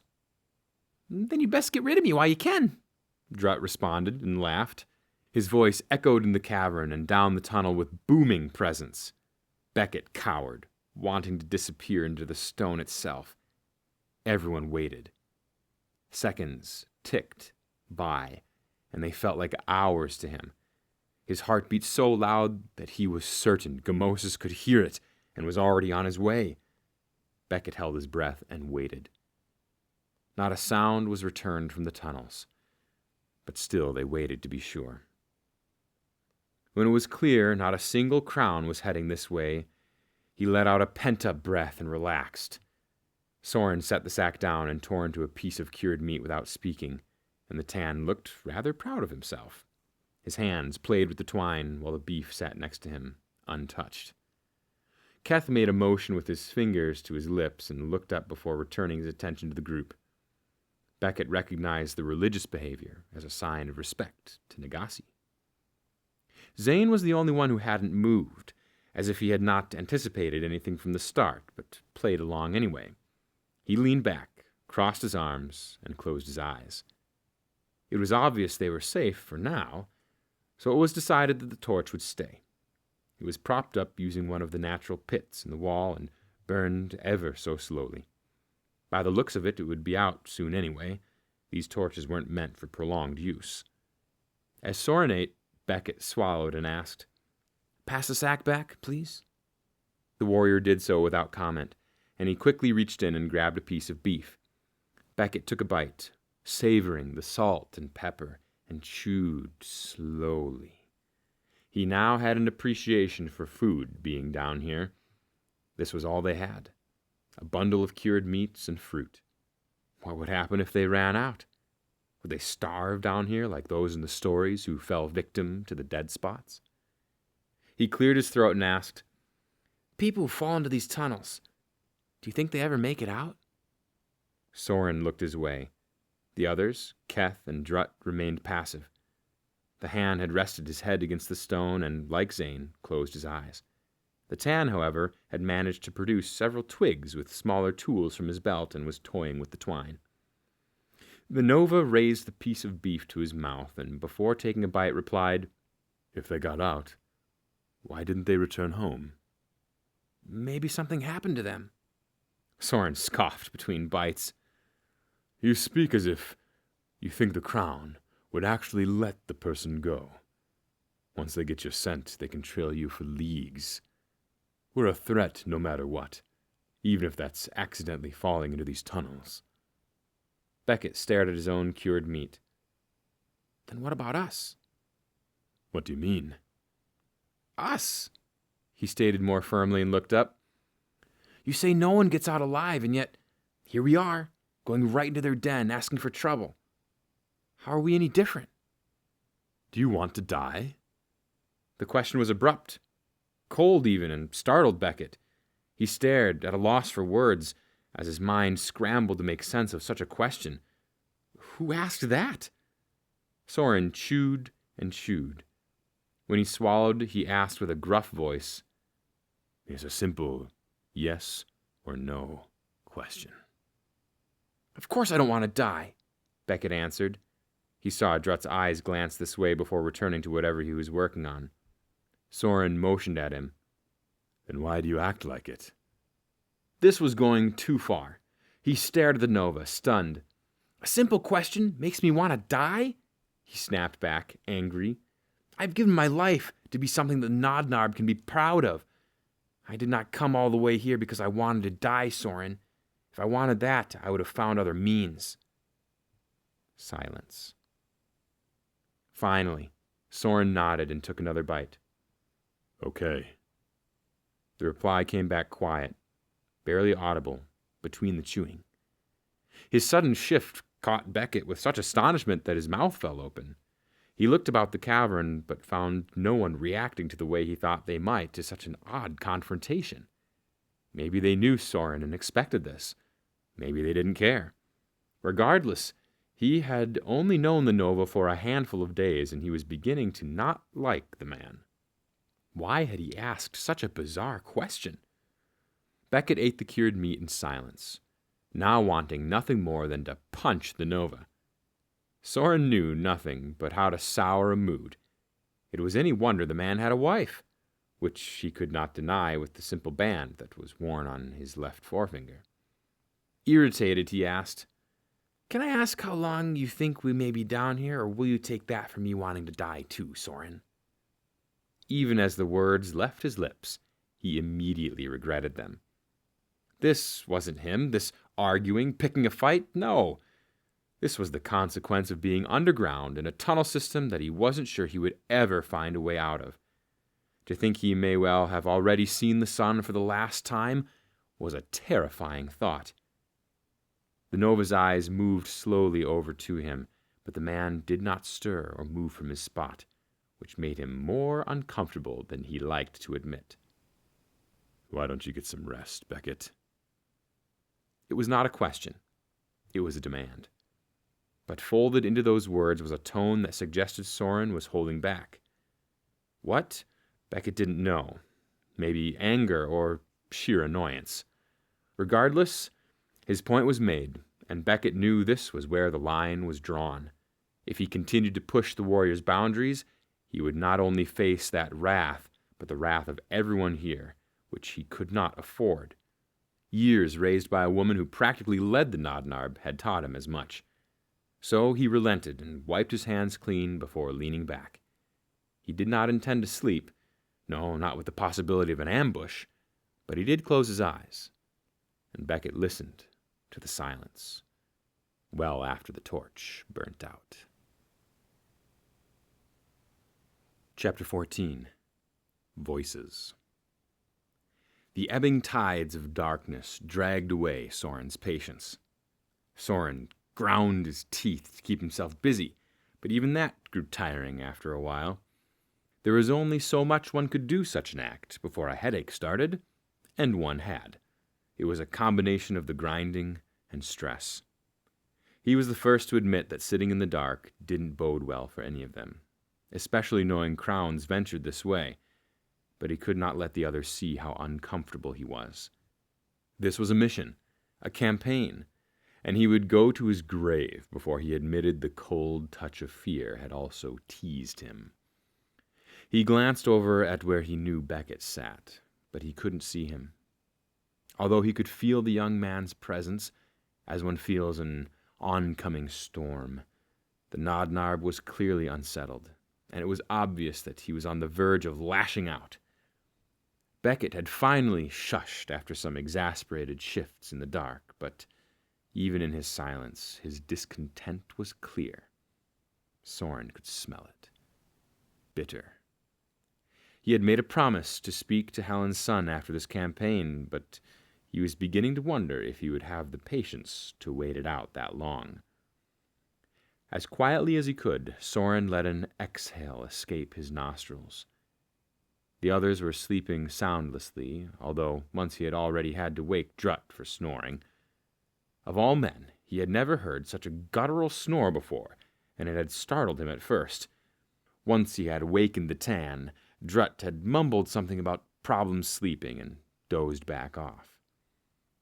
Any unnecessary noise could drag them this way, and he wished not to face such monsters in the dark. He was a fierce and proud fighter, but even the greatest had limits. Nobody could fight in the pitch blackness of these tunnels, save for the Gaul themselves, who savored the dark. In the silence of this cavern, he could listen, and that he did. Every noise was exploited to his ears, even the drip of groundwater leaching from the soil in the hillside. Drip, drip, drip. It was wearing on Soren. The noise was a distraction. It kept him from hearing everything, and that unnerved him. What if the crown were creeping this way and he couldn't hear because of that incessant drip? It sounded like rumbles of thunder, and each time he wanted to yell and tell it to shush.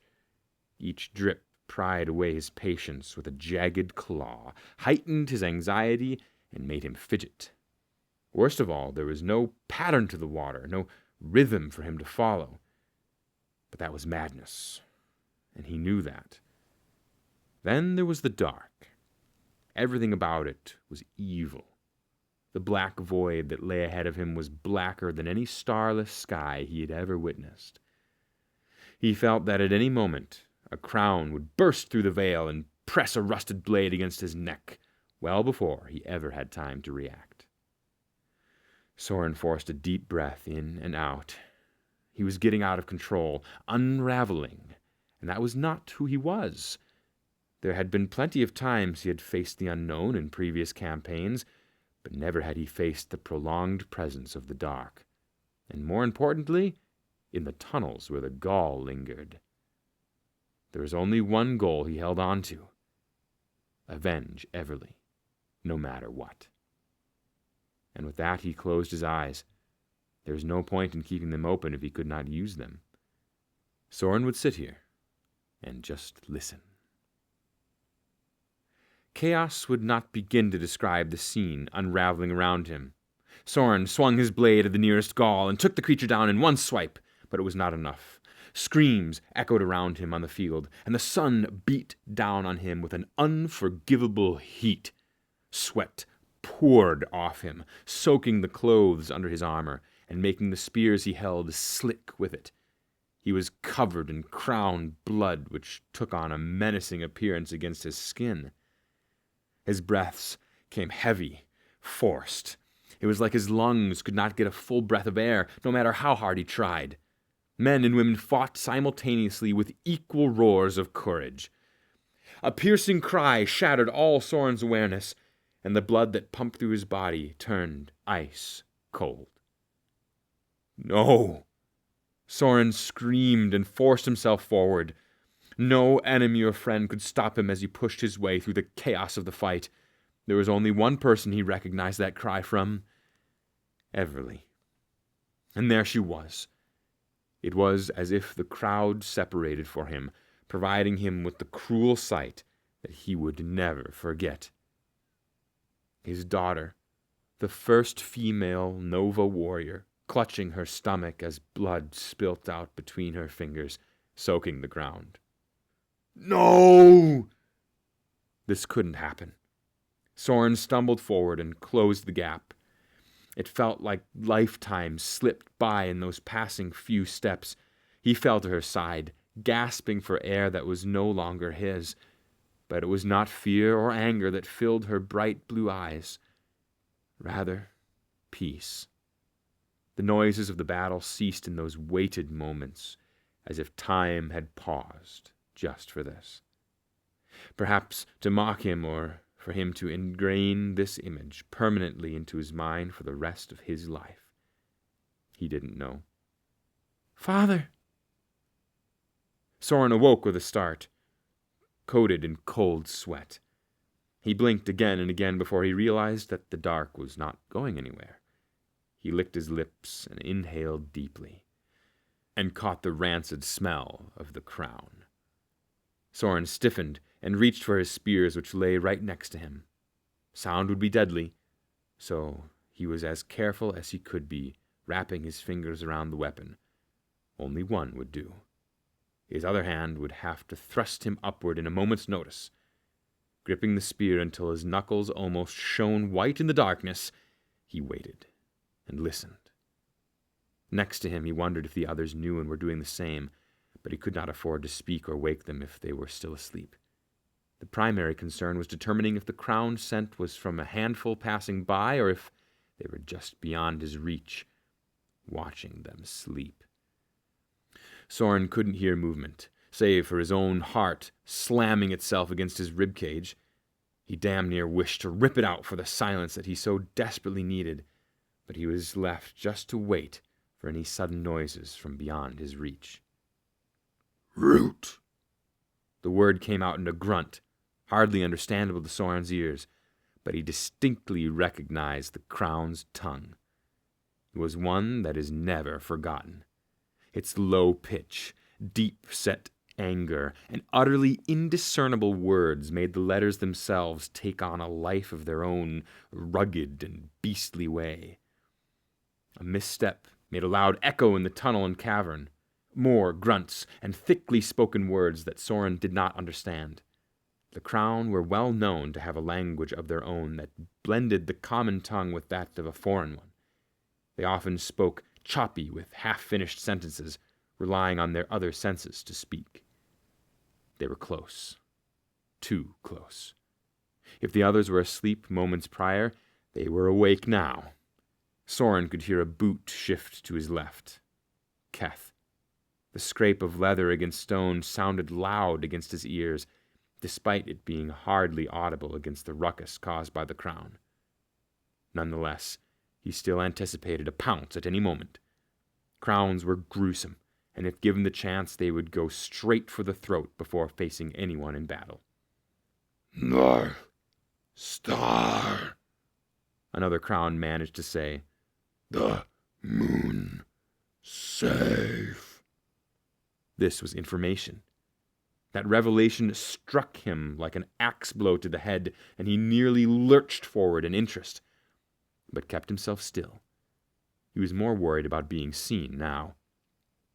More guttural foreign tongue, but bits of the common tongue came here and there. King, weapon, root, eternal, big, all words that made no sense without context, at least to Soren. He held his breath as he heard them march by, their steps making all sorts of noises against the path. By the sounds of it, there were only 2 crowns, although, for all they knew, more were following. The voices receded into the tunnel, and so too did the steps fade. It was a wonder how they had not seen the 5 men tucked in the cavern. Surely their eyesight was good enough to pick up on figures in the dark. So why weren't they seen? Perhaps Keth's god was watching after them. There was no doubt in his mind that they should have been caught. Or perhaps his daughter was keeping a closer eye on him than he originally believed. At that thought, he let a large exhale out and slowly let his grip on the spear loosen. But he was still cautious with movements. The last thing he wanted to do was draw attention to them, even if it was obvious the crowns were not coming back. When the voices had completely faded, he took the chance and whispered, "Everyone okay?" "Yeah," became the collective agreement. Then, "The North Star." it was Zane who spoke now, his voice low. "That was above the entrance to the tunnel my men and I had gone into. I think it's where Gamosis is." A long moment of silence. "Are we heading the right direction?" Drut asked. "A rather dumb question, I must admit," he added softer. Someone chuckled, although Soren wasn't sure who, and answered, "This is the path directly to the mountains. The North Star rises over this range." "We keep going," Keth muttered. "This should take us straight to Gamosis, then." "Aye," Drut agreed. "The faster we find Gamosis, the faster we can burn whatever roots he's already gotten his slimy fingers on," Zane added. "And the faster I can return home and pour myself a proper ale," the Tan observed. Something chuckled, and Soren was certain it was the bowman. Carefully, they all made to stand. Nobody dared to ask for light, for fear that one wrong move would destroy everything they'd worked for so far. It was obvious, at least to Soren, that they were getting closer to the heart of the crown. Resting would no longer be an option. The next time they would find time to rest was a mystery, and that was a scary thought. But it was one he was quite familiar with when going on campaigns in previous years. "Same formation," Soren commented into the dark. With a few grunts of agreement, he moved forward slowly, using his hands to guide him back into the primary tunnel. When he made it to the path, he asked, "Beckett, are you next to me?" Several moments later, a hand brushed up against his right arm. "Yeah," the young warrior finally replied. "You think we'll run into any of them?" His voice was still extremely low, just like the rest of them. Soren nodded, despite nobody being able to see him. "It's quite possible. We'll keep discussion to a minimum, and keep our ears perked for anything out of the ordinary. If anyone has concerns, tap the shoulder in front, and that one will do so to the man in front of him, if needed." "How am I supposed to tap the shoulder of Keth?" Drut suddenly asked. "You want me to aim my sling? Get his attention that way?" "Tap Zane on the arm or something," Soren retorted, reining in his annoyance. The Tan had zero boundaries when it came to humor or sarcasm. Now was not the time to joke. When nobody else spoke, Soren ordered, "Let's move." He was eager to continue.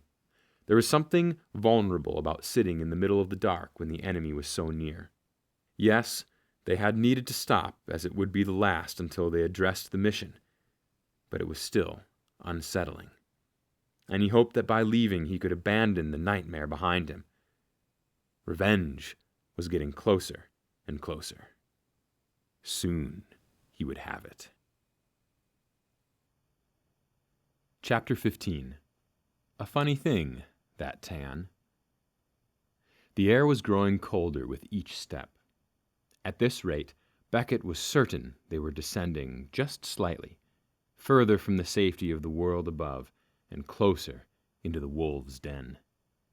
Perhaps they were already under the mountains that he once thought impenetrable, or perhaps they were well outside their target and lost somewhere, far beyond help.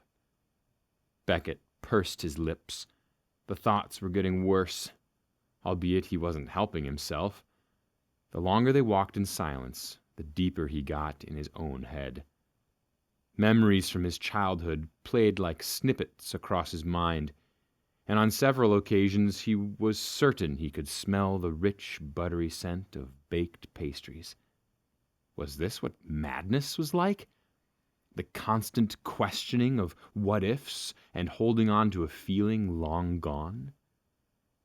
The situation from earlier had frayed his nerves. He was already on edge, but to awake in the dark to the voices of the Crown talking from what felt like only 5 paces away was enough to make him doubt every decision he had ever made. There was no asking anyone else if they had heard, or to even ensure everyone was awake.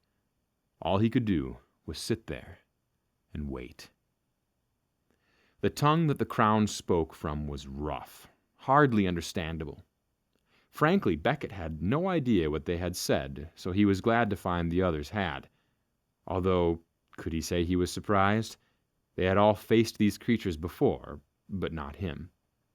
He strode next to Soren, and even though he couldn't see the clansman, he could feel his presence. The Nova was tense, quiet, determined.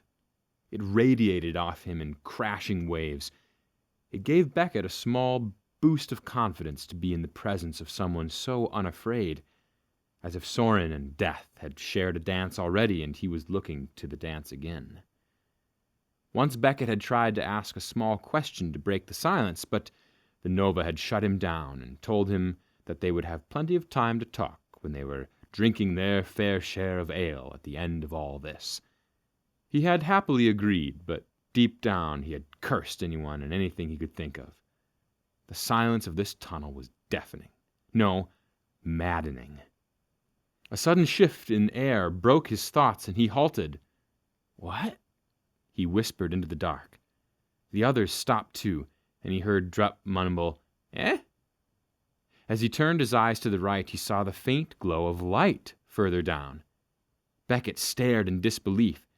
Too long had they been traveling in a straight line and the air stale, but this was different. His body knew it like the changing of the winds for an oncoming storm. Beckett heard footsteps move ahead, and then, "There's a large space here.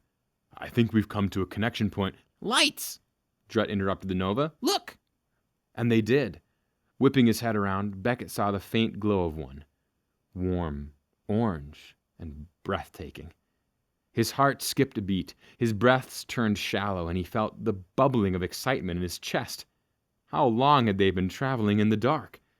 He did not know, and he didn't wish to find out, for knowing might do more harm than good. It was Zane's voice that filled the space next.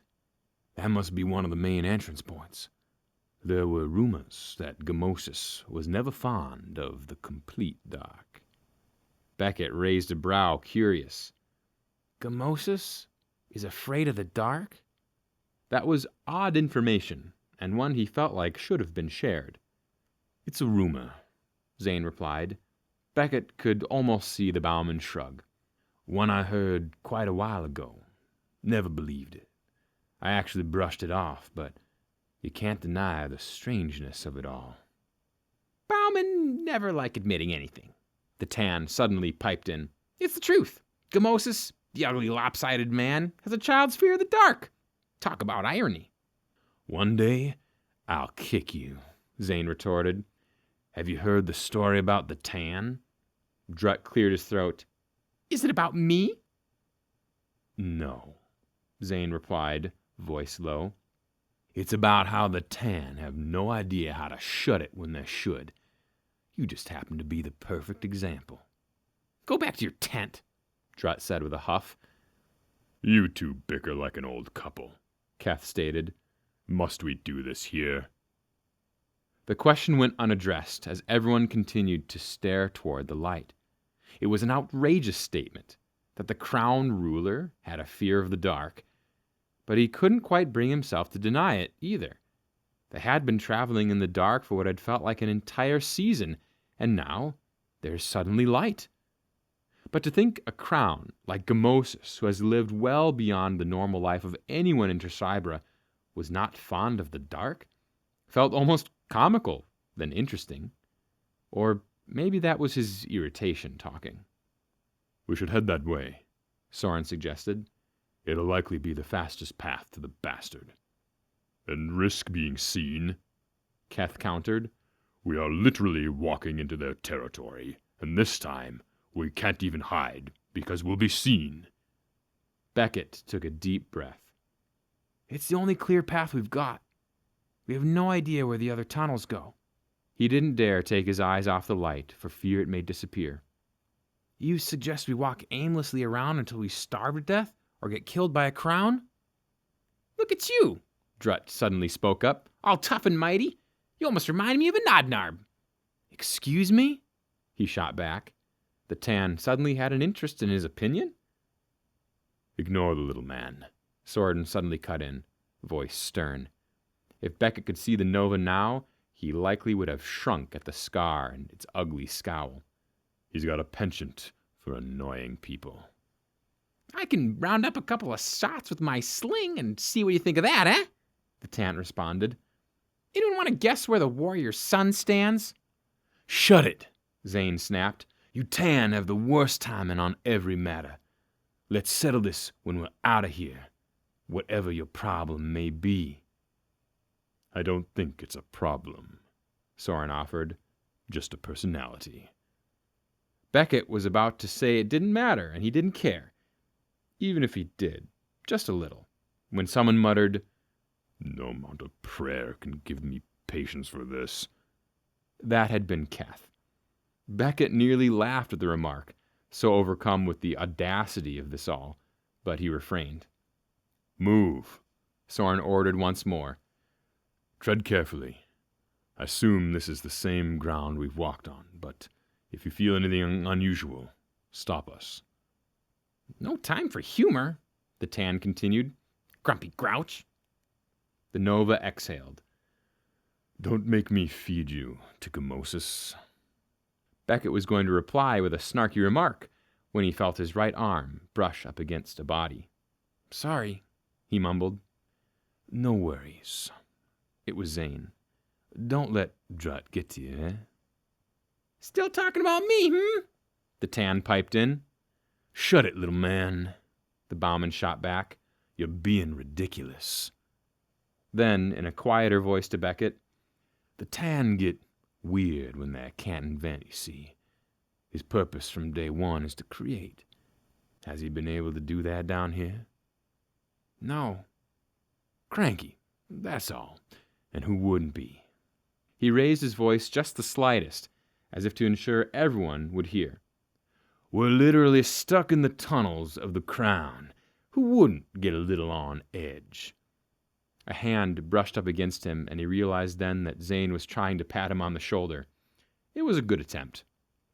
Easier when I can see where I'm going, but never mind that. Point is, we all need to relax and consider this a damn good bonding experience. That elicited a chuckle from someone, but when Beckett thought about it more, he realized that chuckle had come from Soren himself. Between the Nova and Keth, he wasn't sure who was more uptight. Had Soren even ever laughed in their presence until now? He didn't think so. They started making their way slowly to the light, keeping hands slightly outstretched on either side to feel any stone or dirt, if they came upon it. Right now it was wide open space, and for the first time since being down here, Beckett was eager for his fingertips to brush up against the wall of the tunnel. It would reassure him that there was nothing beyond the dark he couldn't see, like a crown. Behind, mumblings started up and continued. It was Drut, going on and on about things Beckett didn't understand because the Tan was talking too low to be heard. He waited for someone to tell him to be silent, but no one did. Ahead, rumblings could be heard, like a large giant slamming himself against the walls of these tunnels. The booming sound danced by, echoes lost to the void. But each time, Beckett could taste his terror become more and more sour. He had heard of such stories before, about Gamosis and his mining causing massive cave-ins, but never had he thought it might be true until now. Keth muttered to Nagasi while Soren trudged on without a word. The stress was tangible, icy to the touch. It all struck him odd then. Here they were, heading straight for the heart of the crown, and Drutt was rambling away. "Ignore the fella," Zane suddenly said, as if he could read minds. "It's when they stop talking that you should be concerned." Chapter 16. The Heart of the Crown. There was no way of knowing how long they had been walking, but it didn't matter. They were growing closer and closer with each passing step. Noises grew and fell. The ground shook as if a mighty beast tore at it, and on several occasions the men had held onto the tunnel's walls in hopes the ceiling did not collapse on them. But it never did, and they trudged forward, deeper into the pit. The lights gave them much more freedom to look. This was the first time Soren had seen any of these men in what felt like years. Dark circles touched every man under the eyes, and their skin looked oily and pale, and Soren knew he looked the same. Perhaps it was from the humidity, the fear, or a mix of both, but everyone looked far older than when they had gone in. Boom! Boom! Boom! Soren's heart beat in rhythm with the noise, and he strained his eyes ahead. Still, nothing. The walk felt endless, but the sound was coming from all around, filling the tunnel and almost painfully jarring their bones. He was halfway certain the wall would cave in at any point to reveal an entire separate cavern on the other side, filled with crowns. "We can't be any farther out," Keth mumbled from behind. Zane was the one to reply first. "The only thing capable of making such noise is massive movement of crowns." "The land rejects them," the hand observed. "Best we make quick work down here before the whole mountain collapses on us." Aye, Soren agreed. That was the one thing they could all agree on. They were growing closer to the crown, and it was clear whatever they were going to find was massive. Perhaps the large hoard of roots, too. Soren stole a glance at Beckett, noticing he hadn't spoken. The Nodnarb's expression remained resigned, but he didn't fool Soren, not after what Helen had told him. "You're allowed to worry," he observed with a touch of softness in his voice. Soren watched the young man glance his way and the apple in his throat rise and fall. "Leave the stoicism to me." A hand smacked his shoulder from behind, and he realized it was Zane. "And me," the bowman added with a snort. "This is your first time, eh?" Beckett nodded, but didn't speak. He reminded Soren so much of his daughter in this moment.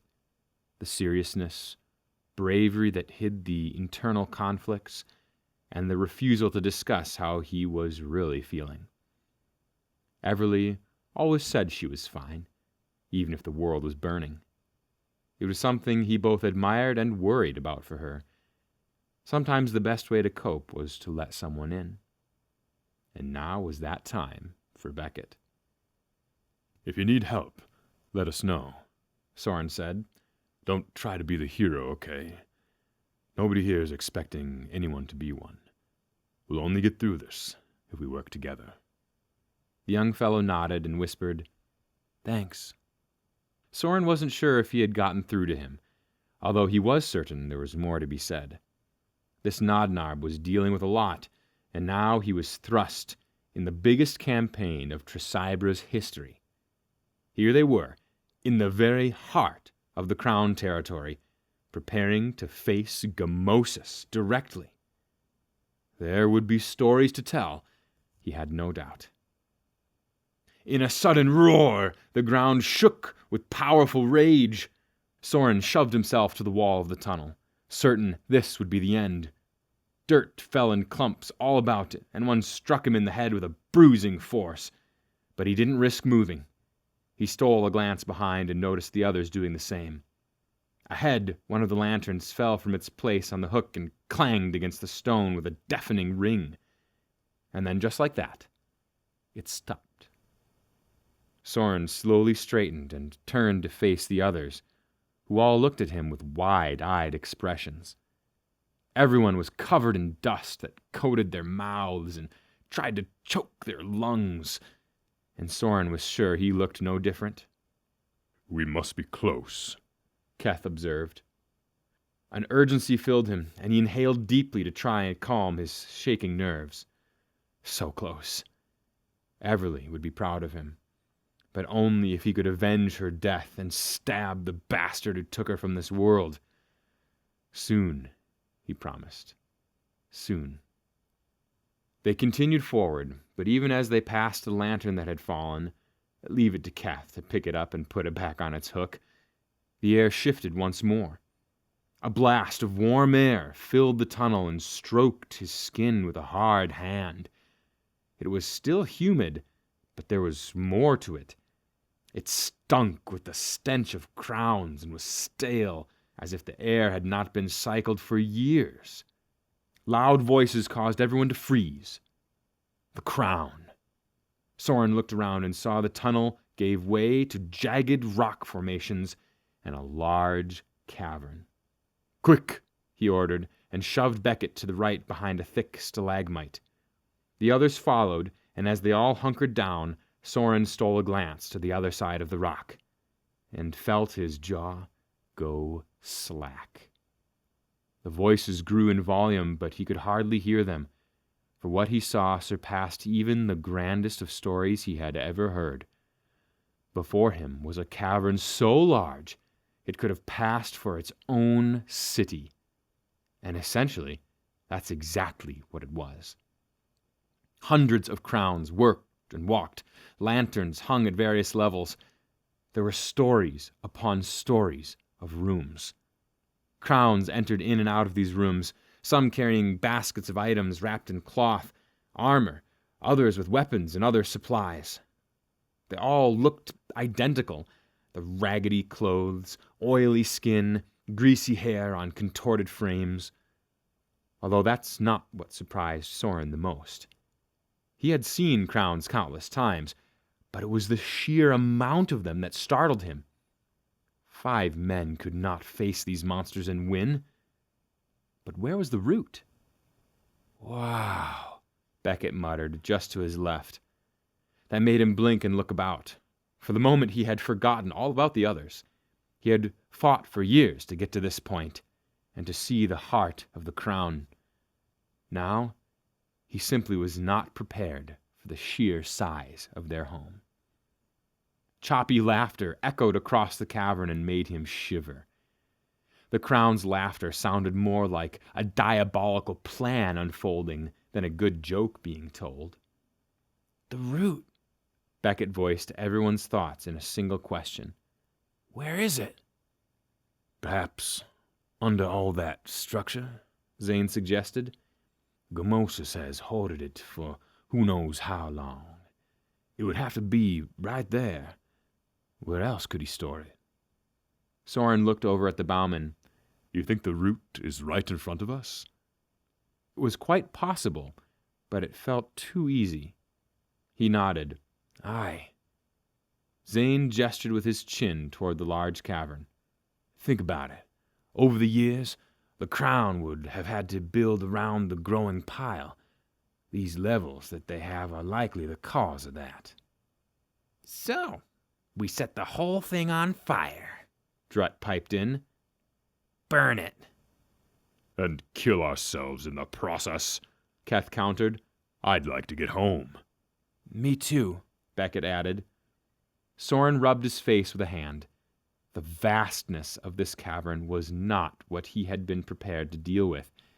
And even though he was beyond excited to finally be here, he would be lying if he said he had planned out the entirety of this campaign. Getting to the crown had taken so much of Soren's mind in the journey's beginnings that he had never once thought they could have built such a place. They had always seemed to exist in such disorganized chaos that this city of theirs could not have been possible in Soren's thoughts. "Where's Gamosis?" he asked. "Do you think he's in there?" "Smells like it," the Tan commented dryly. "Should I throw a seed their way? Get 'em worked up and draw 'em out?" "Unless you want to start a war that we can't win," Soren replied solemnly. "While I like the idea, we have no way of hiding forever. The longer we stay here, the more likely we'll be caught. And then what?" The thought made his heart flutter with nerves. "We would die before we even got a chance to try." Drutt stared at him. "It was a joke, lad." Soren raised his eyebrow, not finding the humor in any of this. "Bad timing, Tan." He sighed and looked at everyone, making sure to meet them all in the eye. "We need to do two things. Confirm the roots are in that structure, and find a way out of this. There has to be a direct path to the ground above from here, without taking the long way. If we can find that, we can consider fire." "Look!" It was Beckett this time, and Soren followed his hand, which was pointed high above them. There, entwined and far above the structure that the crown used, was an extensive network of roots. His jaw went slack as he eyeballed the never-ending system, the entirety of the situation falling on him. They were not just in the heart of the crown's territory. They were directly under the peach trees. Soren stared, unable to tear his eyes free. There was no denying the impressiveness of what he beheld, and the fear that turned his blood cold. They couldn't light this all on fire. None of it. If they did, they risked burning the roots that gave the peach trees life, and in doing so, risking the destruction of Tresibra altogether. They also had the risk that there was enough pressure built up that the start of a flame could turn this place into an explosive. But if they did not do something, the crowns would undoubtedly massacre these roots for Gamosis's gain, and the result would be the same. "It's worse than I thought," Zane muttered. "I mean, I knew they were getting close, but this is the end of us." And it was. There would be no Tresibra, no clans, nothing if the peach trees could not be saved. They were the integral piece to the land functioning. These trees were the reason lives were extended, the winters were manageable, and the land was thriving. Soren had seen more dead spots in the last year than he had in his entire life. The crown had always been around, but their numbers had been fewer, the intentions less evil, and even Gamosis had known there were boundaries. Up until recently, that is. What this was here? This was an act of war. "What do we do?" Beckett asked. There was a long moment of silence. Nobody wanted to consider the dreaded option. But it was there, and it was the only viable one. They needed to end this reign before Gamosis took any more. But the risk that they would face could cause irreversible damage. But they needed to decide. There was not a doubt in Soren's mind that they could not win down here anyways. This was crown territory, and if they marched up this path and demanded the presence of Gamosis, that bastard of a ruler would have his minions destroy them all before hearing them out. This was not a game of politics. This was a game of survival, and Soren intended to win. "We burn it," he boldly declared. "We take the risk and push them out of this place and above land. There we have a better shot at taking them down and ending this once and for all." "But the roots—" "It's either this or risking them getting away and starting again." Soren looked at them all, meeting each of their eyes, one by one. The next words were heavy. "You all know it as much as I do. If we don't destroy this place, there's a likelihood that even if we do kill Gamosis, another will take his place. If that structure does have the collected roots, any of these crowns could consume and become what he became, right? The only thing keeping them controlled is that Gamosis has been around for hundreds of years. He's powerful, and they would not stand a chance of challenging him. But if he's dead, and they have access... He is right, Keth piped in, solemn. We burn the root. We take away the one thing that keeps Gamosis going. We have to take the risk that the peach trees will be spared. Zane sighed and rubbed his hands over his face. At that moment, he looked utterly exhausted. I don't like any of this, but I see the point. Aye, Drut agreed. then we go with the original plan. Soren nodded, although it wasn't necessary. Confirm the collected root is there, and find a direct path out. Then we light the fire and drive them out. He looked over at Beckett and raised his brow. You've not yet confirmed your support. Do you have concerns? The Nodnarb looked like he wanted to crawl under the stone from Soren's gaze, but he waited. This was as much his problem as it was theirs, and he knew the decision was difficult. But he also knew there was no other option. He needed Beckett to see this. There were no elders to help, guide, or advise. There were no opportunities to take this matter back to the people and ask for their support. They were on their own council, and the decision they made now would affect the entirety of Tresibra, whether for the good or bad. He watched the young lad's lump in his throat rise and fall before he licked his lips and asked, Do I have a choice if there's no other option? Drut's hand slapped Beckett on the arm. There are always choices, mate. You know what the choice is here? Stand for your people, or tuck your tail and run. A bit harsh, Zane mumbled, but his statement was ignored. It was true, and everyone knew it. Sometimes it's better to ask for forgiveness later, Keth commented. We may damage the grove above us, but we at least have a chance at peace for all the clans. The Han, always the one with the wisest observations. Soren liked the fellow, and he wished they had known each other far sooner. They would have surely gotten along. Slowly, Beckett nodded, but his eyes were distant. Maybe he was afraid, or perhaps he was worried of making the wrong decision. Soren knew that there was once a time when he was terrified of such a thing, but that was then, when he was far younger and had once been forced to face the wrath of a tyrant alone. The madman many had known as Frederick the Cruel had abandoned his trial one day and ran to the Daruine Hills. Frederick was a killer of the innocent, and was called Frederick the Cruel for the nature in which he killed. Soren had been tasked to go after him, track Frederick's movements, and report to bring him back. But when he'd found the ex-tyrant of Nova, he had been stunned to find the clansman mumbling to himself next to a small lake. That was the day Soren had to make the biggest decision of his life, terrified of the consequences of being wrong. Kill Frederick then and there, or risk the man fleeing. Soren killed him, but he did not confess this upon his return because he knew there would be debate over his actions by the elders. So he told them he found Frederick next to the lake, throat slashed and long dead. It was a decision that Soren stood by to this day. It's settled, Drut announced. This is the meeting point for us, yeah?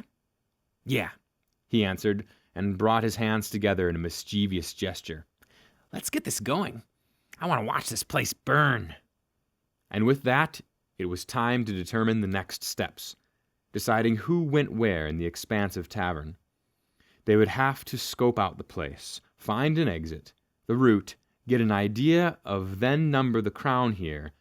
The list went on. But they would not be able to do this as a group. They would have to split up. Soren was worried about Beckett, but he had to set those concerns aside. It was not that he doubted the Nodnarb's capabilities, but he was acutely aware of just how inexperienced the young man was in these circumstances. Helen's words haunted him. over and over, and he felt an immense amount of responsibility for Beckett, as if this was his own son. Maybe because he didn't want a repeat of what happened to Everly. Or perhaps he wanted to right the wrong he had committed all those years ago on the battlefield. He had abandoned his daughter to war, believing she could defend herself, and this single decision had cost him everything. He did not intend to repeat this same mistake, but he also could not squabble with his guilt like this forever. It would have to end eventually. Chapter 17. The Pit. The light from the dozens of lanterns led Beckett, although there was not much to see. The path was narrow, with sloping hills on either side. Beckett used the sides where the rock was loose to hide. The ground smelled sour to his nose, and he tried to take deep and slow breaths to keep his nerves at bay. This was a lot to digest. Here he was, the son of the mightiest Nodnarb warrior to date, in the heart of the crown, and hiding along a path. What madness was this? Lest he forgets, he was underground on a mission that could damn near destroy Tresibra. But it was the only chance they had at stopping Gamosis, once and for all. That was what he kept telling himself anyway, because the other thoughts loomed just a hair's breadth away. If they failed, and this all blew up in their face, he would have to face the wrath of an already struggling clan. His mother would be disappointed, that he knew, but the idea that he may be shunned did not skip his mind. He was it. He was the last fighting chance to keep the Nodnarb clan alive. And here he was, risking it all on a plan that was hardly impressive. And Soren wondered why he wished to not speak up. Well, this was why. There was a lot at stake, and so much riding on Beckett's shoulders. They had chosen him as the one to go eavesdrop because he was the nimblest. Drutt was small, but he was stout and wide. He would likely cause more ruckus than peace. Keth was too big, and Zane had zero desire to lay around and listen. And Soren? The man was out of the question. It seemed he had taken on a far bigger leadership role than Beckett had originally believed. The Nova gave orders without a single question, and everyone agreed. So Beckett was not about to question anyone's roles. Soren said he would wait there for the others to return. Then that's what it's going to be. Keth, too, he was simply too large a man to be snooping around. That meant Zane and Drutt had snuck off on their own mission, Zane to find a path out, and Drutt to confirm the roots were in the structure. The stout man would be able to hide easily among the rock formations, while Zane was fast and could work his way through these paths with more luck than anyone.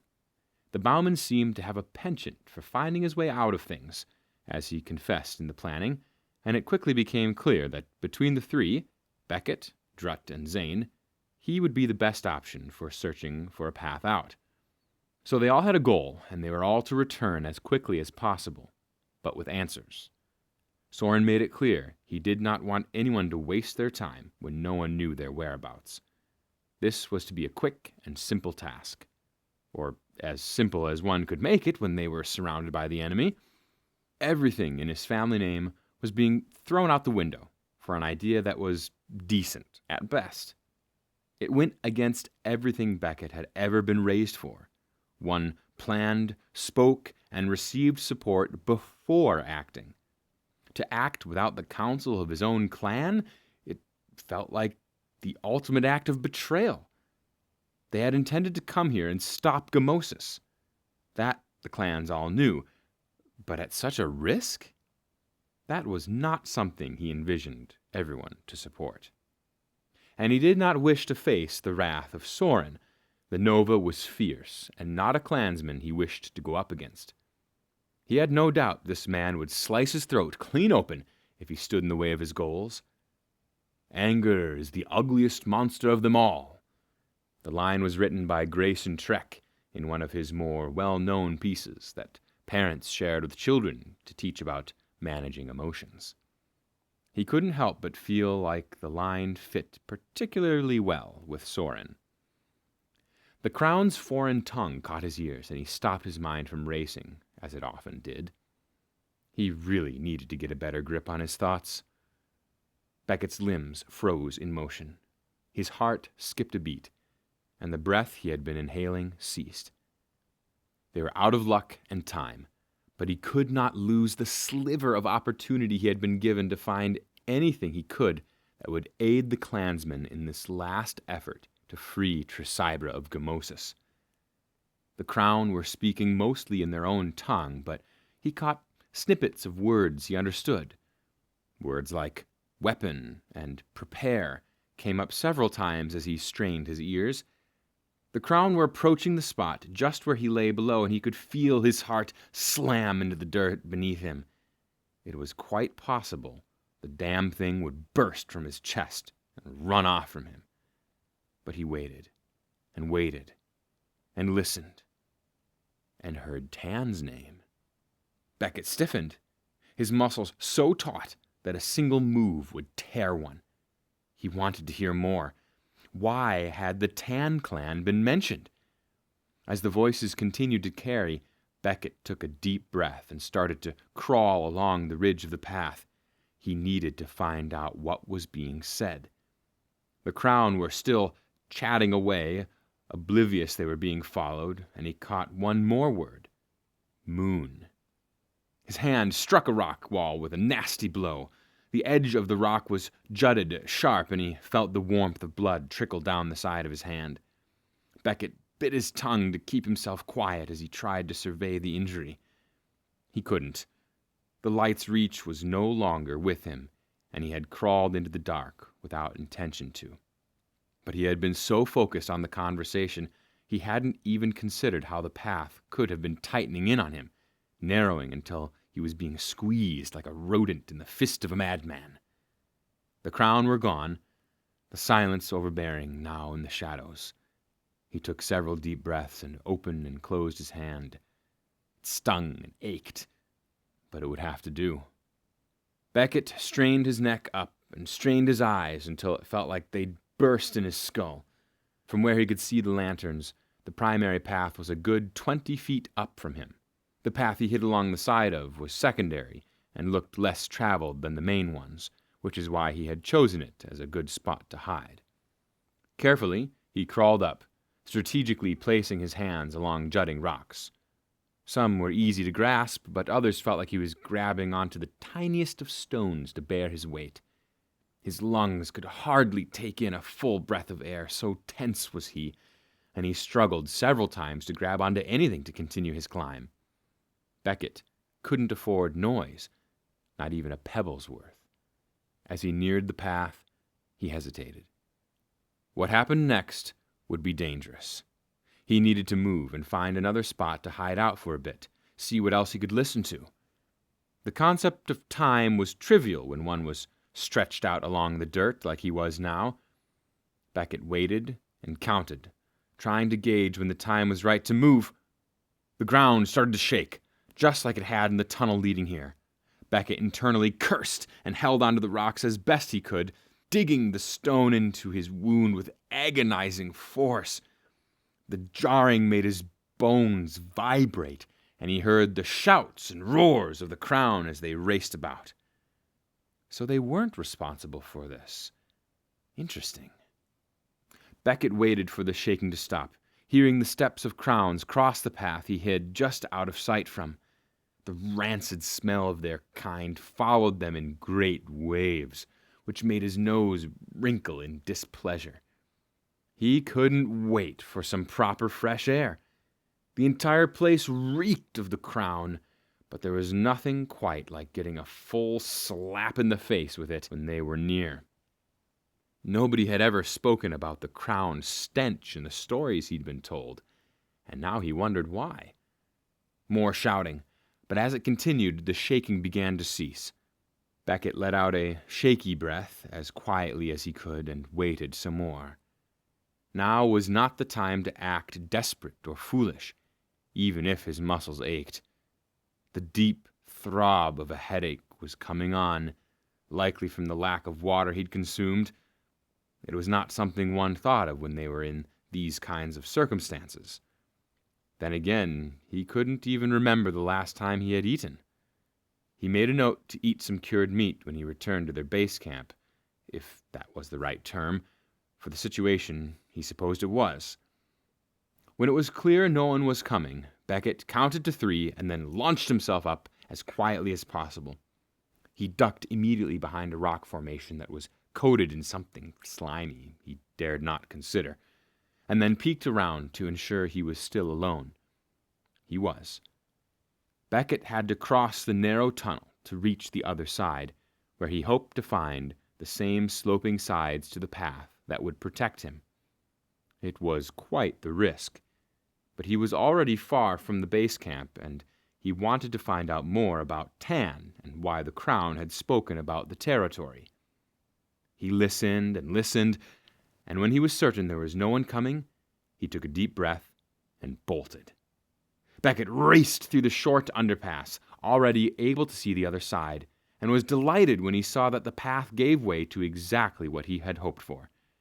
But even as he quickly approached the side of the path, just outside the underpass, he heard the loud chatter of crowns. He practically threw himself over the edge, still holding his breath, and kept falling. Beckett didn't yell. He couldn't. Even in his utter terror, he knew better than to make a noise. The fall was short-lived, broken as he became entangled. His face took the first hit as something rough slapped him across the cheek with a mighty sting.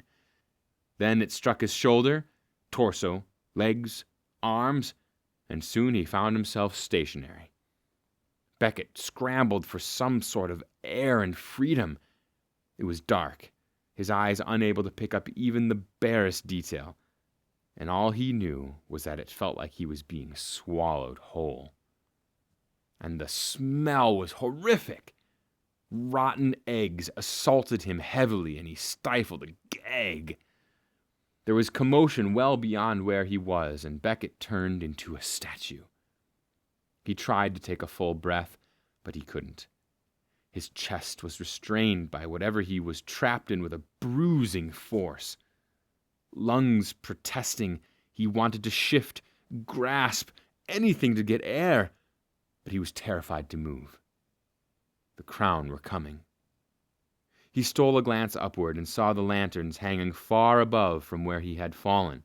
It was like some sort of pit. Days.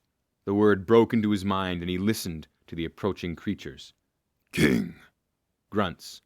Tan first. Grunt from another. Grow second. Another grunt. A string of foreign language continued, and something was thrown his way, landing with a startling thud next to his face. His breath caught the back of his throat as he whipped his head to the left to try to find out what it was that was thrown, but it was no use. Long? These crowns, whoever they were, spoke more common tongue than he expected. Why, he didn't know, but he made a mental note to ask the crew when he got back, if he got back. There was no saying how he was going to manage that part at this point when he wasn't even sure what he was in or how he would get out. 5. The other spit with emphasis, as if the very word itself was difficult to say. There was a grunt, and then their voices began to fade as they walked away from the pit. Beckett wanted to hear more, but he couldn't, not without potentially getting caught if he made too much noise. So instead, he shifted his weight and pulled away from the object pressing into his chest. Beckett took several deep breaths and looked back up. It was dark there, which meant that Gamosis did not venture this way, and that he was well beneath the heart of the Crown. He stopped and sniffed again. Rotten eggs was a term he had heard once before. Beckett carefully reached around, using his hands to feel out the objects he was surrounded by. There were chunks missing. The things he was feeling were hard as rock, and the texture was slimy. The air was cold, but these were frigid to the touch. Goosebumps rose along his arms and neck, and he took more inhalations. This was a pit of discarded peach roots. He didn't need the light to realize this. The chunks missing were the spots from the roots that had been devoured by Gamosis. Beckett felt like his heart was going to explode from the cluster of emotions ransacking his thoughts. Anger, rage, fear, and anxiety all whipped up into one chilling sensation that swept over his entire body. Gamosis used this pit as his own personal dump while he sat fat and happy on some false throne. And Tan was next. He knew it like he knew the back of his hand. It all made sense now.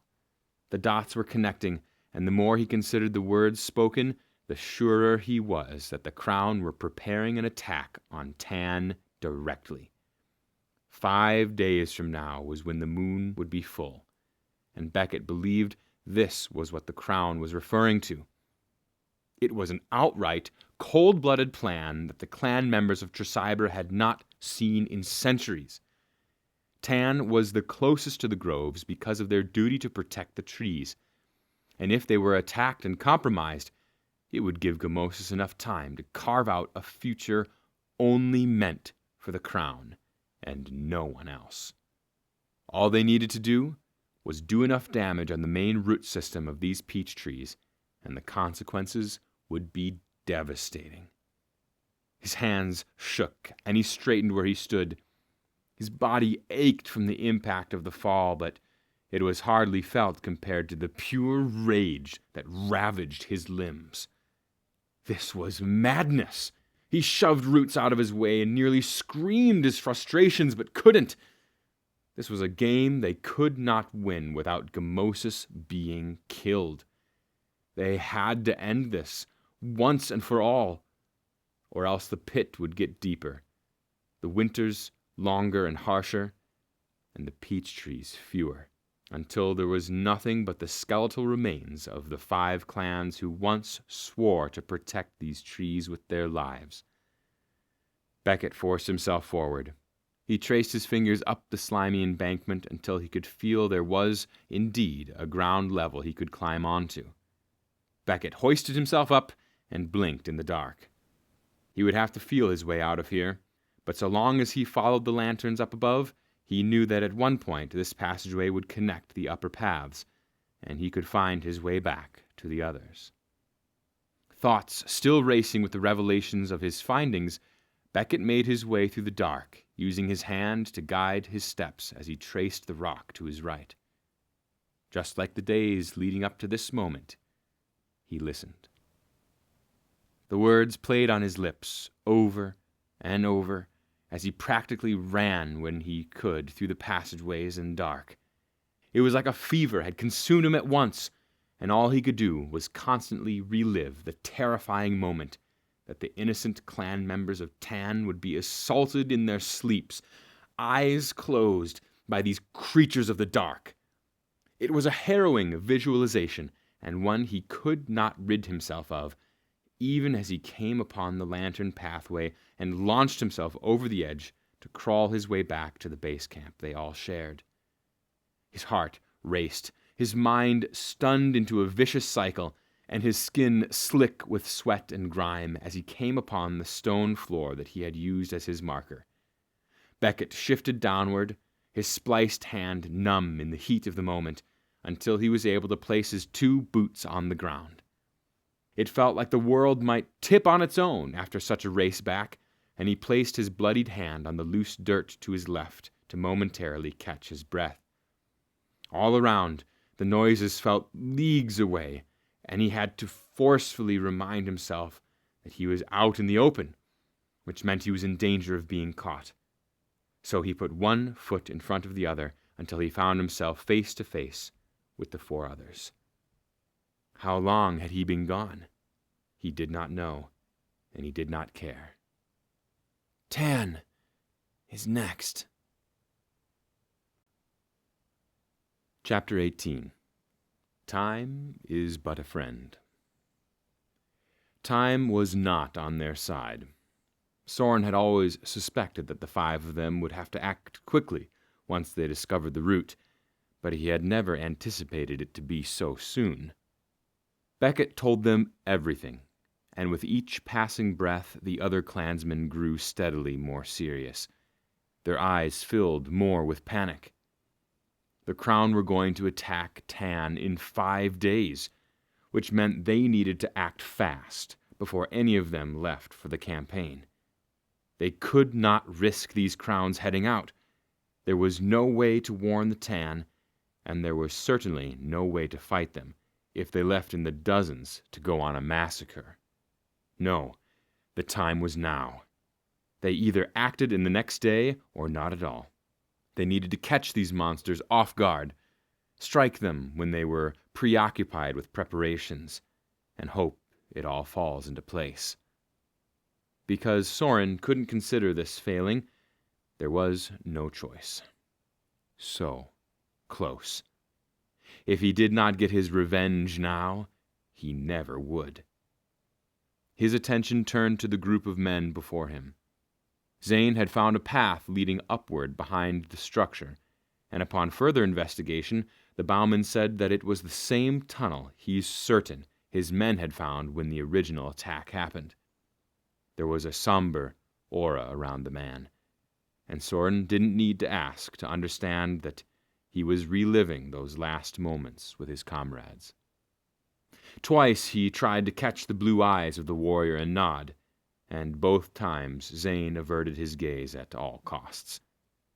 The avoidance was likely because the bowman was angry for what had happened, unsure of how to express those harsh emotions rushing through him, or maybe it was because he felt an immense amount of guilt for his comrade's death. Soren finally broke the attempts and returned to chewing his cured meat, which felt as final as those surrounding tunnels. Drutt confirmed the roots were in the structure, or at least the ones collected and yet to be eaten.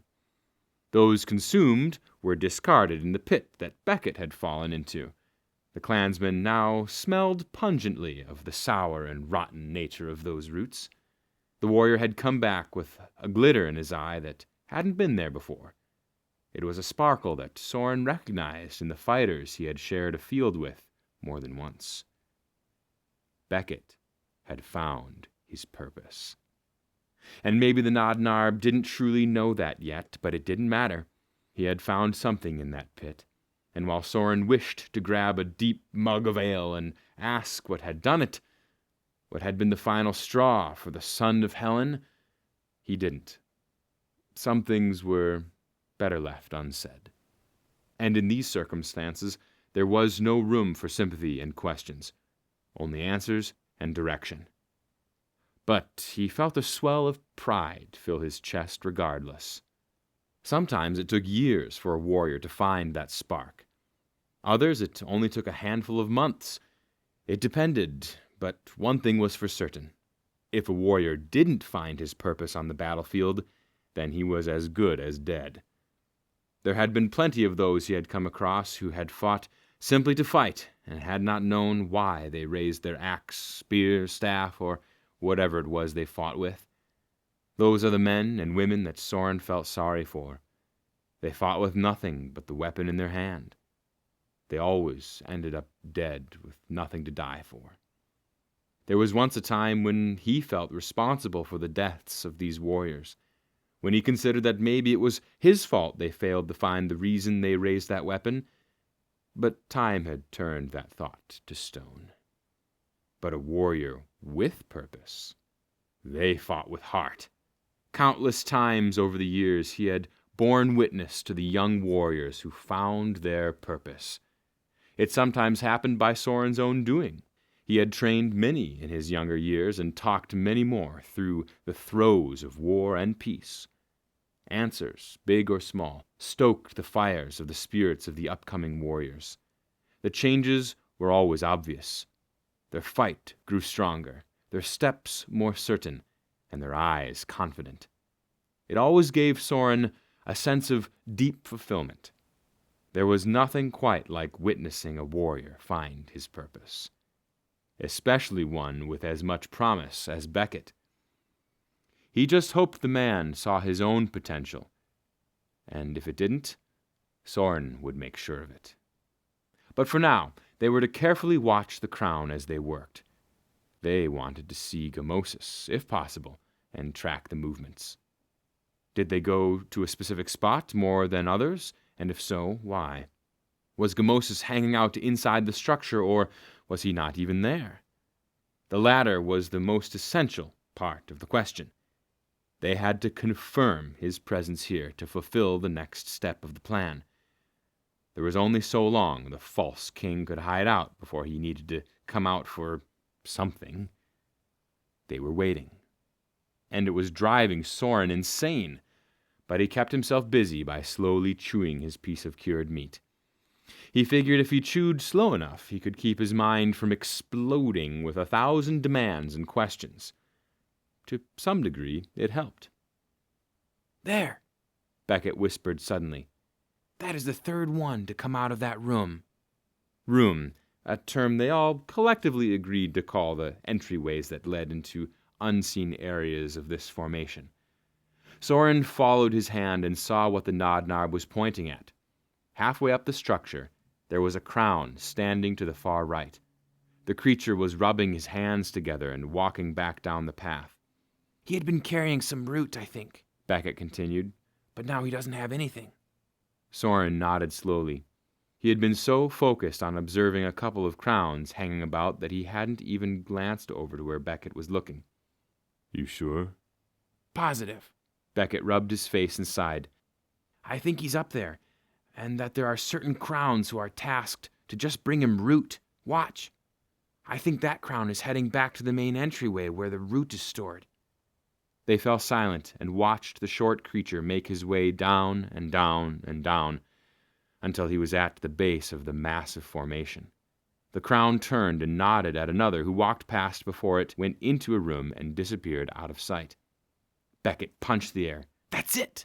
He didn't yell, but there was an immense amount of energy in his statement. He lives up above, and the root is there. That's where we light the fire. You find something? Drutt mumbled. Soren glanced behind him and saw the tan roll over. The stout man was sleeping. That was outrageous! But he couldn't say he was entirely surprised either. Drutt seemed more like an anomaly than anything else. Yeah. Soren waited to see if the tan would reply, but when he didn't, he looked up to see Keth and Zane watching him. They were both eating the cured meat that forced his eyes back down to the sack. How much more did they have? He reached out and felt the fabric. There was not a lot left at the bottom of the sack, maybe a couple of days' worth. He pursed his lips. If they got this plan right, they would be feasting on a fat meal in no time. If they failed, then he hoped Drutt was good at hunting with a sling. Soren looked over at Beckett again, who he found was already back to intensely watching the movement of the crown. His staff laid out next to him, next to Soren's spears. He felt the corner of his lips tug upward, but he forced them down, even as he breathed the musty and rotten air. Beckett reminded him so much of his own daughter when she was just a little younger. She had a knack for getting fixated on anything he told her was important. She would scour the dirt for a specific pebble if he told her it was good luck. You're doing good, Soren heard himself say to the young warrior. Helen will be proud. Beckett's eyes darted over his way before they returned ahead. I'm only doing what's right. He shrugged and laid a hand on the slimy and cold stone. What's right to some may not be right to others. And what's right to you? The Nodnarb asked bluntly, his eyes never leaving the crown.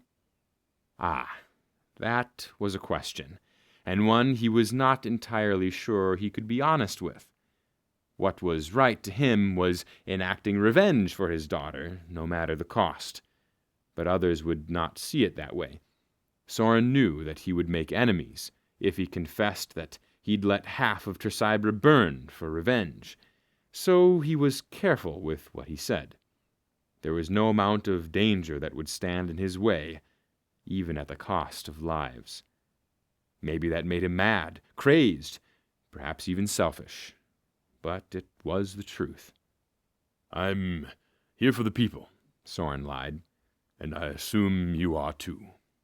Beckett's eyes were suddenly on his lips pinched in a scowl. Tell me why you're really here, Soren. The man who faced the alders is not the same man who speaks for the people. Am I wrong? The sudden fierceness of the young Nodnarb astonished Soren, but he did not let it show. He leaned up against the frigid stone and stared at Beckett. If the man wanted to declare his manhood here and now, then he would allow it. Easy, Zane whispered from behind. don't overstep what you don't know, son. Soren put a hand up to silence the debate. There was no reason to lie any longer, even if it risked judgment. The fierceness of Beckett was new, exhilarating, and he did not wish to squash that growing confidence. If the young clansman had a question, then he had the right to be given an answer. More importantly, the truth. The Nodnarb deserved that much. It's all right, Zane. Let him ask. He lowered his hand and forced a smile to the Nodnarb. If you think I do not notice the shift in how you carry yourself, then you're wrong. Beckett swallowed. I'm proud of it, though. It fits you good. Soren took a deep breath and let it slowly escape between his lips. The next part was never easy, and he would be lying if he said he knew exactly what he was going to say. You know that my daughter fell at the hands of these crowns. I think I made that quite clear back there when we nominated ourselves to sit right here. But what none of you may know is that I fought tooth and nail for her to take her place among the Nova warriors. I broke rules, challenged the council, and even punched an elder. Beckett's eyes went wide with surprise. I was willing to do anything it took to give Everly everything she wanted. And what she wanted was to be different, to carve her own path, and to do something no female Nova had ever done before, be a warrior. Maybe I was blind, or maybe I was confident that nothing could touch her because I led that charge that day with her by my side. It was a campaign that had been planned for many moon cycles. I'm sure some of you are aware of the massacre the Nova underwent. This was it. This was supposed to be the battle to end all battles. We had been tipped off that the crown had shifted out west, just beyond the groves, and that Gamosis was above land and would be during the 6th moon cycle. So we prepared and marched out there. Soren stopped. The next words were bitter on his tongue, nearly as bitter as the smells in this place, as emotions surged their way to the forefront of his mind. The cavern they sat in suddenly felt tight, and he couldn't get a full breath of air. Perhaps he would suffocate. It was an ambush, intentionally meant to get a large chunk of Nova warriors out into the open. Crowns came from everywhere. Parts of the ground collapsed in a strategized attempt to separate us. Everly was ripped away from me, and That was it. He could go no further. To say the next part would be to verbalize the one bit he had never been able to. And he still did not have the strength for that part, despite all these years that had passed. Soren took a sharp breath of the cold and musty air. His lungs suddenly released from the chains of guilt, but only temporarily. To him, she was never gone. To him, she could never leave him. And on that battlefield that day, it was not the pride of a father that forced the scream from his lips. It was the agonizing reality that everything he had prepared her for had been exactly her downfall. A warm hand rested itself on his shoulder, and he turned to see it was Keth. The hand nodded once. your purpose is what keeps you going, Soren. Don't be ashamed of that.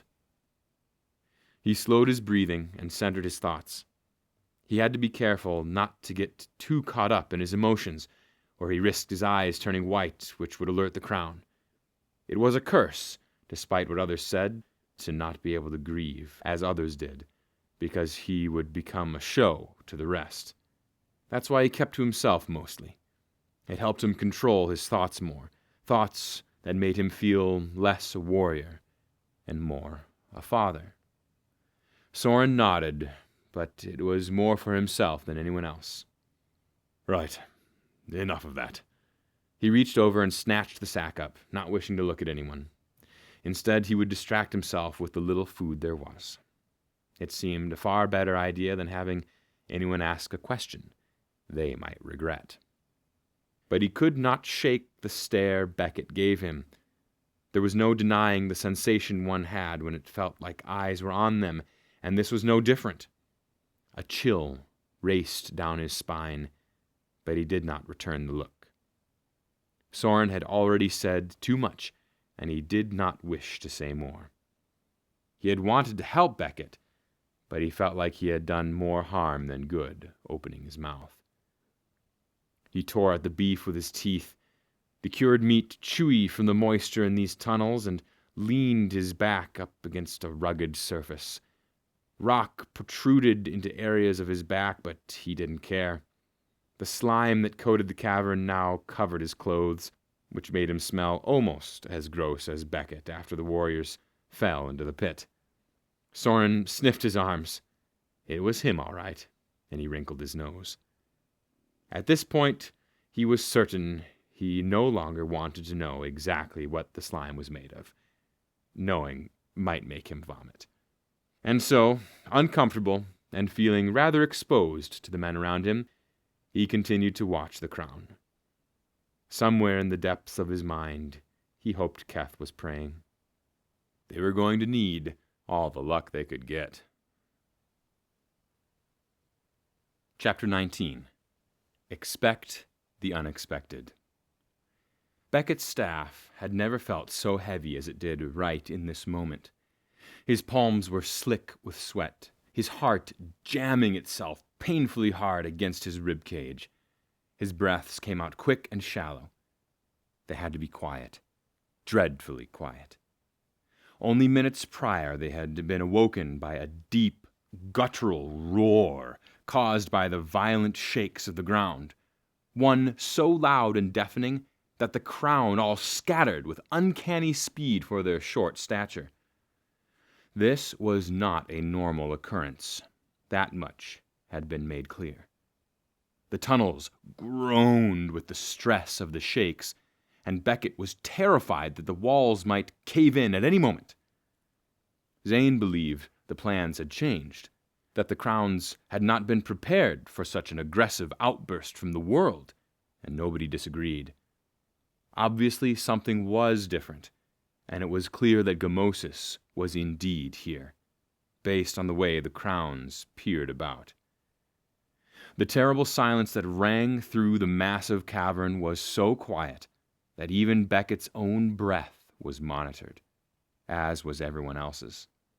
They could not afford to be seen or heard. If Gamosis had any indication that they were here, their plan would be over. As he waited for anything new, Drutt pulled the flint. It was not discussed, but it couldn't be now. The Tan was preparing for a last-minute attempt to burn this place down.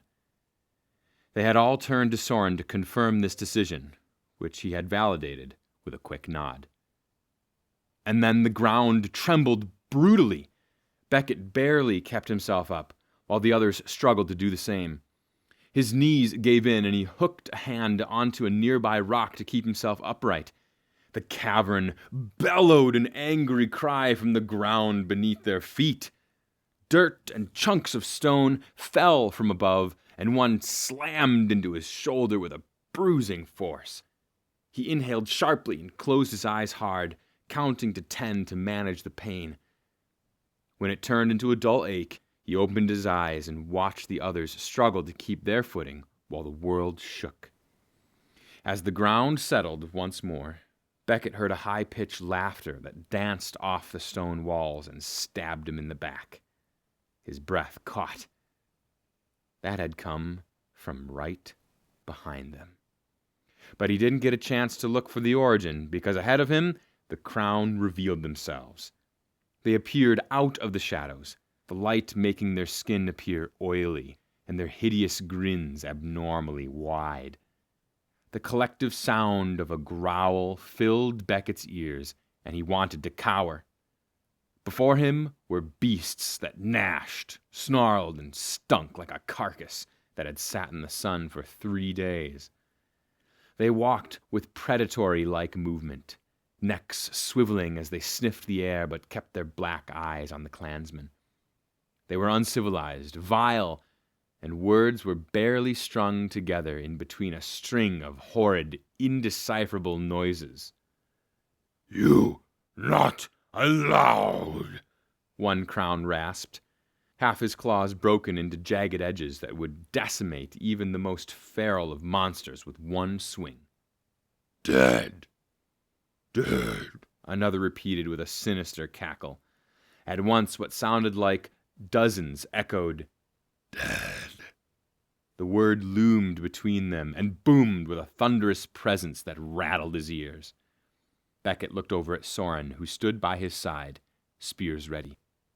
There was not an ounce of fear in the man next to him, and as he beheld the Nova, he watched his eyes go vivid white. Heat poured from him in unbearable waves as he screamed, "Bring me Gamosis!" Spit flew from the Nova's lips, and sweat dripped from the warrior's brow in fat drops. Beckett had never been so in awe of the man next to him as he was now, and afraid. For this was not the clansman he had traveled with. No, this was someone entirely unrecognizable. The air shifted, and Beckett took a half step aside, suddenly feeling small next to Soren. Powerful, divine, and utterly magnificent. If Nagasi was real, this was what he suspected it would feel like to be in the presence of the Han god. As if the very act of being ambushed had been exactly what he had been so desperately waiting for. This moment, this stand against the enemy, was Soren's sole purpose. Beckett did not need to ask twice. And as those thoughts whisked by in an instant, he was abruptly interrupted by another monstrous roar that filled the cavern and shook the walls. Dirt and rock broke free and fell to the ground in chunks. The crown stopped moving and straightened as best they could with their twisted figures. Boom, boom, boom. Beckett watched as behind the crown, at the base of the structure, a creature, no, half man, emerged from the smoke of rage under the lantern's gaze. Armor stretched grotesquely over the large frame of the false king, his shoulders wider than the length of a horse, and in his hand a massive sword was held. The handguard was tarnished brown, and a ruby glinted as he moved the weapon. The edge of the blade was crudely forged, serrated with rust.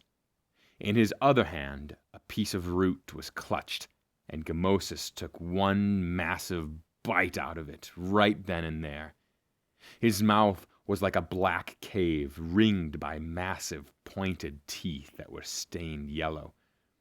The root tore easily, and he chewed, pieces of root and spit dropping from his mouth, and swallowed, his black eyes piercing wild. His skin was not grayish like the others, but rather tan, like rough leather, as if he was more man than monster. Yet everything about him, down to his sheer size, suggested he was something otherworldly. He dwarfed his minions 5 to 1. Beckett had heard stories proclaiming his size, but this was terrifying. The false king had to stand 3 times his height. Stories could not prepare for this. Stories about how he could stomp out his enemies flashed across his mind in an instant. Beckett swallowed, feeling like an ant next to this giant. You summon a king? Gamosis called. His voice grated the walls with sharpness of his tone. Crowns flinched at the volume of his voice, while Beckett took a half-step back instinctively. The others followed, and even Keth raised an arm to shield himself from the force of the words. It felt like the giant's words alone could kill a man, and he was scared to be caught in the crossfire. You dare challenge me in my own home? Soren did not seem fazed, either because he had completely succumbed to some madness, or he was engulfed by pure rage. Beckett did not know, and he could not decipher the difference anyways. I come to end your bloody reign, he shouted back. Or are you too afraid to face me? Is that what your minions are here for, to do your foul work? Beckett felt his jaw go slack. This man was unrecognizable, perhaps suicidal. Whatever had possessed Soren to be so reckless made Beckett want to reach over and slap the reality back into the Nova. This was not a game, not a foolish dare. This was real, and every choice made had a consequence. He did not like the crown or Gamosis, but he did not have the courage, the wildness, to throw such insults to such a beast of a man that could pinch the life out of any of them, most of all Drutt. But the king laughed, heartily. It echoed off the cavern with deep, rumbling booms that could rival a thunderstorm. I quite like you, Nova. I want you to be last, so you can watch the rest of your comrades die. Wouldn't that be entertaining? His common tongue was near perfect, his features more man than crown, and Beckett's thoughts raced for a way out. None of this was adding up, and certainly they could not win. He swallowed, but the lump in his throat would not budge. It felt like he might choke right here and now on the terror that made it near impossible to breathe. Sweat, not from the humidity, but from fear, coated his back and palms. Beckett was acutely aware of the perspiration that rolled in big, fat drops down the sides of his face.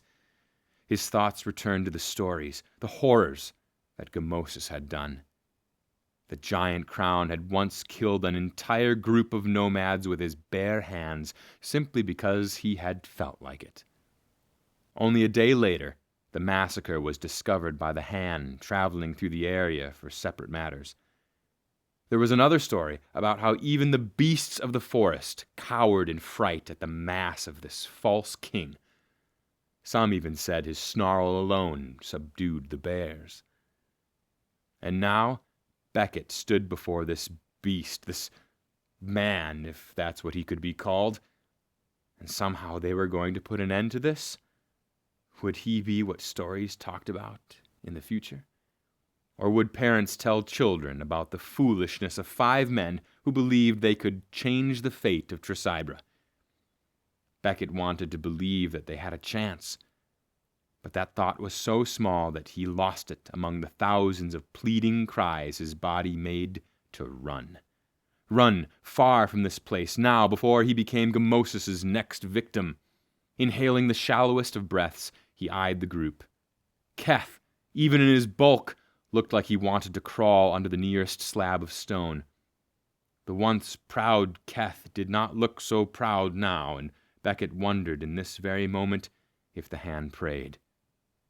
Zane had a hand rested on his longbow, but he did not pull it or string an arrow, and Beckett was certain it was because the bowman was doubting the decision to even come down here.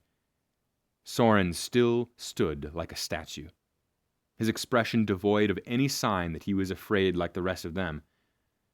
Beckett was willing to go as far as to claim the Nova had looked death right in the eye and spat in her face before this confrontation.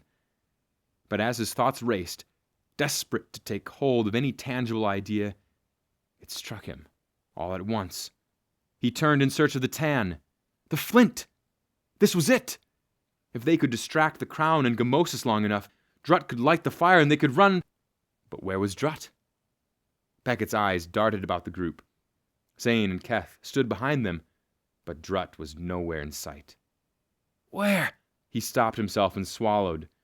The stout Tan hadn't ever faced battle before.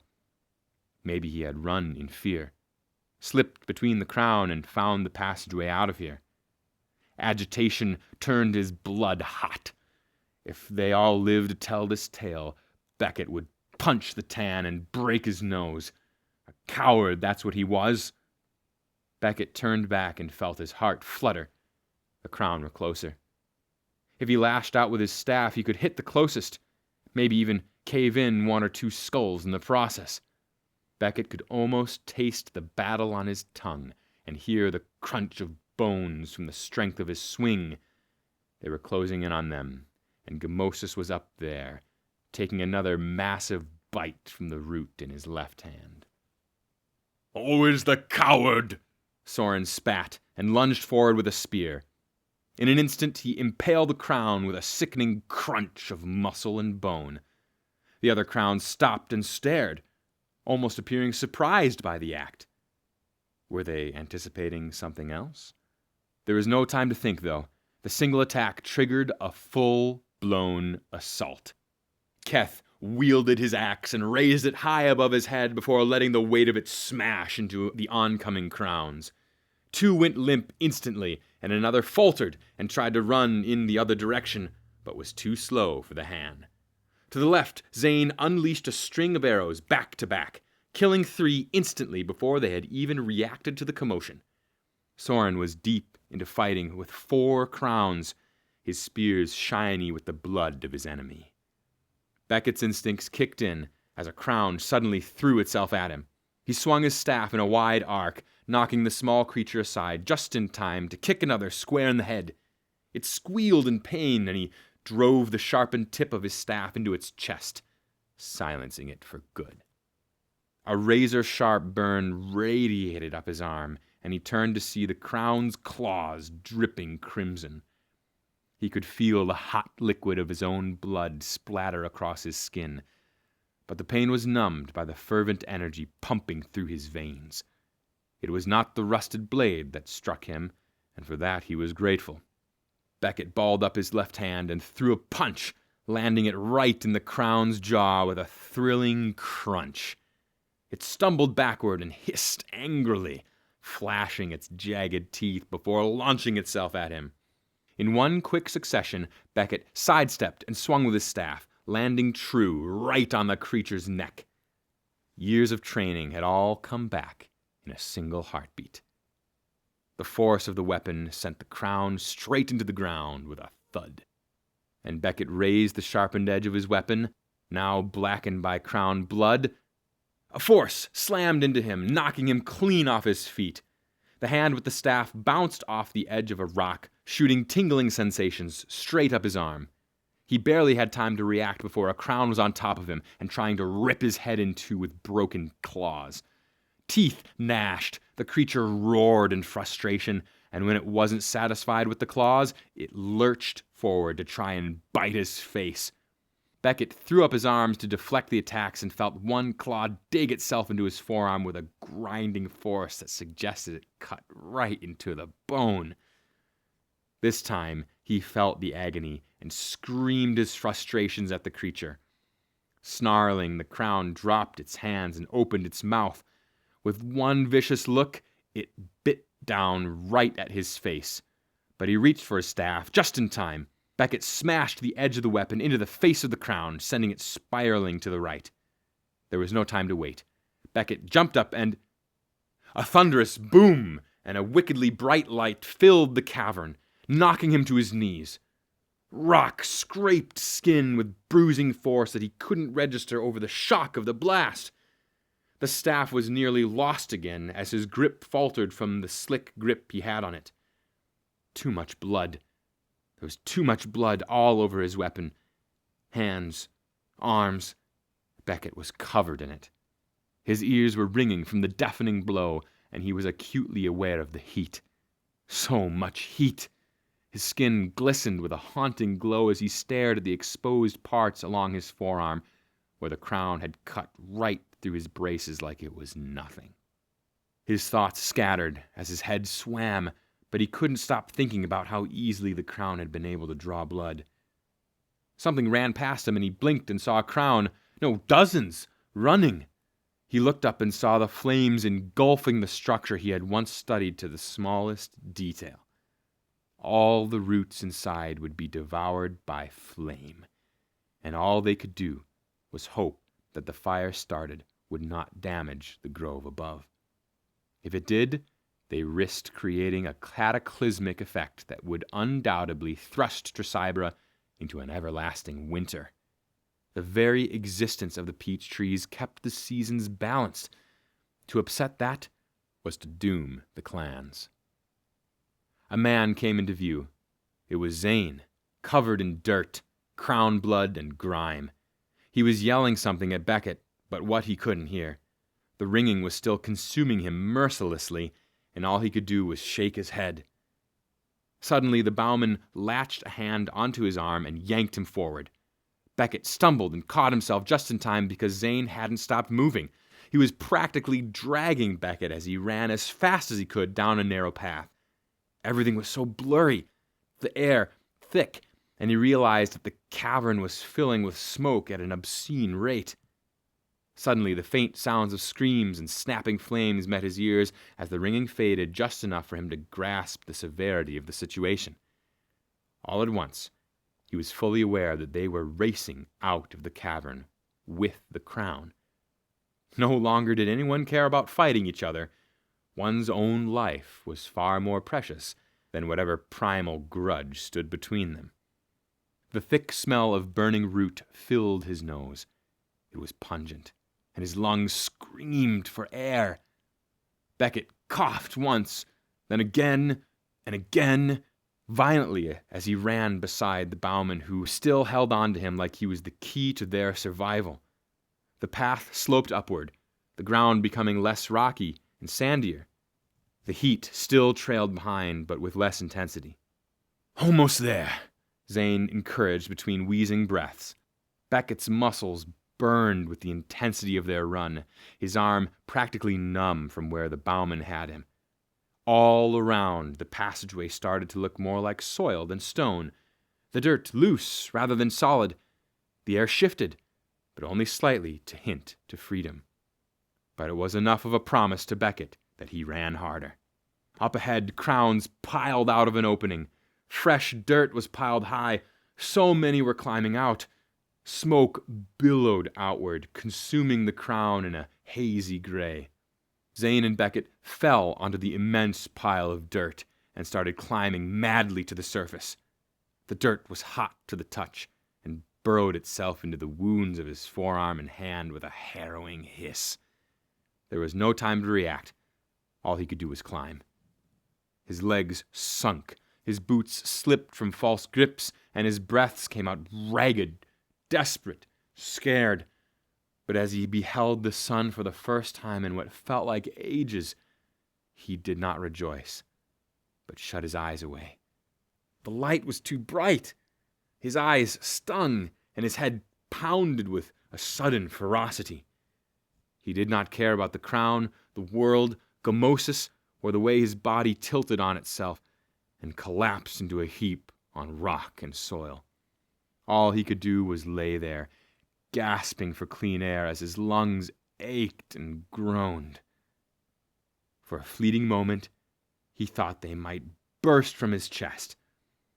All he could do was lay there and wait for the fierce agony of his body to evolve into a dull and manageable ache. And then there was nothing. Chapter 20. Never Enough. Soren coughed hard and spit an ashy substance to the ground below. The sun was intense against the back of his neck. His body ached with a soreness he had never felt before. A cut to his right hand was deep enough to expose muscle, the blood still seeping persistently. But he still tested his hand and balled it into a fist. The motion was not as strong as he would have liked, and he felt a searing rage tear through him at the injury. This was not the time. He had acquired it from the blast of pressurized root when the fire had started. South, just ahead, the crown moved, but Gamosis was nowhere in sight. They were close, too close, and he threw his spear onto the ground. He had lost the other one in the cavern after the explosion and hadn't had time to recover it before the fire became too much. A heaping pile of rotted root had likely been the cause of the eruption. Either that or the crown had taken up a liking for barrels of spirits. Regardless, it didn't matter about the cause, because that had not been part of the plan. The fire, yes. The explosion, no. The hole they had crawled out of had formed from the explosion underground, and smoke rose from its black, burning depths. Soren feared that the land would collapse beneath them and send them right back into the pits of that god-awful place. But none of this would matter if they could not get to Gamosis. Just like that, he had slipped right through their fingers. The crown ruler had practically disappeared when the fighting started, even with his bulk. Soren forced deep breaths, in and out, trying to steady himself. Could he not get the one thing he had always wanted? Was this what fate made of him? Some sort of mockery? No. They were too close to turn back now. Soren would make them continue. They had to. If they didn't start now, they could potentially lose their chance of following the crown and facing them above land, where they would be at their most vulnerable. Above land was where Gamosis could potentially be stopped once and for all. There would be no tunnel to hide in, nothing that could aid the ruler, and above land the crown's eyes were weaker. Up here, Soren had a fighting chance to drive his remaining spear right through one of the false king's eyes. "Move!" Soren ordered, but he had not even beheld the group. The word had fallen from his lips like a mighty axe, and he felt its resounding echo across the landscape. Grass, still exposed and alive, despite the turning weather, tussled from an unseen wind, but all about in heaps the men lay. Zane was the only one up, but he looked dazed and exhausted. His shoulders were slumped as he sat on a pile of dirt, and his face was covered in grayish ash. It appeared he had tried to wipe away the filth, but with little success. There was nothing on them, Soren realized. The remaining sacks they had down in the cavern had been left behind in their race out. Fury bubbled up in his chest. Utter fools! He was better than this, more precise, organized, thoughtful. Never had he been so sloppy with a battle, and never would he forget such precious, valuable items like food and water. "I'm sorry," he mumbled, but it was directed at only one person and no one else. He only hoped she would forgive him this time and keep faith that he would do exactly what he had set out to do. He feared the thought of letting a chance like this fail. A lump was just behind Zane, and when he blinked, he realized it was Beckett.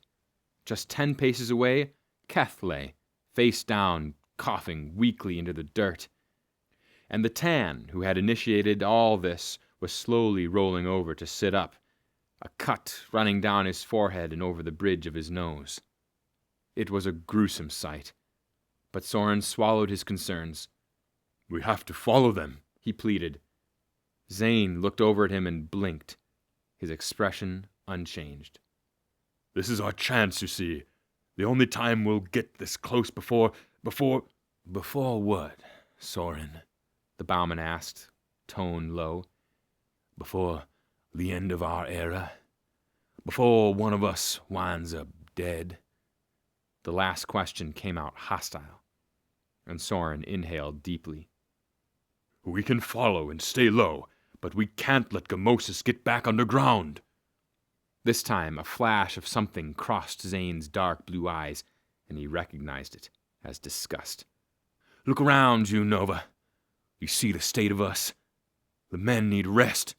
"No," Soren cut in, the urgency filling him with rage. "Walk slow or drag yourself. We cannot lose sight of the crown this close." He gestured toward the horizon. "They're moving, and I have no doubt they will go for the Tan next. regardless of the fire.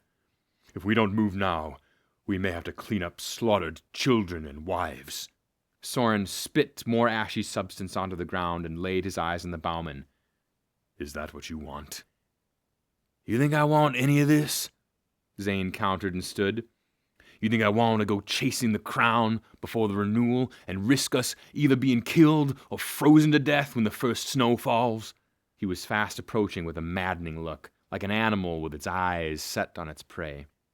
And here you are, thinking you can just order these men around like cattle. Damn their injuries, damn their morals, damn it all, right? So you can get your precious revenge. That was it. Soren swung before he could even consider his actions. His fist connected with Zane's jaw with a crunch, but his euphoria for the act was short-lived. The bowman was quick and returned the favor, landing a punch right into Soren's cheek. It was a nasty strike, and his face lit up in a fire of pain, and it rightfully pissed him off. The Nova lashed out, but was deflected by Zane's arm before he defended himself from another hit. For several moments they went back and forth, where neither could land another punch without the other defending themselves. It was agitating beyond belief. But the longer they went, the more foolish he felt. Here he was, starting a fight with the one person who he could and should trust. Exhaustion made him sluggish, his thoughts fleeting and his emotions less than bold. They needed to reserve strength, not lash out like starved wolves. Finally, Soren lowered his fist and took a half-step back. Zane faltered, clearly surprised, with a wound on his hand oozing fresh blood that dripped to the ground. But he did not seem perturbed by it.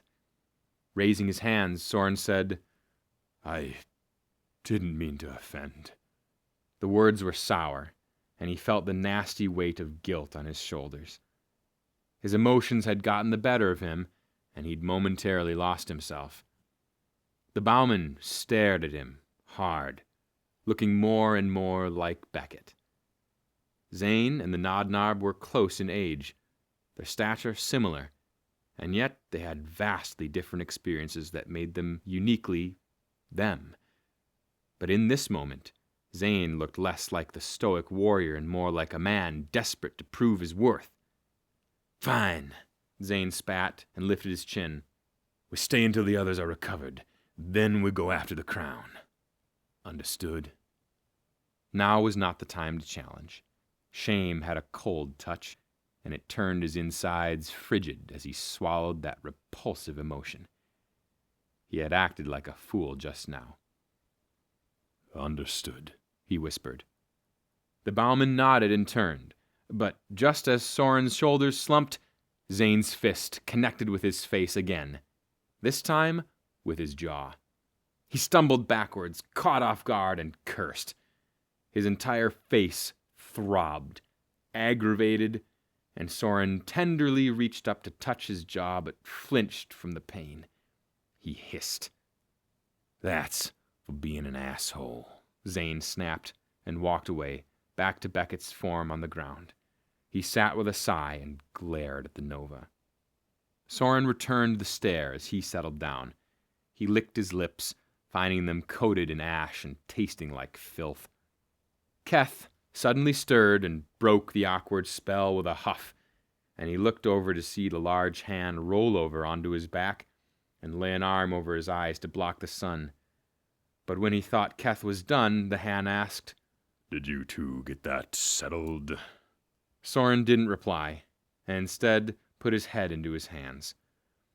The storm of emotions that rampaged through his senses was still going strong, and he could not afford them to get out of hand again. He needed to rein them in, get them under control, so that he did not lose sight of the goal. All they could do was wait, even if it was the last thing he wanted to do. Chapter 21. Put the past behind. The night air was colder than usual, but Beckett relished it. After the dark and stifling air of the tunnels underground, to breathe in crisp, cold air felt like a gift. But with the changing seasons, he spotted distant, puffy clouds along the horizon that reached high into the sky. Those clouds would soon come their way, and winter would be upon them. Time was ticking. Too fast. It was only recently that they had all managed to erect some sort of makeshift camp. It was not ideal, and it was missing the key elements, like furs and ale in one of the water skins, but it would do.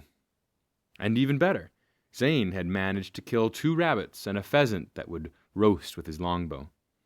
Keth had already deskinned and prepped them. They'd lit a fire the traditional way, by driving a stick into a pile of dried brush and spinning it between one's hands until a flame ignited. It was a tedious process that left Drut's hands sore from the constant movement. The Tan had offered to take on the task, and nobody had objected. Starting a fire this way was not an easy and quick process, as it was all about building up enough friction to ignite the tinder. Stopping at any point would dissipate the mounting heat. When the smoke had started, the clansmen had jumped on the opportunity to stoke the fire with more dried kindling and tinder. When the flames grew hungrier, they placed even larger sticks into the fire. Now it burned bright and strong, and the 5 of them encircled the flames, fed and happy, coming as close as they dared without singeing off their eyebrows. They all breathed slowly and steady, soaking up the serenity of the evening. From afar, critters sang, but no one was bothered or worried. The fire was risky, but they had decided that the Crown would likely not backtrack. Not because they didn't know they had managed to get out too, but because Gamosis was also in his own race against time. Once the renewal began and winter fell, the peach trees would die to be reborn, and the root would lose its strength for the time. That meant he would be determined to get to the heart of the grove and harvest as much root as possible. Or completely destroy the one town that has dedicated their entire livelihood to protecting the trees. If the Crown wiped out the Tan, then that would mean nothing would be standing in Gamosis' way of complete domination. That thought hung heavy in the air between the 5 men. Beckett's stomach grumbled, but he did not even have the strength to try and hunt for dinner. Keth had managed to collect some berries after he had awoken that weren't toxic, so they had eaten a dinner of a handful of berries. It was unfulfilling, but it was better than nothing. Beckett's body felt like it had been beaten into a pulp. Each movement felt thrice as hard. Even breathing was an impossible task. The headache that had accompanied him out of the tunnels was still embedded deep into his skull, and would likely leave him alone once he succumbed to sleep. But he had struggled to do so after waking. To sleep felt like abandoning his duty, which was to protect the others. Although he wasn't quite sure what help he would be now if they were ambushed again, but he liked to think he could be of some use. The wound along his left arm was still nasty, but at least it had stopped bleeding. Upon removal of the brace, he had found the skin round the lacerations to be a deep purple and blue, almost black. Drut had offered to create something that would cover the wound, and after some back and forth, Beckett had relented. The Tan was persistent, and finally wobbled off to collect leaves and pits from the nearby peach trees, which towered above them. Beckett had insisted that the pits were unnecessary because he'd not been struck with a blade, but the Tan ignored him. When he finally came back, he had somehow produced thread, which he explained was from some sticks he had found on the ground. The Tan weaved a small protection over his forearm, but left his upper arm alone because it would be too difficult to fit such a thing on that part without completely restricting his movement, which they could not afford. Beckett didn't complain, although he wondered about the purposes of Drut's incessant hospitality, despite his own injuries, like the scrapes over the side of his head. The Tan needed to take care of himself, too. He wanted to say it didn't matter, but felt like it would do more harm than good, so he allowed the Tan to play the healer for the time, before he was finally satisfied. Now, sitting here, he watched the flames dance with a life of their own, oblivious to the hardships around them. It was peaceful to sit in complete silence and at the mercy of this fire? There's no way of knowing how long Beckett stared at the blaze, but it was only when he felt the light tap on his shoulder that he blinked and looked up. It was Soren. Beckett wanted to raise his brow to show some sort of acknowledgement, but instead he just stared. The Nova looked like shit, as they all did. His hand was wrapped with a peach leaf provided by Drutt. It looked bulky, but the Nova didn't seem to mind or show his care, much like Beckett was doing. As Soren sat down next to him, he sighed. Not sleeping? Beckett looked about and saw that the others were laying down, some with their backs turned, others facing the fire. Nobody was likely asleep, although Beckett couldn't recall when they had all attempted to actually get some rest. The idea that he had been sitting here just staring, completely dissociated from his surroundings, struck him suddenly. Swallowing, he wet his lips and answered, "No." His voice was hoarse from disuse and the smoke from earlier. Soren raised his good hand in front of the fire. There was a blossoming bruise along his right cheek and jaw, but he suspected it was from the fight underground. What are you going to do when you get back to your clan?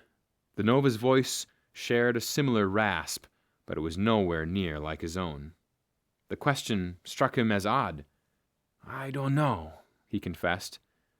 Kinda depends on what happens with all this, you know? Soren nodded and retracted his hand into his lap with the other. Say we win, and all this becomes a part of history. What do you want to do? He opened his mouth to answer and then stopped himself. Truth was, what he wanted to do had never been asked before. It had always been what he should do. The answer he had ready was not the truth, but it was what everyone wanted to hear, like his mother. Several moments ticked by, and he finally found the right words. I want to help people, but not in the elder sense. Beckett took a deep breath and stole a look up at the Nova, who appeared complacent, before he continued. Training warriors would be fun, helping them learn their confidence and showing them their potential. Now he shrugged. But I don't want to rule. Your mother wants you to, Soren immediately replied, as if he had expected this answer all along. Why don't you want to? It's not my place, he answered. Beckett felt exposed. Of all people, to be telling this to Soren felt weird, vulnerable, and he shifted in his seat. Nodnarb have always had women warriors. Who am I to come in and order people around? The Nova looked at him straight on. Do you believe ruling means ordering people around? It was not a challenging question, but Beckett still felt his insides tighten up in defense. People come to the leader to ask for direction. I don't think I could possibly give the right direction when there's people out there who know so much more than me. Ah, Soren replied with a sigh. So you are wise. Helen has raised you right, son. I don't understand. And he really didn't. A ruler doesn't order people around, Beckett. A ruler guides people by giving them the confidence to make decisions for themselves. Rulers don't know everything. They have advisors. They lead with humility, compassion, and know when to be fair and firm. If a ruler ran around and mumbled an order here and there and acted uncertain, would the people follow them? When Soren did not continue, Beckett answered, No. Exactly, the Nova confirmed. But what if the ruler ran around demanding things of people? What then? The people... A tickle in his throat caught him off guard and he coughed. When the episode settled, he continued. The people would grow resentful. Soren nodded slowly. Now you can see why it's better to be doubtful with the boundaries. They call that wisdom, the act of questioning yourself, but still taking that step, even if you are unsure if the ground will hold your weight, but being prepared for it not to.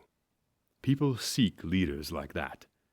If your mother has pressured you to take that path, it is because she sees potential in you to fulfill that mindset. For a moment, neither spoke. Beckett thought of the words. The memories of his mother quizzing him on historical references or on political movements based on theoretical situations. He even recalled the way the council looked at him when Helen had brought him forth as her sole bloodline to carry the name forward. Such a meeting was not necessary if the heir was female, but Becket had been an exception. He had been 8 at the time, just old enough to begin training, and his mother had needed the approval of the clan's councils and elders to move forward with providing a training staff. "I'm an anomaly," Becket exclaimed. "The elders have never thought highly of me, only stomached me because of my mother." Then you give them a reason to trust you. Becket looked over at him, annoyed. "How?" In one smooth gesture, Soren motioned to the world with his good hand. By ending Gamosis once and for all. The Nova eyed him with a twinkle in his ice-blue eyes. Let me ask again. What do you want to do after all this is over? Again he answered, "I want to help people." But even as the words left his tongue, the meaning was different. Help, guide, lead. It was all the same thing if one had the same goal, to do the right thing.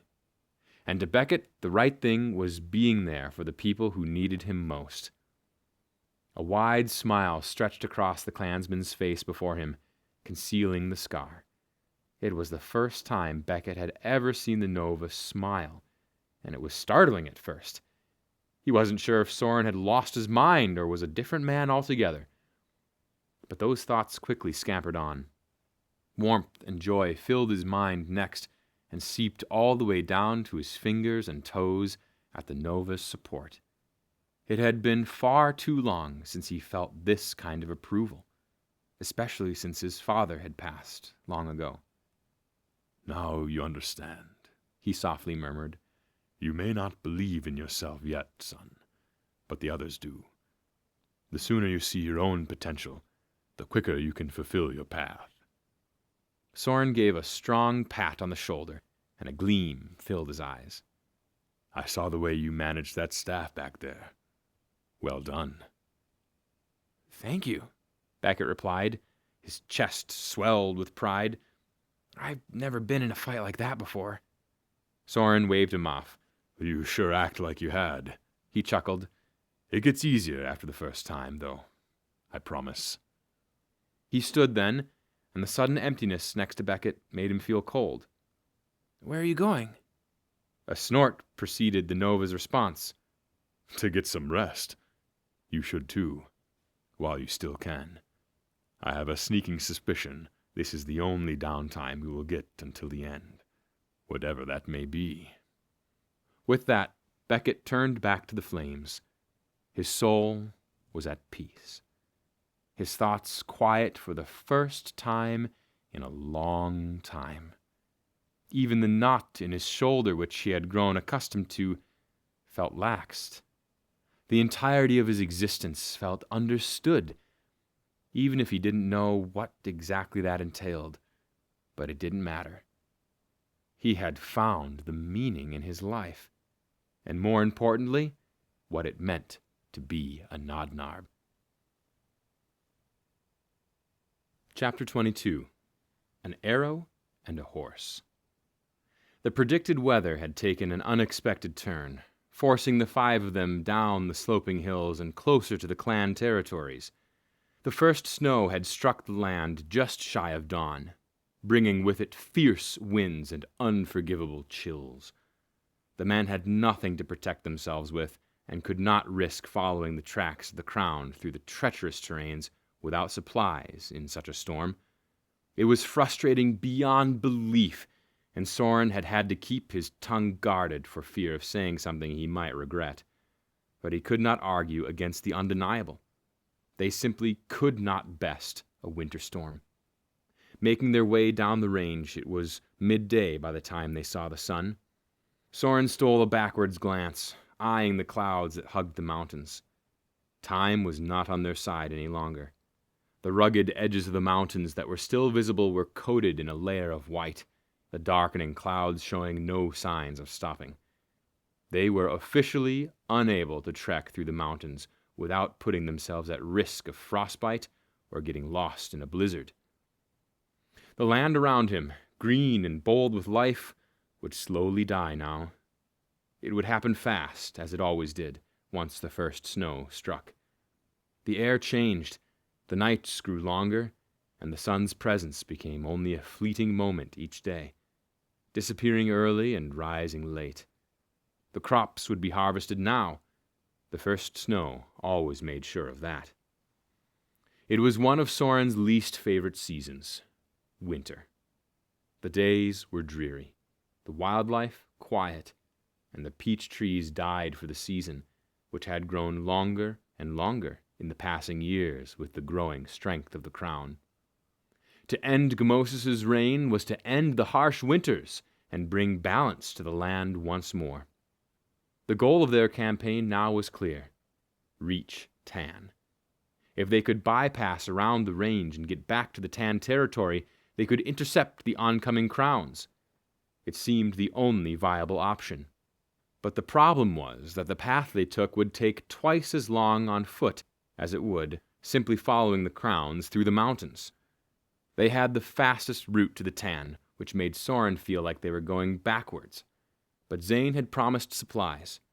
Bauman's territory was not far off, and as Zane had put it, they would be eager to supply the men with anything they could use to ensure the success. So, while it felt like they were moving away from the path of the crown, they would make it up with steeds once they reached Bauman territory. Birds chirped, rabbits scurried by, and they had even startled a small herd of deer.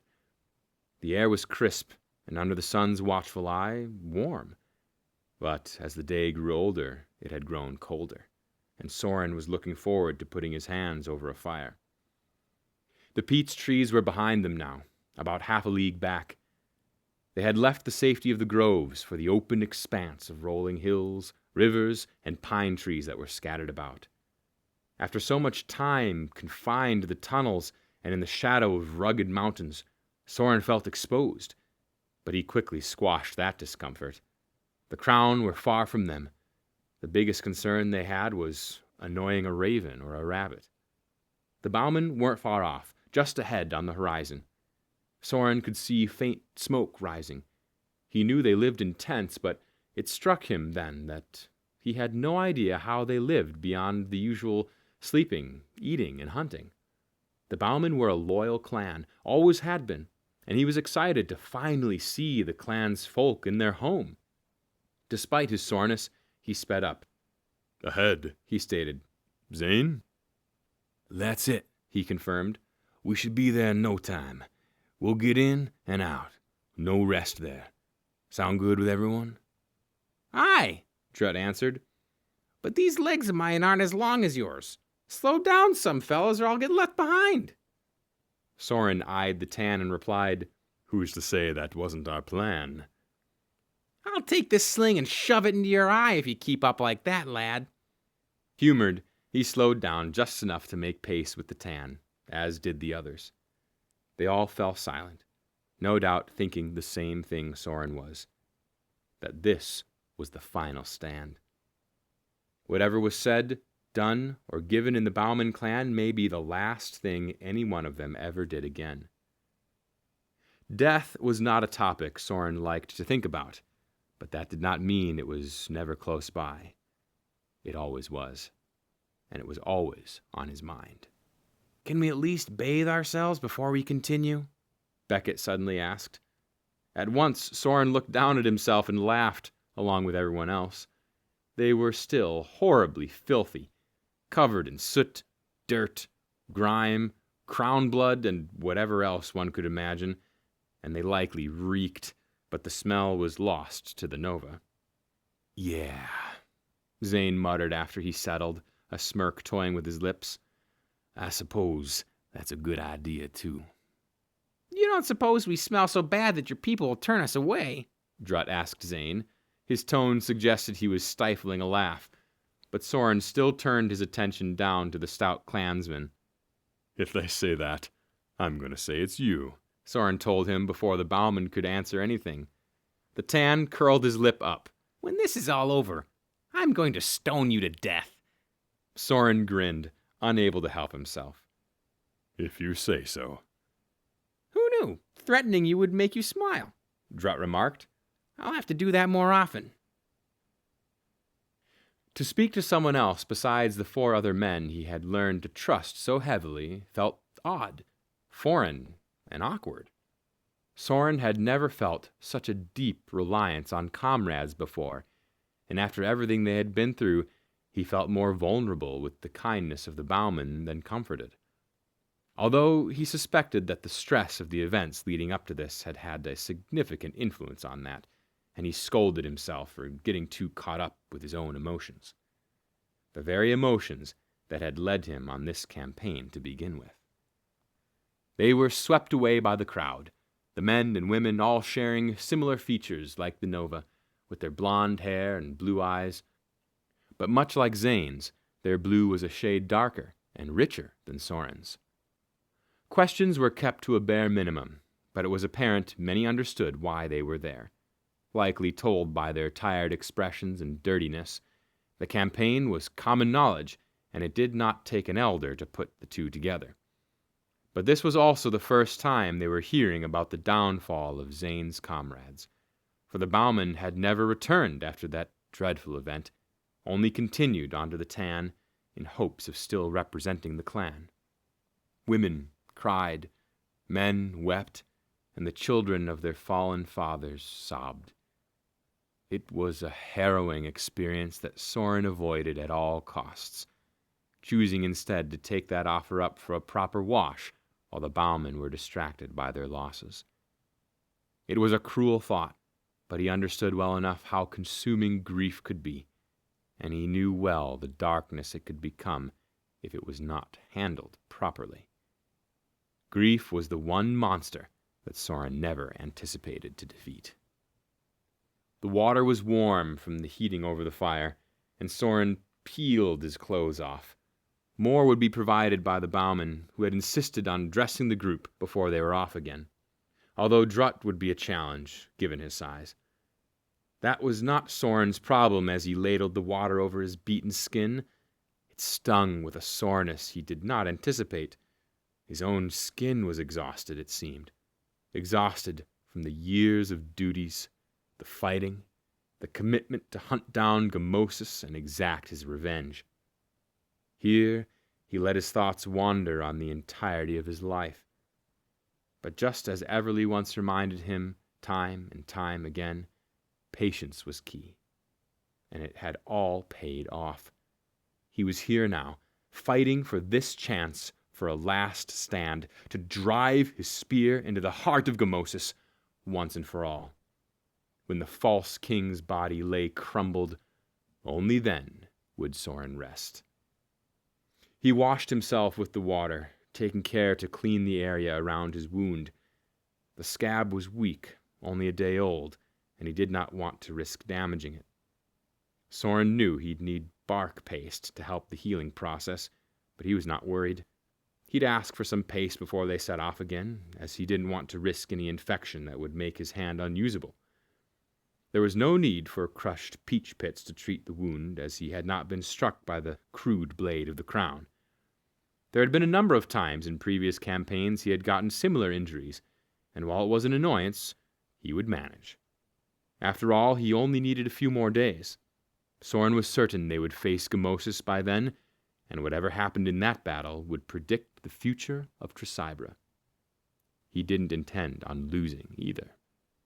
When he was done, he dried himself and dressed. The others would hopefully be nearly done with their washes too, as the bowmen had taken to providing a bath in the home of strangers, so that they had no need to wait on one another and drag out their precious time. Once they were ready, they would ride out and ride well into the night in hopes of making up for lost time. Now that they were on well-traveled land, the path would be mostly clear, and they could make good progress on the back of a horse. Soren exited the bathing tent, dressed in bowman attire, which consisted of simple armor. The bowmen, being more nomadic in culture, did not invest in high-end armory or anything valuable of that nature, save for the bow they prided themselves on. It was told that the longbows took 3 years to make. born from a peach tree when it reaches its 10th ring. The Bauman culture was one fascination to Soren, and he wished that there was more time to explore and ask questions. He wanted to learn how to string a longbow, watch how such a weapon was crafted, and spend a day with these people to learn their ways. To see their leather-like tents molded from the skin of the very prey they tracked, and the way they lived so simply, was extraordinary. The Bauman did not seek what they didn't need. They were strategic and only hunted when required. Clan members were raised to respect the land they lived off. There was nothing here but the very thing they valued, themselves. The women, despite being kind, were meeker than he had anticipated, although he wasn't sure that was even the right word to use. Perhaps reserved was a better term, for there was simply nothing to say. The Bauman were a people who spoke little, but when they did, it was important to listen. Soren approached the other tent nearby to find Keth standing there with his arms crossed and in similar attire as his own, dark eyes leagues away. "I'm surprised they were able to fit you," Soren confessed when they were within reach. "Does it work?" "It will do," the hand replied quietly. It was obvious he was displeased. The Nova raised a brow. "What's wrong? The water not warm enough?" He grunted and shook his head, looking more like a giant than man. "My armor is blessed in prayer, and now I've discarded it for this." Keth motioned at himself with a wave of disgust. "My people will not be pleased." "Blessed?" Soren tried to think of a way to satisfy the hand. "Why not pray over this attire?" "Not the same," Keth said. "The blessing of our armor is significant. One simply cannot pray over some clothes." Slowly, Soren nodded and fell silent. There was not much to say on the matter because he knew the hand was valid. Their culture took the warrior's induction very seriously. It was a 3-day event, often consisting of a series of prayers, feasting, and rituals for the young inductee. And it was there that they were presented their formal armor, which then underwent a blessing ceremony that the hand kept very secret. Soren had once asked the Han about it, and they waved him off, telling him, "You're not pure of mind to know." So they waited, one grumpy Han and him, until the others showed. The Bauman kept their space from them, which Soren couldn't tell if he was relieved or wary of. On several occasions he had seen younger Bauman, both men and women, peek out from the flaps of their tents, only to duck back inside when he looked their way. It was something he would have to ask Zane about when they got a moment. Drutt waddled on over, carrying his sling proudly with a pouch of seeds swung over his shoulder. A massive grin was on his face as he approached. "Aye, the women here are sweet," he proclaimed and halted next to the Nova. "I'll have to stop by more often." The tan had the Bauman attire on, and it even fit damn near perfect. "How did they get you fitted?" Looking up at him, the tan patted his chest and laughed. "You wouldn't believe what I've just been through." His voice was loud, booming. 3 fine women stripped me down and threw fabric and armory at me. I tried to tell them that I could manage, but they just wouldn't hear it. One even said it was their duty to see this through. So there I was, a man in hardly any clothing, being poked, measured, and prodded by them until they were satisfied with the result. Drutt gave a dramatic flex of his arm and winked. "What do you say? Think Bauman is the new look?" Soren rolled his eyes before he could stop himself. Leave it to the tan to find himself in such a predicament in the middle of all this chaos. "Where's Beckett and Zane? Have you seen them?" "Last I seen them, that Nodnob was speaking to someone Zane appeared to know. Got me, though. I was being whisked away before I could ask questions." Nodding, Soren took a deep breath. The air was cold against his throat, and he looked about. The sun was lower in the sky than he would have liked, the clouds still hugging the mountain ridge, but there was no predicting when or if it would blow over this way in the next day or dissipate. Soren hoped for the latter. They could not afford a storm right now. It had already set them back once. Just then he saw Zane approaching with Beckett. Speaking of the fools, he mumbled to himself. They had horses in either hand, too, the Nodnarb with 3 of the 5 horses and the bowman with the final 2, which he was ecstatic to see. Beckett looked more like a young leader now than ever before, with his rugged bowman attire and freshly cleaned body, and despite the physical differences in hair and eyes, Zane looked more like a brother than friend. The horses were all of similar build and look, brown with black manes and tails with simple saddles that looked homemade from the back of a cave rather than a saddler. Pieces of leather were stitched together with no stirrups. The horseshoes and nails bound to the hooves were all crafted by what he hoped to be a blacksmith. But Soren didn't say anything about it all. Simplicity was the bowman way, and this certainly represented it. On the back of each horse was a medium-sized sack. Zane gestured at the leather and smiled warmly. They've given us food and water for safe travels. We should be all good to go. Relief did not even begin to describe the appreciation Soren felt for these people, for what they had just given them. Do they have questions, concerns, like returning the horses? The bowman waved him off. No, he answered. They have all the answers they need. When I told them my circumstances, it was they who offered these horses and supplies before I could even request such a thing. My people take care of each other, and that includes anyone we are associated with. Thank you, Keth stated. This will not be forgotten. Zane smiled. I know. Drutt sighed, and that forced Soren's gaze downward to meet the Tan's eyes. Well, I hope someone doesn't mind helping a man like me up, eh? I've ridden before, but these horses are a tad tall for my legs. At that, the Han walked over and knelt on one knee in front of the nearest steed. He interlaced his fingers and nodded at Drutt. I'll hoist you up. Go on. Now you're making this weird, the Tan remarked and put his right foot in Keth's hands. Send me up, you giant. And he did. In one smooth motion, as if this had been practiced 1,000 times prior, Drutt swung his leg around and settled into the saddle. He picked up the reins, looked at everyone who was still watching, and asked, Well, what you staring at? I'm a man on a horse, nothing more. Now, let's go before I change my mind about the crown. I'd much rather stay here. Soren mounted one of the horses Beckett had. It hadn't been long since he had ridden a horse, and his body settled into the seat like water settles into grooves. The way his legs hugged the body, the warmth of the steed, and the way his muscles inhabited a posture that was necessary for horse riding all came back to him in a blink of an eye. It was second nature to ride, and it was one of Soren's favorite things to do. He and Everly used to go horseback riding when she was young, out to the fields just beyond their territory. They would pick fresh fruit, count butterflies, and skip rocks along the river's edge before returning by the late afternoon for supper. Ready? It was Beckett. Soren blinked and looked over at the Nodnarb, who was watching him intensely.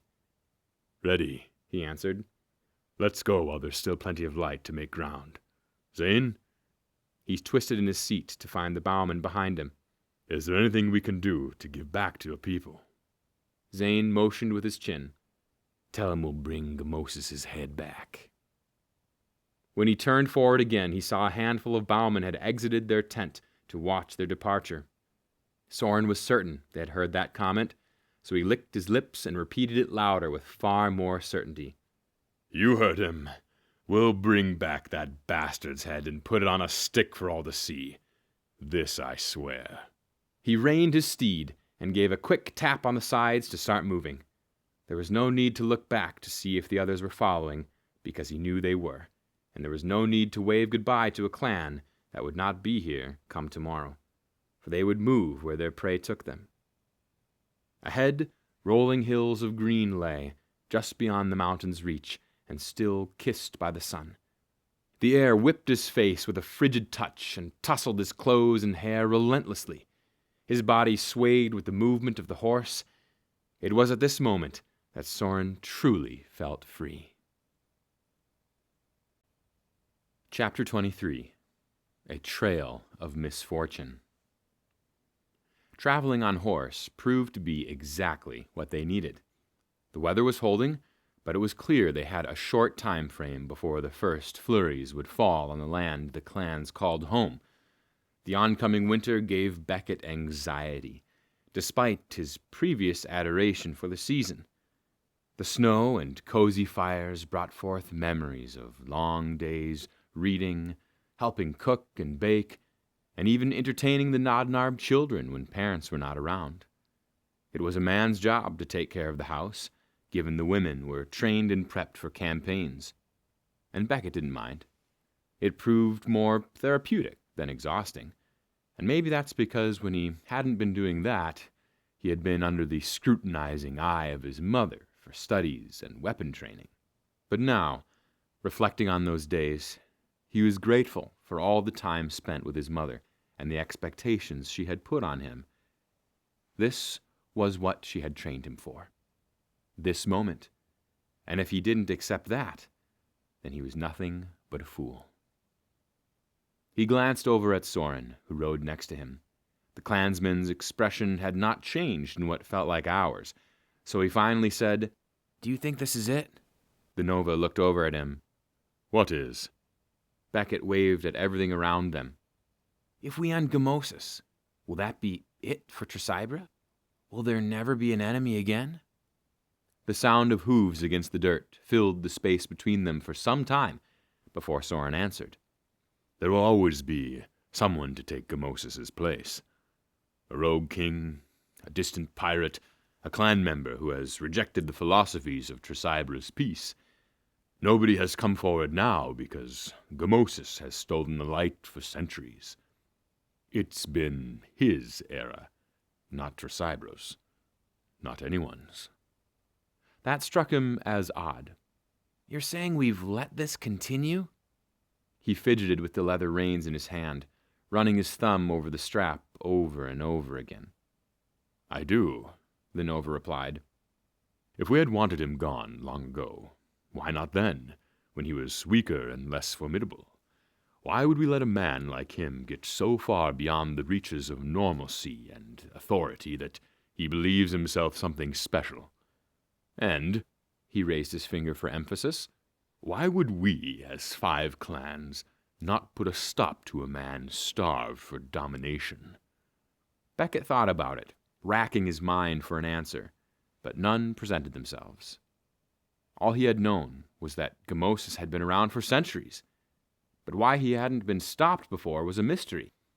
Gamosis had been allowed to grow into the terrifying beast they had met in the tunnels, something the clans could have stopped long ago had they chosen. The crown ruler had come into power by chance long ago when the clans had turned a blind eye to the crown, believing the tunnel dwellers would never amount to anything. Becket made note to ask for more information when they returned. He wanted to know Gamosis' origins, why the crown have existed as long as they had, and why the elders had never intervened. "I don't know," he finally admitted. "Maybe the clans were at odds and couldn't come to an agreement on how to handle Gamosis back then." But the Nova shrugged. "Nobody knows. We can certainly speculate, but I once heard a story that made me wonder if the elders knew what was happening with Gamosis. There had been an exploration campaign when working through the tunnels along the Tresibra Mountains, but only 2 of the 7 returned. They spoke of great power underground, of hisses and snarls that didn't sound like any beast they knew of, but the elders shut them down quickly. They were not allowed to speak of the matter any longer." Soren gestured with his hand now. "Following this, another campaign was sent to the same tunnels, but the reasonings were hushed and nobody knew why, and we still don't know to this day." Becket raised his brow. "Quite an assumption, Soren." "Let the Nova wonder. It's good for his mind," Drut remarked. Soren turned in his saddle to look at the tan. "You never stop, you know that?" Drut grinned. "Aye." Conversation flowed easily between them as they continued on their way. It was not something Becket expected, but he found admiration evolve into affection for the older warrior. He wasn't entirely sure when it happened. Maybe when they crossed the bridge over the river, or when they shared stories about when they were once boys who didn't listen to rules. Either way, there was a kinship developing between the two, a deep understanding that they were not so different after all, despite being clans apart. Zane, Keth, and Drut interacted when they did, and as the moon grew bold and the stars bright, Drut revealed he had been carrying ale with him all along. "Drink," he ordered the four of them. "Enjoy yourselves some. Plenty to go round." Beckett took a large swig, finding the liquid pungent and warm. He swallowed and felt the heat burn his stomach and throat. As he handed it over to Keth, he asked, "That isn't just ale. What's in it?" The tan returned a devious smirk. "Something good. Let me promise that." They snacked as they rode on, munching on breads, cheeses, and cured meats. At one point, Beckett even had a handful of the sweetest berries he'd ever eaten. But what they were, he did not know. And he did not care, for the drink Drut had provided was strong, and his thoughts blurred. The horses clipped and clopped, the air was fresh and crisp with the touch of winter, and he held onto the saddle with one hand to keep himself from falling. Laughter came and went, and at one point someone started singing, but terribly so. He thought it was Zane, although the idea of the bowman doing so made him snort in disbelief. That man was not one for antics. The tan kept passing the drink about until all that was left was the skin it had come in. And when the moon was at its highest, and Beckett's head swam with the buzz that made his limbs tingle, they finally stopped to rest the steeds and lay down. The Nodnarb was grateful for solid ground and rested his cheek right on the flat surface of the stone, which was so cold he moaned and didn't move. And that was the last he remembered. Chapter 24. False King. Not even the spiked ale could calm Sorin's nerves as he awoke that day to ride the rest of the way to Tan. His head was clear, his thoughts raced, and jitters consumed his body so heavily that he wished he had more ale to take the edge off. He had awoken from a dream, a short-lived one that made his heart skip several beats. "It's time." The voice belonged to his daughter. She had been there in the dream, even if he couldn't remember entirely what it was. It didn't matter, though, because it was those two words that echoed over and over in his head, even as they saddled and set off just shy after the early hours of the morning. The men all moved with a slowness, likely from the building anticipation that once they intercepted the crown, this was it. There was no going back. But Sorin had never been so ready. Years had led up to this moment, and he would be lying if he said he hadn't relived this moment thousands of times in different scenarios in his head at night when he lay awake beside his slumbering wife, Anna. Anna would be waiting for him. She always gave him a hard time when he returned home with his clothes dirty and his skin covered in filth. She understood the hardship of travel and these campaigns, but it never ceased to amaze him how pesky she would become when he tracked that grime into the house.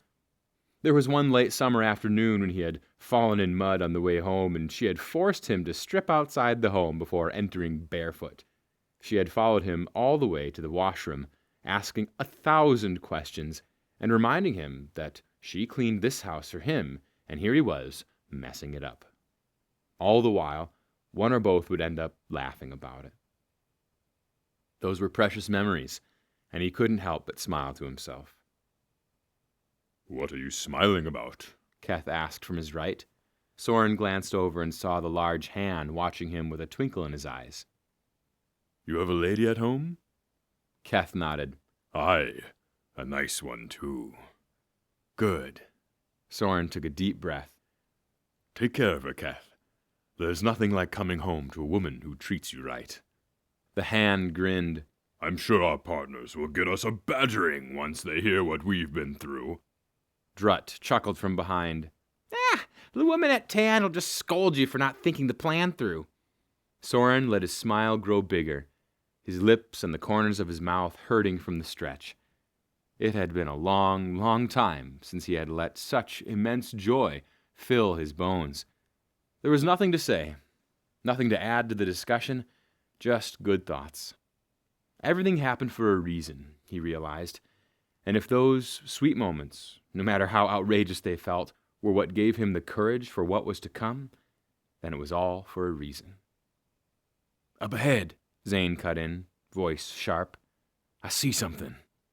The sun was making its way to midday, the heat less than it was yesterday for the obvious change in season. Soren motioned for his horse into a steady trot to close the gap. The bowman was right. There appeared to be a massive, fresh dirt pile up ahead, although they were still a half-day's ride to Tan. But it was what lay next to it that caught Soren's eye. A wagon with no horse. The five of them fell silent as they approached the mound and wagon.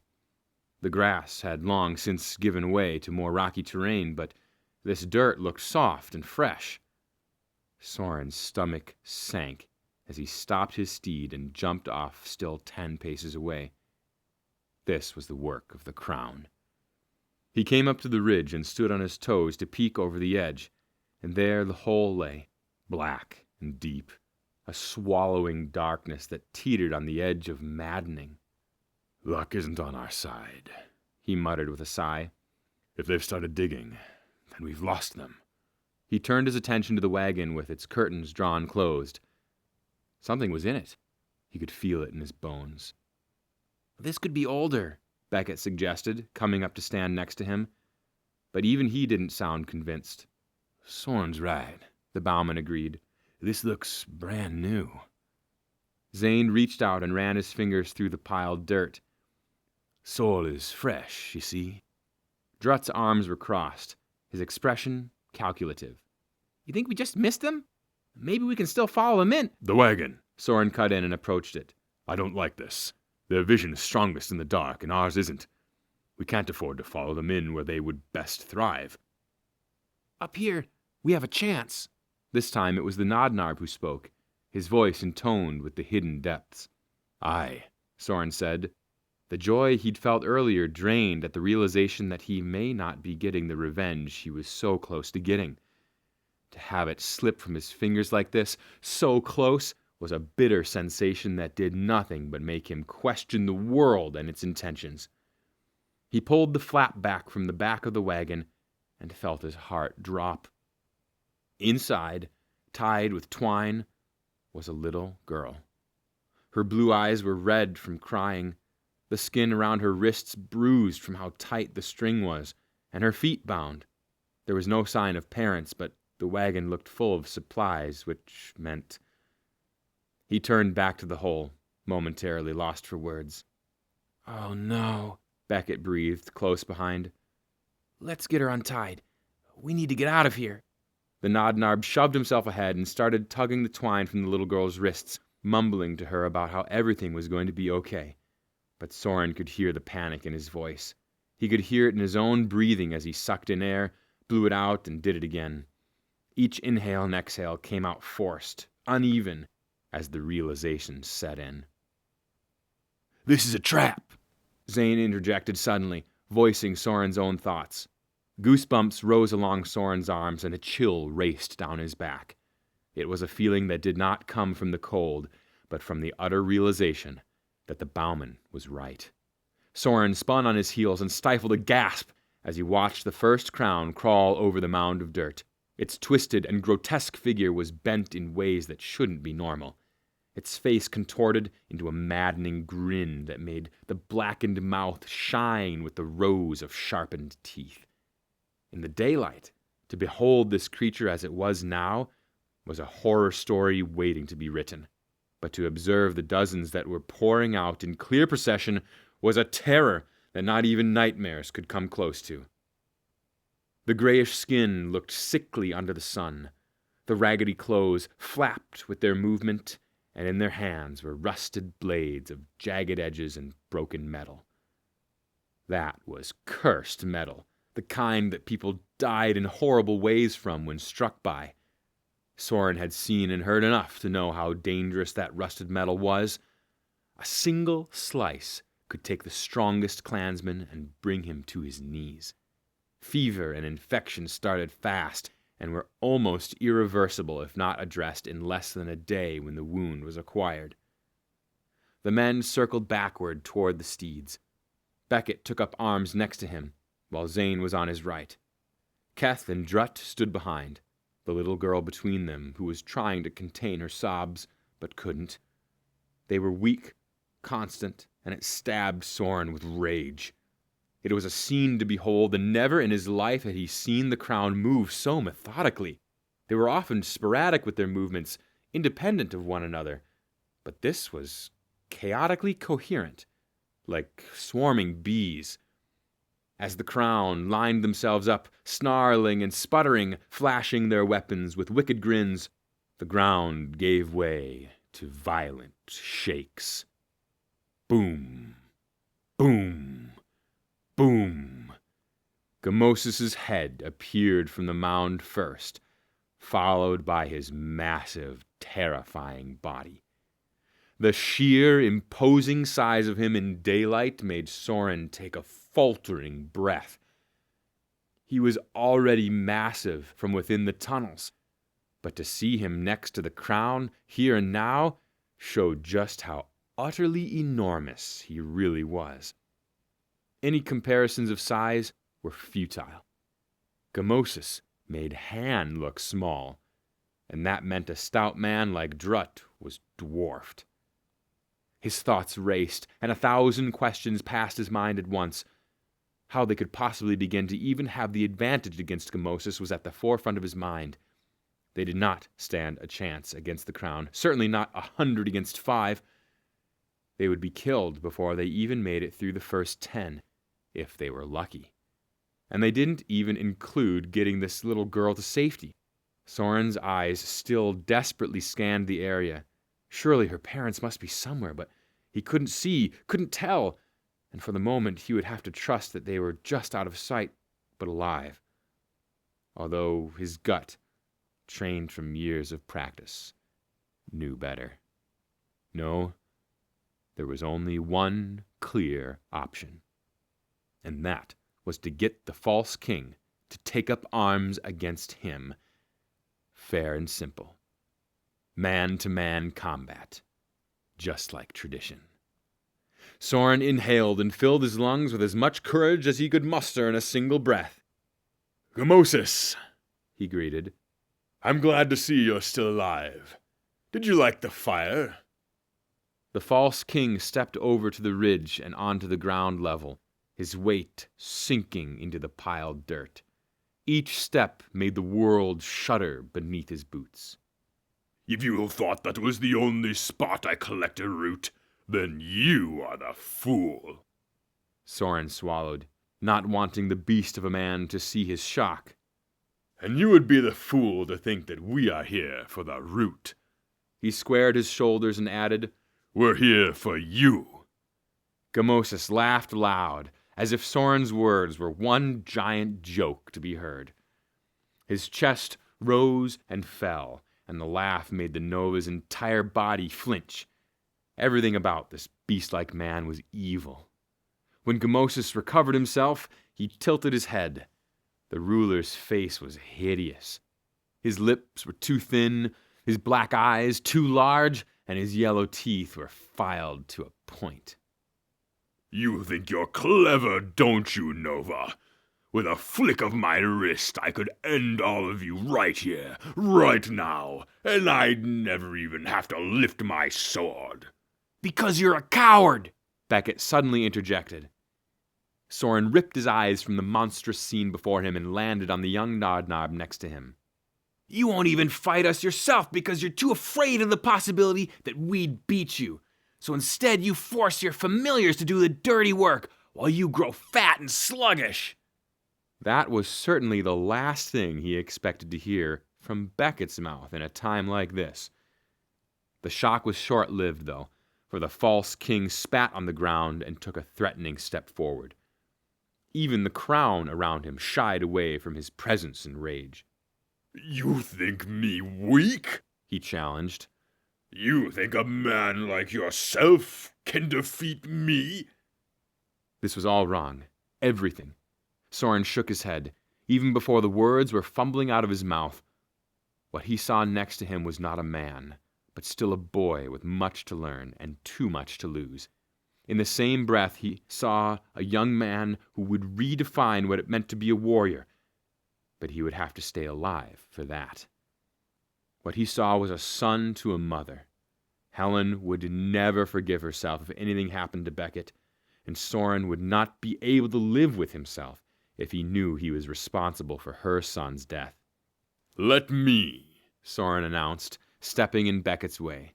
His arm rested firmly against the young clansman's chest, keeping him still in his steps. The injury of his hand, covered in bark paste from the bowman's healer, went numb as vigorous energy coursed through his veins. Soren looked right at Gamosis. Let me face you, man to man. It'll be equal this way. Don't you dare! Beckett hissed. Let me... No! Soren snapped and looked at him fully. He never realized how dark the lad's eyes were until now. Brown, yes, but rich and full of so much life. Do not argue with me on this one. You will lose. Only several heartbeats passed, but it felt like an eternity had slipped by. A conversation that Soren may never fully understand passed between the space. Even the light breeze stilled for such the moment. It was only the nasty stench of the crown that kept the Nova grounded. It reminded him of why he was here. When the Nodnarb laxed against his arm, he knew he had the young man's approval, and he slowly lowered his arm. With a single nod, he turned to face the false king. Not a night had gone by that he hadn't dreamt of this moment. And now, when the trees were full and the smell of sweet fruit laced through the air in winding threads of exquisite scent, when petal blossoms and leaves blew all around them, and the sunlight glinted from the distant mountains, Soren would finally have his revenge. Gamosis shoved a crown out of the way with a single and violent push of his hand and stepped forward. All right, proud warrior. If you want to die first, I can give it to you. Back up, Soren ordered the rest. In his eyes, so full of restrained hatred, Soren watched as the barest scratch of an improvised arena was formed. The writhing bodies of grinning, slavering crowns lining one side as the clansmen watched, folded-armed, from the other.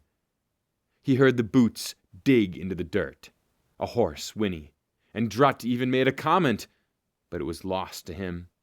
All his attention was focused on the revolting monster he had come for. Gamosis stepped forward, now only 6 paces away, while his familiars backed up, their eyes never blinking. A strange silence fell onto the air. The birds stopped, the wind ceased, and even the distant leaves stilled. Soren was certain that the nearby river paused just for this moment. The world held its breath, only daring to blink once. Gamosis brandished his massive sword in a taunting manner. Do you want to die, Nova? The answer came quick, easy, and suddenly. I do. He was not afraid to die. Gamosis did not wait any longer and charged. His thundering steps deafened the world around Soren as he rolled to the left and removed his one spear from its sheath across his back. The Nova bounced up and with his right arm lashed out at the false king, who had barely realized the sudden turn of events.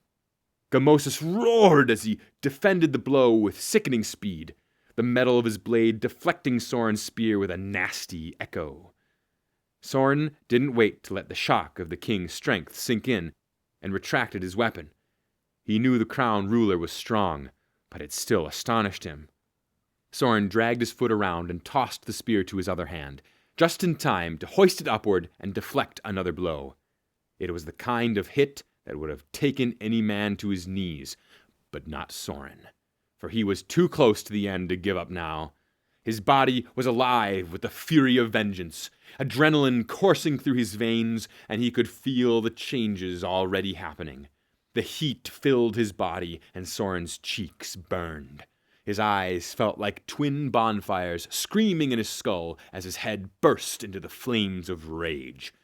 The heat that radiated from his eyes was intense, even for his own kind, and he could feel the tiny droplets perspiring across his forehead and roll down his face. "So precious, your kind," Gamosis mocked. "Everything you feel is visible for the world to see." The false king stepped up toward Soren, and as he shifted his weight, the Nova struck out with his spear, landing a direct blow to the exposed skin across his torso. The armor looked more for show than protection, and it was apparent to Soren now that Gamosis was just realizing his mistake. The spear gouged skin open, but not as deep as Soren would have liked, for the beast-like man stepped back and in one foul swoop knocked the spear clean from his hand with a blow that strained his wrist at an unnatural angle. It bounced with finality, just shy of the crown standing that encircled them. The Nova took one step toward it and stopped dead in his tracks when he felt the cold punch of metal drive itself into his stomach. The pain wasn't immediate, but Soren saw the massive sword drag itself free from the grips of his own muscle in a squelching sound. Blood poured immediately from the gaping wound, and that's when the agony struck him. "Pitiful," Gamosis said, and turned away, blood dripping freely from the blade. A trail of Soren's own life left him standing where he was. His knees buckled, and the strength evaporated from his limbs in an instant, as every part of him became acutely aware of the fatal injury. He placed a hand over the stab, but blood seeped through his fingers. God, he had never seen such bright red before. A shadow passed him, and he looked up in time to see Beckett race by with his staff. Panic rose in his chest so fierce that it momentarily numbed even the pain as he watched the young warrior roll and land a blow on Gamosis's leg. The false king yelled, but Soren couldn't understand it because there was a ringing building in his ears. He watched Beckett fight and felt something grab him by the arm. He blinked and looked over to find Drutt telling him something and pointing backwards, but he didn't have the strength to look or ask what. The Tan's words weren't even registering to him. Zane was not seen, and he hoped that the bowman was protecting the little girl, for this was surely no way to die for her. And then there was a warmth that seeped across his entire body that shushed the agony of his dying self aside. If this was what death felt like, he was ready. Just behind Drutt, he saw her. It was the first time in years, but he recognized her instantly. Her smile, blue eyes, and long blonde hair made her so much like him, down to the shape of her nose. Everly was dressed plain. The tunic she wore glowed with a soft light. No, everything about her glowed. It was as if Everly herself was a burning star, or perhaps an angel coming to collect his soul once and for all.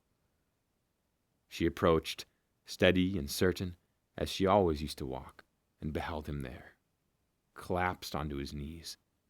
With a hand she reached out, and he saw the ring around her fingers, the same one he had left back at the Tan's Inn with the letter.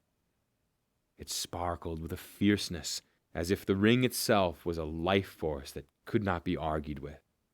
"Father," she whispered, but her voice sounded so rich and loud to his own ears. "You have not aged."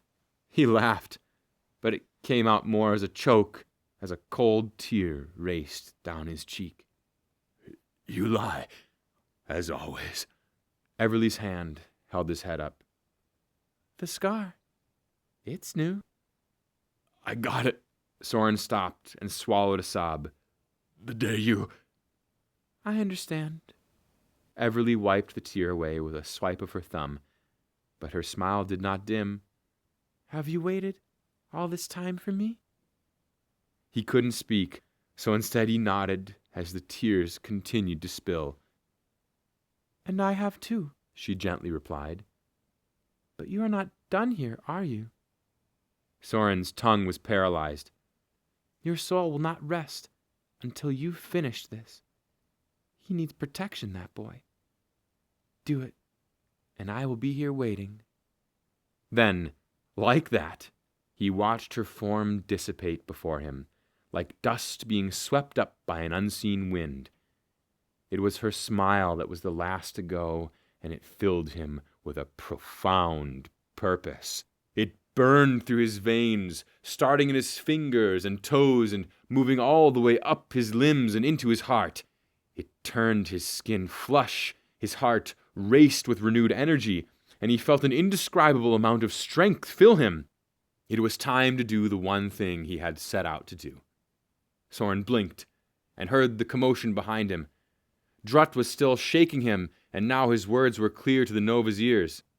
Keth, now's the time to pray! The Tan stopped as he beheld Soren awake, but there was no way he could waste time. Soren looked over and saw Gamosis towering over Beckett, who had a gash down the left side of his face. His staff was out of reach, and his eyes were warped in absolute terror. Zane and Keth were already screaming for Beckett to run, but the clansman didn't. Instead, he looked right at Soren.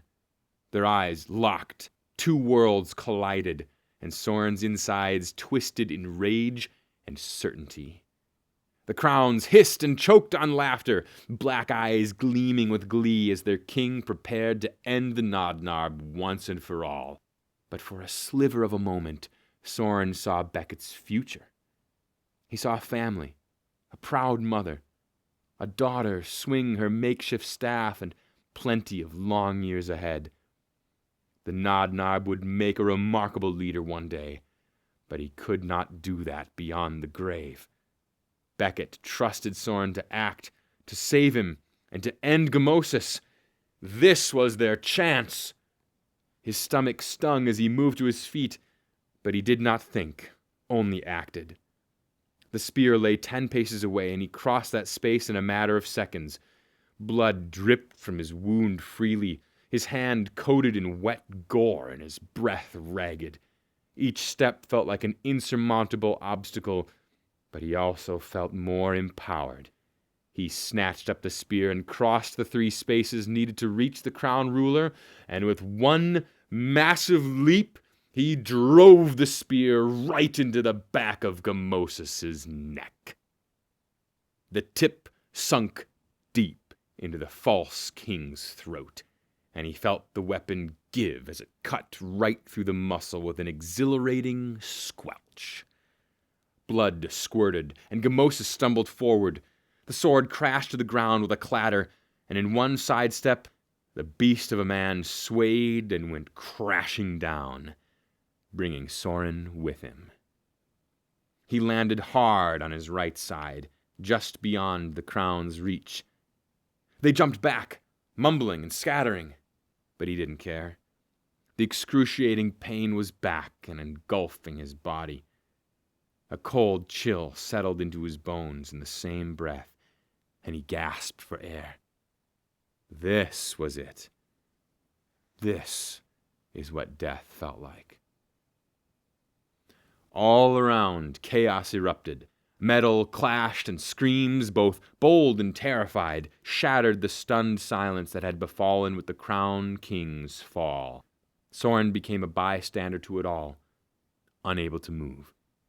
A crown was coming for him, rusted blade raised with a nasty snarl and wild black eyes. In an instant, an arrow stilled him, piercing the creature's skull right through the eye. The precision of the bowman did not end there. Zane slayed 2 more before he appeared next to Soren, crouched. There was a quick glance his way before Zane pulled free another arrow and strung it with ease only a well-seasoned warrior could possess. Not a heartbeat passed before the bowman unleashed the arrow, which struck a crown who had come up behind Drut. The Tan was engaged with the enemy. He had his sling in hand, but it wasn't armed with the hard-shelled peach seed. Rather, the leather band was wrapped around the neck of the crown. Drut was strangling the creature, his stout body hovering over the crown with a maddened grin of triumph. The crown thrashed, but his strength was quickly fading, his gray skin turning a shade of purple that made him look more monstrous than before, if that were possible. As Drut twisted the slingshot one more time, muscles bulging at the force, an axe swung overhead and beheaded another enemy. Keth was in his prime. The hand maneuvered the axe as if it weighed no more than a feather. The blade sliced right through crown, skin, and bone without hesitation, spraying black blood all over a group of assailants. The crowns halted, glanced, and went wild, but Keth did not falter. He sidestepped, punched a crown, and swung at another with his axe. The strength of his blows cut right through the rudimentary armor and into bone, killing on impact. As an arrow was released by Zane once more, Soren saw Beckett drop to his knees to avoid the deadly aim. The Nodnarb slid right over the gravel and under the arrow's path, as if he'd practiced that move hundreds of times before this. The young warrior didn't even stumble as he shifted his staff from his right into his left hand and drove it into the heart of a crown without losing speed. Beckett jumped up and yanked the bloody staff out before turning it on two more. To see the Nodnarb in this moment filled Soren with immense pride. He knew Helen's son was worthy, but he'd yet to see Beckett in battle with such precision and fierceness as he was now. The fire in his eyes burned brighter than any Nova's ever could. It was purpose. Beckett performed a dance that took some warriors decades to master. Boots glided on dirt with ease. His eyes never strayed too far from one enemy to the next, and every act was deliberate as he swung and struck with his staff. Time slowed as Soren watched in awe. The four clans fought together like they'd been doing this for years. Drut yanked his sling free from the dead and fired away at the charging crowns, bringing them to their knees with impressive accuracy and speed.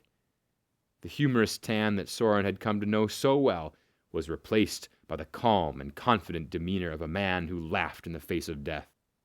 As that happened, Keth sank the edge of his axe in one's head, splitting it in two, while Zane implanted an arrow in another's eye.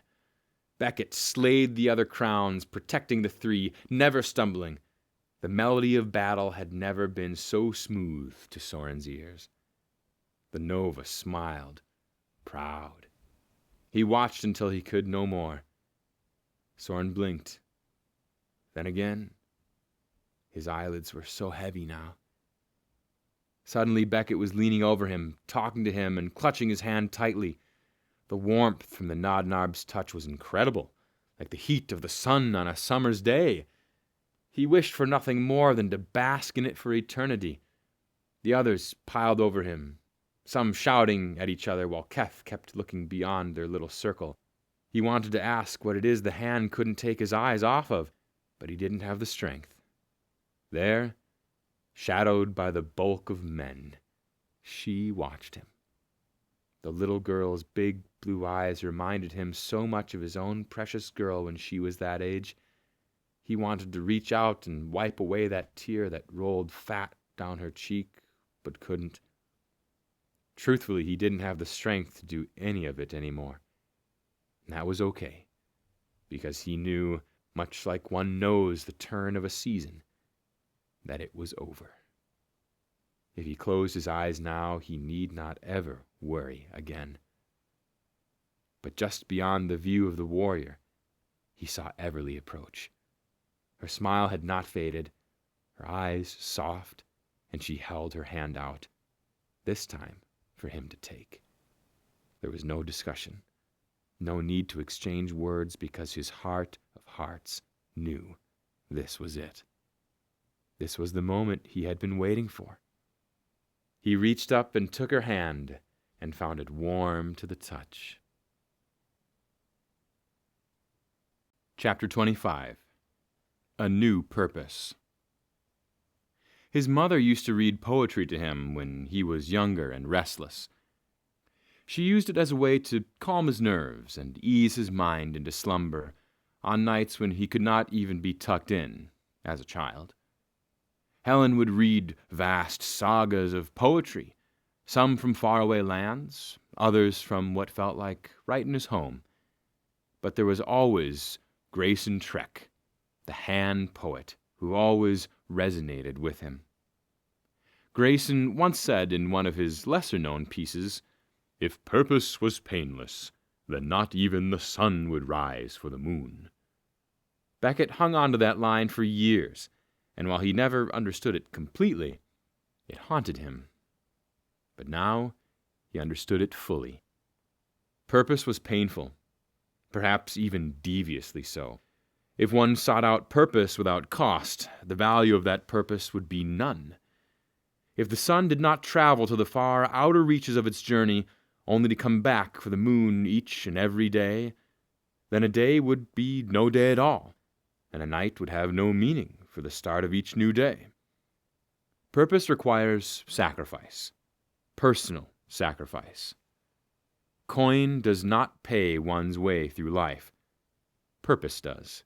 And if Beckett had thought he would come out of here and find his purpose without a significant cost, without some sort of agony, then he would be the fool. And for a short time, he was. For he believed that he had found his purpose out here, and would return to the tan with his comrades to celebrate and bring forth a new era of true peace. The Nadnar believed that his purpose had been defined by the hardships in the tunnels and the self-discovery of himself among the stars. He did not think it would come at the cost of a life. If he had known that, he would have begged to have never found his purpose to begin with. But life was funny that way. It did the unexpected when one least expected anything at all. And as they faced Gamosis, he had anticipated so much more than Sorin bleeding out on that field, as if he was some commoner. A warrior of his status did not die, not in Beckett's eyes. And yet he had. And that was something the Nadnar could not grasp, no matter how many times he replayed the scene in his head. He blamed himself. There was no reason to deny that, and no matter how often the others told him it was Sorin's choice to face the dead crown ruler, Beckett couldn't help wondering why. Why not him? Why would the Nova take that spot, knowing he might die? Beckett had been more than ready to represent their clans, to show the false king what courage looked like, but Sorin had begged him, no, demanded, not to. Why? It was a question he had been haunted by for days. They rode in silence all the way back, choosing to say little. Sorin's body had been set ablaze with the evening sun in a grave dug by the four men, with nothing but their hands. It had been taxing, and there were still sores across his fingers and palms, but it had been worth it. Then, with some flint, Zane had lit the fire, and they had all sat back and watched until there was nothing more to watch. When they finally let the fire burn out, they buried the remaining bones of his body, along with his spear, so that his soul may take it with him to the afterlife. Beckett was not much of a crier, but he had cried that night, long and hard, not only for the loss of a life that he ultimately felt responsible for, but for the loss of a friend he had learned to depend on. The Nadnarb had trusted Sorin, and the man had taken that and done the unthinkable. In his final act, he had both saved Beckett from a gruesome end and killed Gamosis, ending the Crown's reign of terror. Keth said he watched the Crown retreat back into the hole, but their heads were down and their words solemn. There was no promise that this was entirely the end, but it was for now, and that was good enough for him. Sorin deserved that much credit. Stories would be told, tall and grand, and he had no doubt that they would speak of Sorin the Great, the Kingslayer, the Crown Killer, and so much more. It was he who had brought the crown down, and it was he alone who deserved such accolades. The Tan had been thrilled to see them return, but it had been nearly instant when they began asking for the Nova and his whereabouts. Drutt had been the one to pass the information along, for Beckett's tongue would not allow him to tell the story. Not yet. His mother had greeted him with a suffocating hug and tears, dragging him back inside so that he could bathe, eat, and rest. Without question, she had dragged the little girl with them, who they learned was named Winsley. He had obliged, too exhausted to argue, but when he had finally gotten a moment to himself, he had sunk to the floor and wept. Purpose came with a price that he did not wish to pay. When there was nothing left to give, he dried his eyes and bathed himself. His body was sore, his muscles ached greatly, and the water was too cold by the time he used it, but he didn't complain. Once he was done, he dressed himself in a simple tunic and pants that the Tan provided, and exited the room. But what he didn't expect to see was a tan woman standing there with her dark hair clipped up and intense green eyes. It was the same woman who had cared for Zane when he had been unconscious, Beckett recognized, and in her hand was a letter. "You're in the Nodnarb, yes?" He nodded, his tongue failing him. They stood in the hall, alone. It was late by now. He could tell by the low light from the lanterns that they were nearly out of oil. "This was for you, then," she said, and handed it to him. He took it carefully, afraid it might crumple in his hands. And this was with it." In a pocket concealed in her dress, she pulled out a ring. The ring Soren had worn around his neck. As she dropped the cold metal into Beckett's hands, he fumbled for words. How is this for me?" The woman shrugged. "It was addressed to Helen's son, and I'm pretty sure that's you, yeah?" He nodded. "Yeah. There's leftover pork in the galley," the Tan told him, and then smiled. "You just give me a yell if you need anything. Have a good night." Beckett's eyes were fixated on the ring in his hand. "You too," he responded, too quiet to be heard. It was a simple band made of silver and 2 small polished pieces of green stone, cast in metal for protection and wear. Gently, he slipped the ring around his little finger, finding it fit well there, like it had always belonged. Then he turned his attention to the letter. With his breath hitched, he unfolded the parchment until he could see the writing. It read, Beckett, you may not know this, but your mother and I have shared many battles together. Our history is a book in and of itself with countless stories I'm sure she would love to share with you. When you offered to go on this campaign, I was both surprised and scared. To let you down in any way, shape, or form would be to let Helen down, and I couldn't do that. If you must know, I'm writing this because I don't think I'll ever get the chance to properly say goodbye, and I'm entrusting you to do that part for me. This ring was Everly's, and something I wore for years. I trust that it will be safeguarded and honored by you. My wife, Anna, will be wondering where I am, and I request that you please go to her and tell her of our adventures, and most of all, how much I love her. Please watch over her. She can certainly do it on her own, but it will bring me great peace knowing someone is watching out for her. I've waited a long time to write this letter, and I hope that by the time you read it, you will have known that the choices I made were all intentional and with good reason. Soren. Beckett didn't reread the letter. He dared not, for fear of losing his temper and slamming his fist through the wall in blind rage. All this time, the Nova had anticipated his own death. All this time, he had befriended Beckett, only to die expectantly in the end. Had he known since the day he volunteered that this was his destiny, or had he known before that? The idea that this man had been planning his own death for weeks, if not years, enraged Beckett. This was not a man to simply die for the sake of dying. This was not just some warrior who passed by. This was Soren, the crown killer, and he was not allowed to just end himself.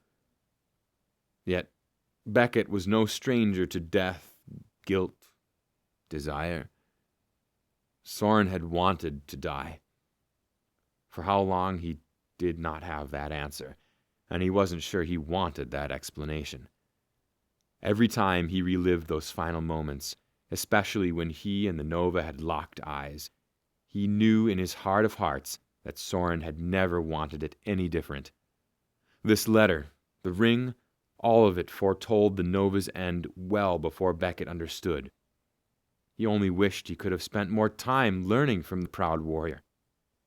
Becket looked at the ring that now encircled his finger. He had so many questions he wanted to ask the clansman, like why this ring or why him? But it seemed that the only answer he could be given was that Soren had known his mother. It felt unsatisfactory, to be frank, and he wasn't even sure he was ready to ask his mother about the history between her and the Nova. Perhaps in time he would be ready, but not now. Carefully, he folded up the letter back into its original shape, unable to part with it. What had happened out there was not something everyone would understand. Tresibra was a land for warriors, built and sustained by war, which meant that in time, another would arise. And this time, Becket would be ready.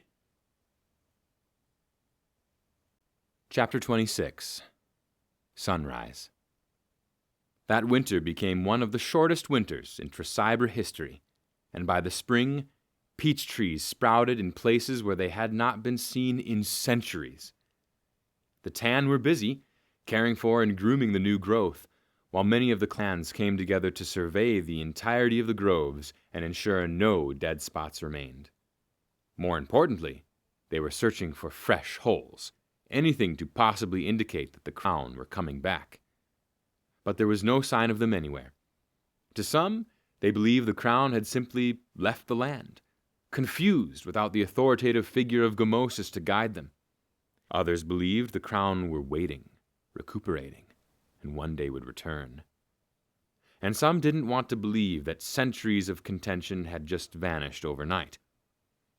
The elders across all 5 clans made an announcement to honor the last standoff by declaring the day Soren passed as the Day of Tresibra, for it was a day of rebirth for many. As the land grew rich and flourished under a brighter future, life extended once more as the years passed. People lived well beyond the expected age, their bones strong and their eyes bright. It seemed even the death of Gamosis had reinvigorated life itself. And it seemed that even the 4 that remained found their joys. Drut returned, and by the coming spring, when the snow had melted, opened up his own inn, although some say it was just so that he could chat and gossip with the travelers, but he claimed it was because he enjoyed the business. He met a nice tan woman, Mallory, who helped him run the place, and she was often seen in the fabric store with a little round belly. Drut would soon find himself another tan running around. Keth was inducted into his council upon returning, and was pulled from the field work altogether. They found him far too valuable to risk losing, and wanted his insight on politics, growth, and maintaining the Han culture. It was expected that Keth would one day take the place of an elder, and the clan and his wife were very pleased with that. Zane returned to his nomadic people and went back to doing what he loved, hunting and protecting. It was in his blood to do exactly as he had done for those people. That was an invaluable skill. Occasionally, Zane was asked to lead campaigns for discovery and exploration, and he agreed, but he made it clear he did not wish to return to the area of the mountains, where he had not only lost a trusted comrade, but his fellow warriors. The elders honored that, and he remained at peace with providing for the clan. And Becket. Becket became exactly what everyone saw in him that he did not wish to see in himself.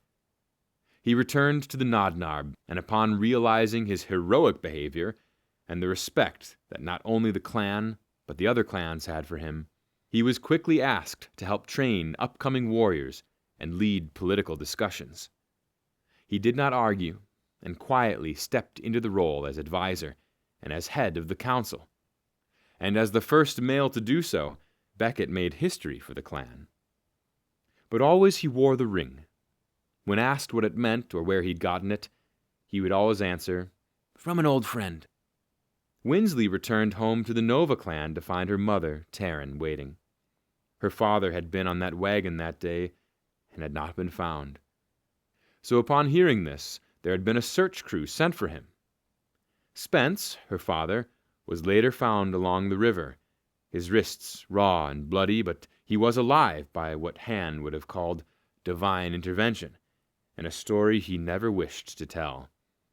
It would be this day that changed the fate of Winsley forever, for she had been rescued by 5 men who had shown her kindness and strength in a time of great fear. With her father's blessing, she would begin to practice fighting with his own weapon, just beyond the elders' and council's gaze.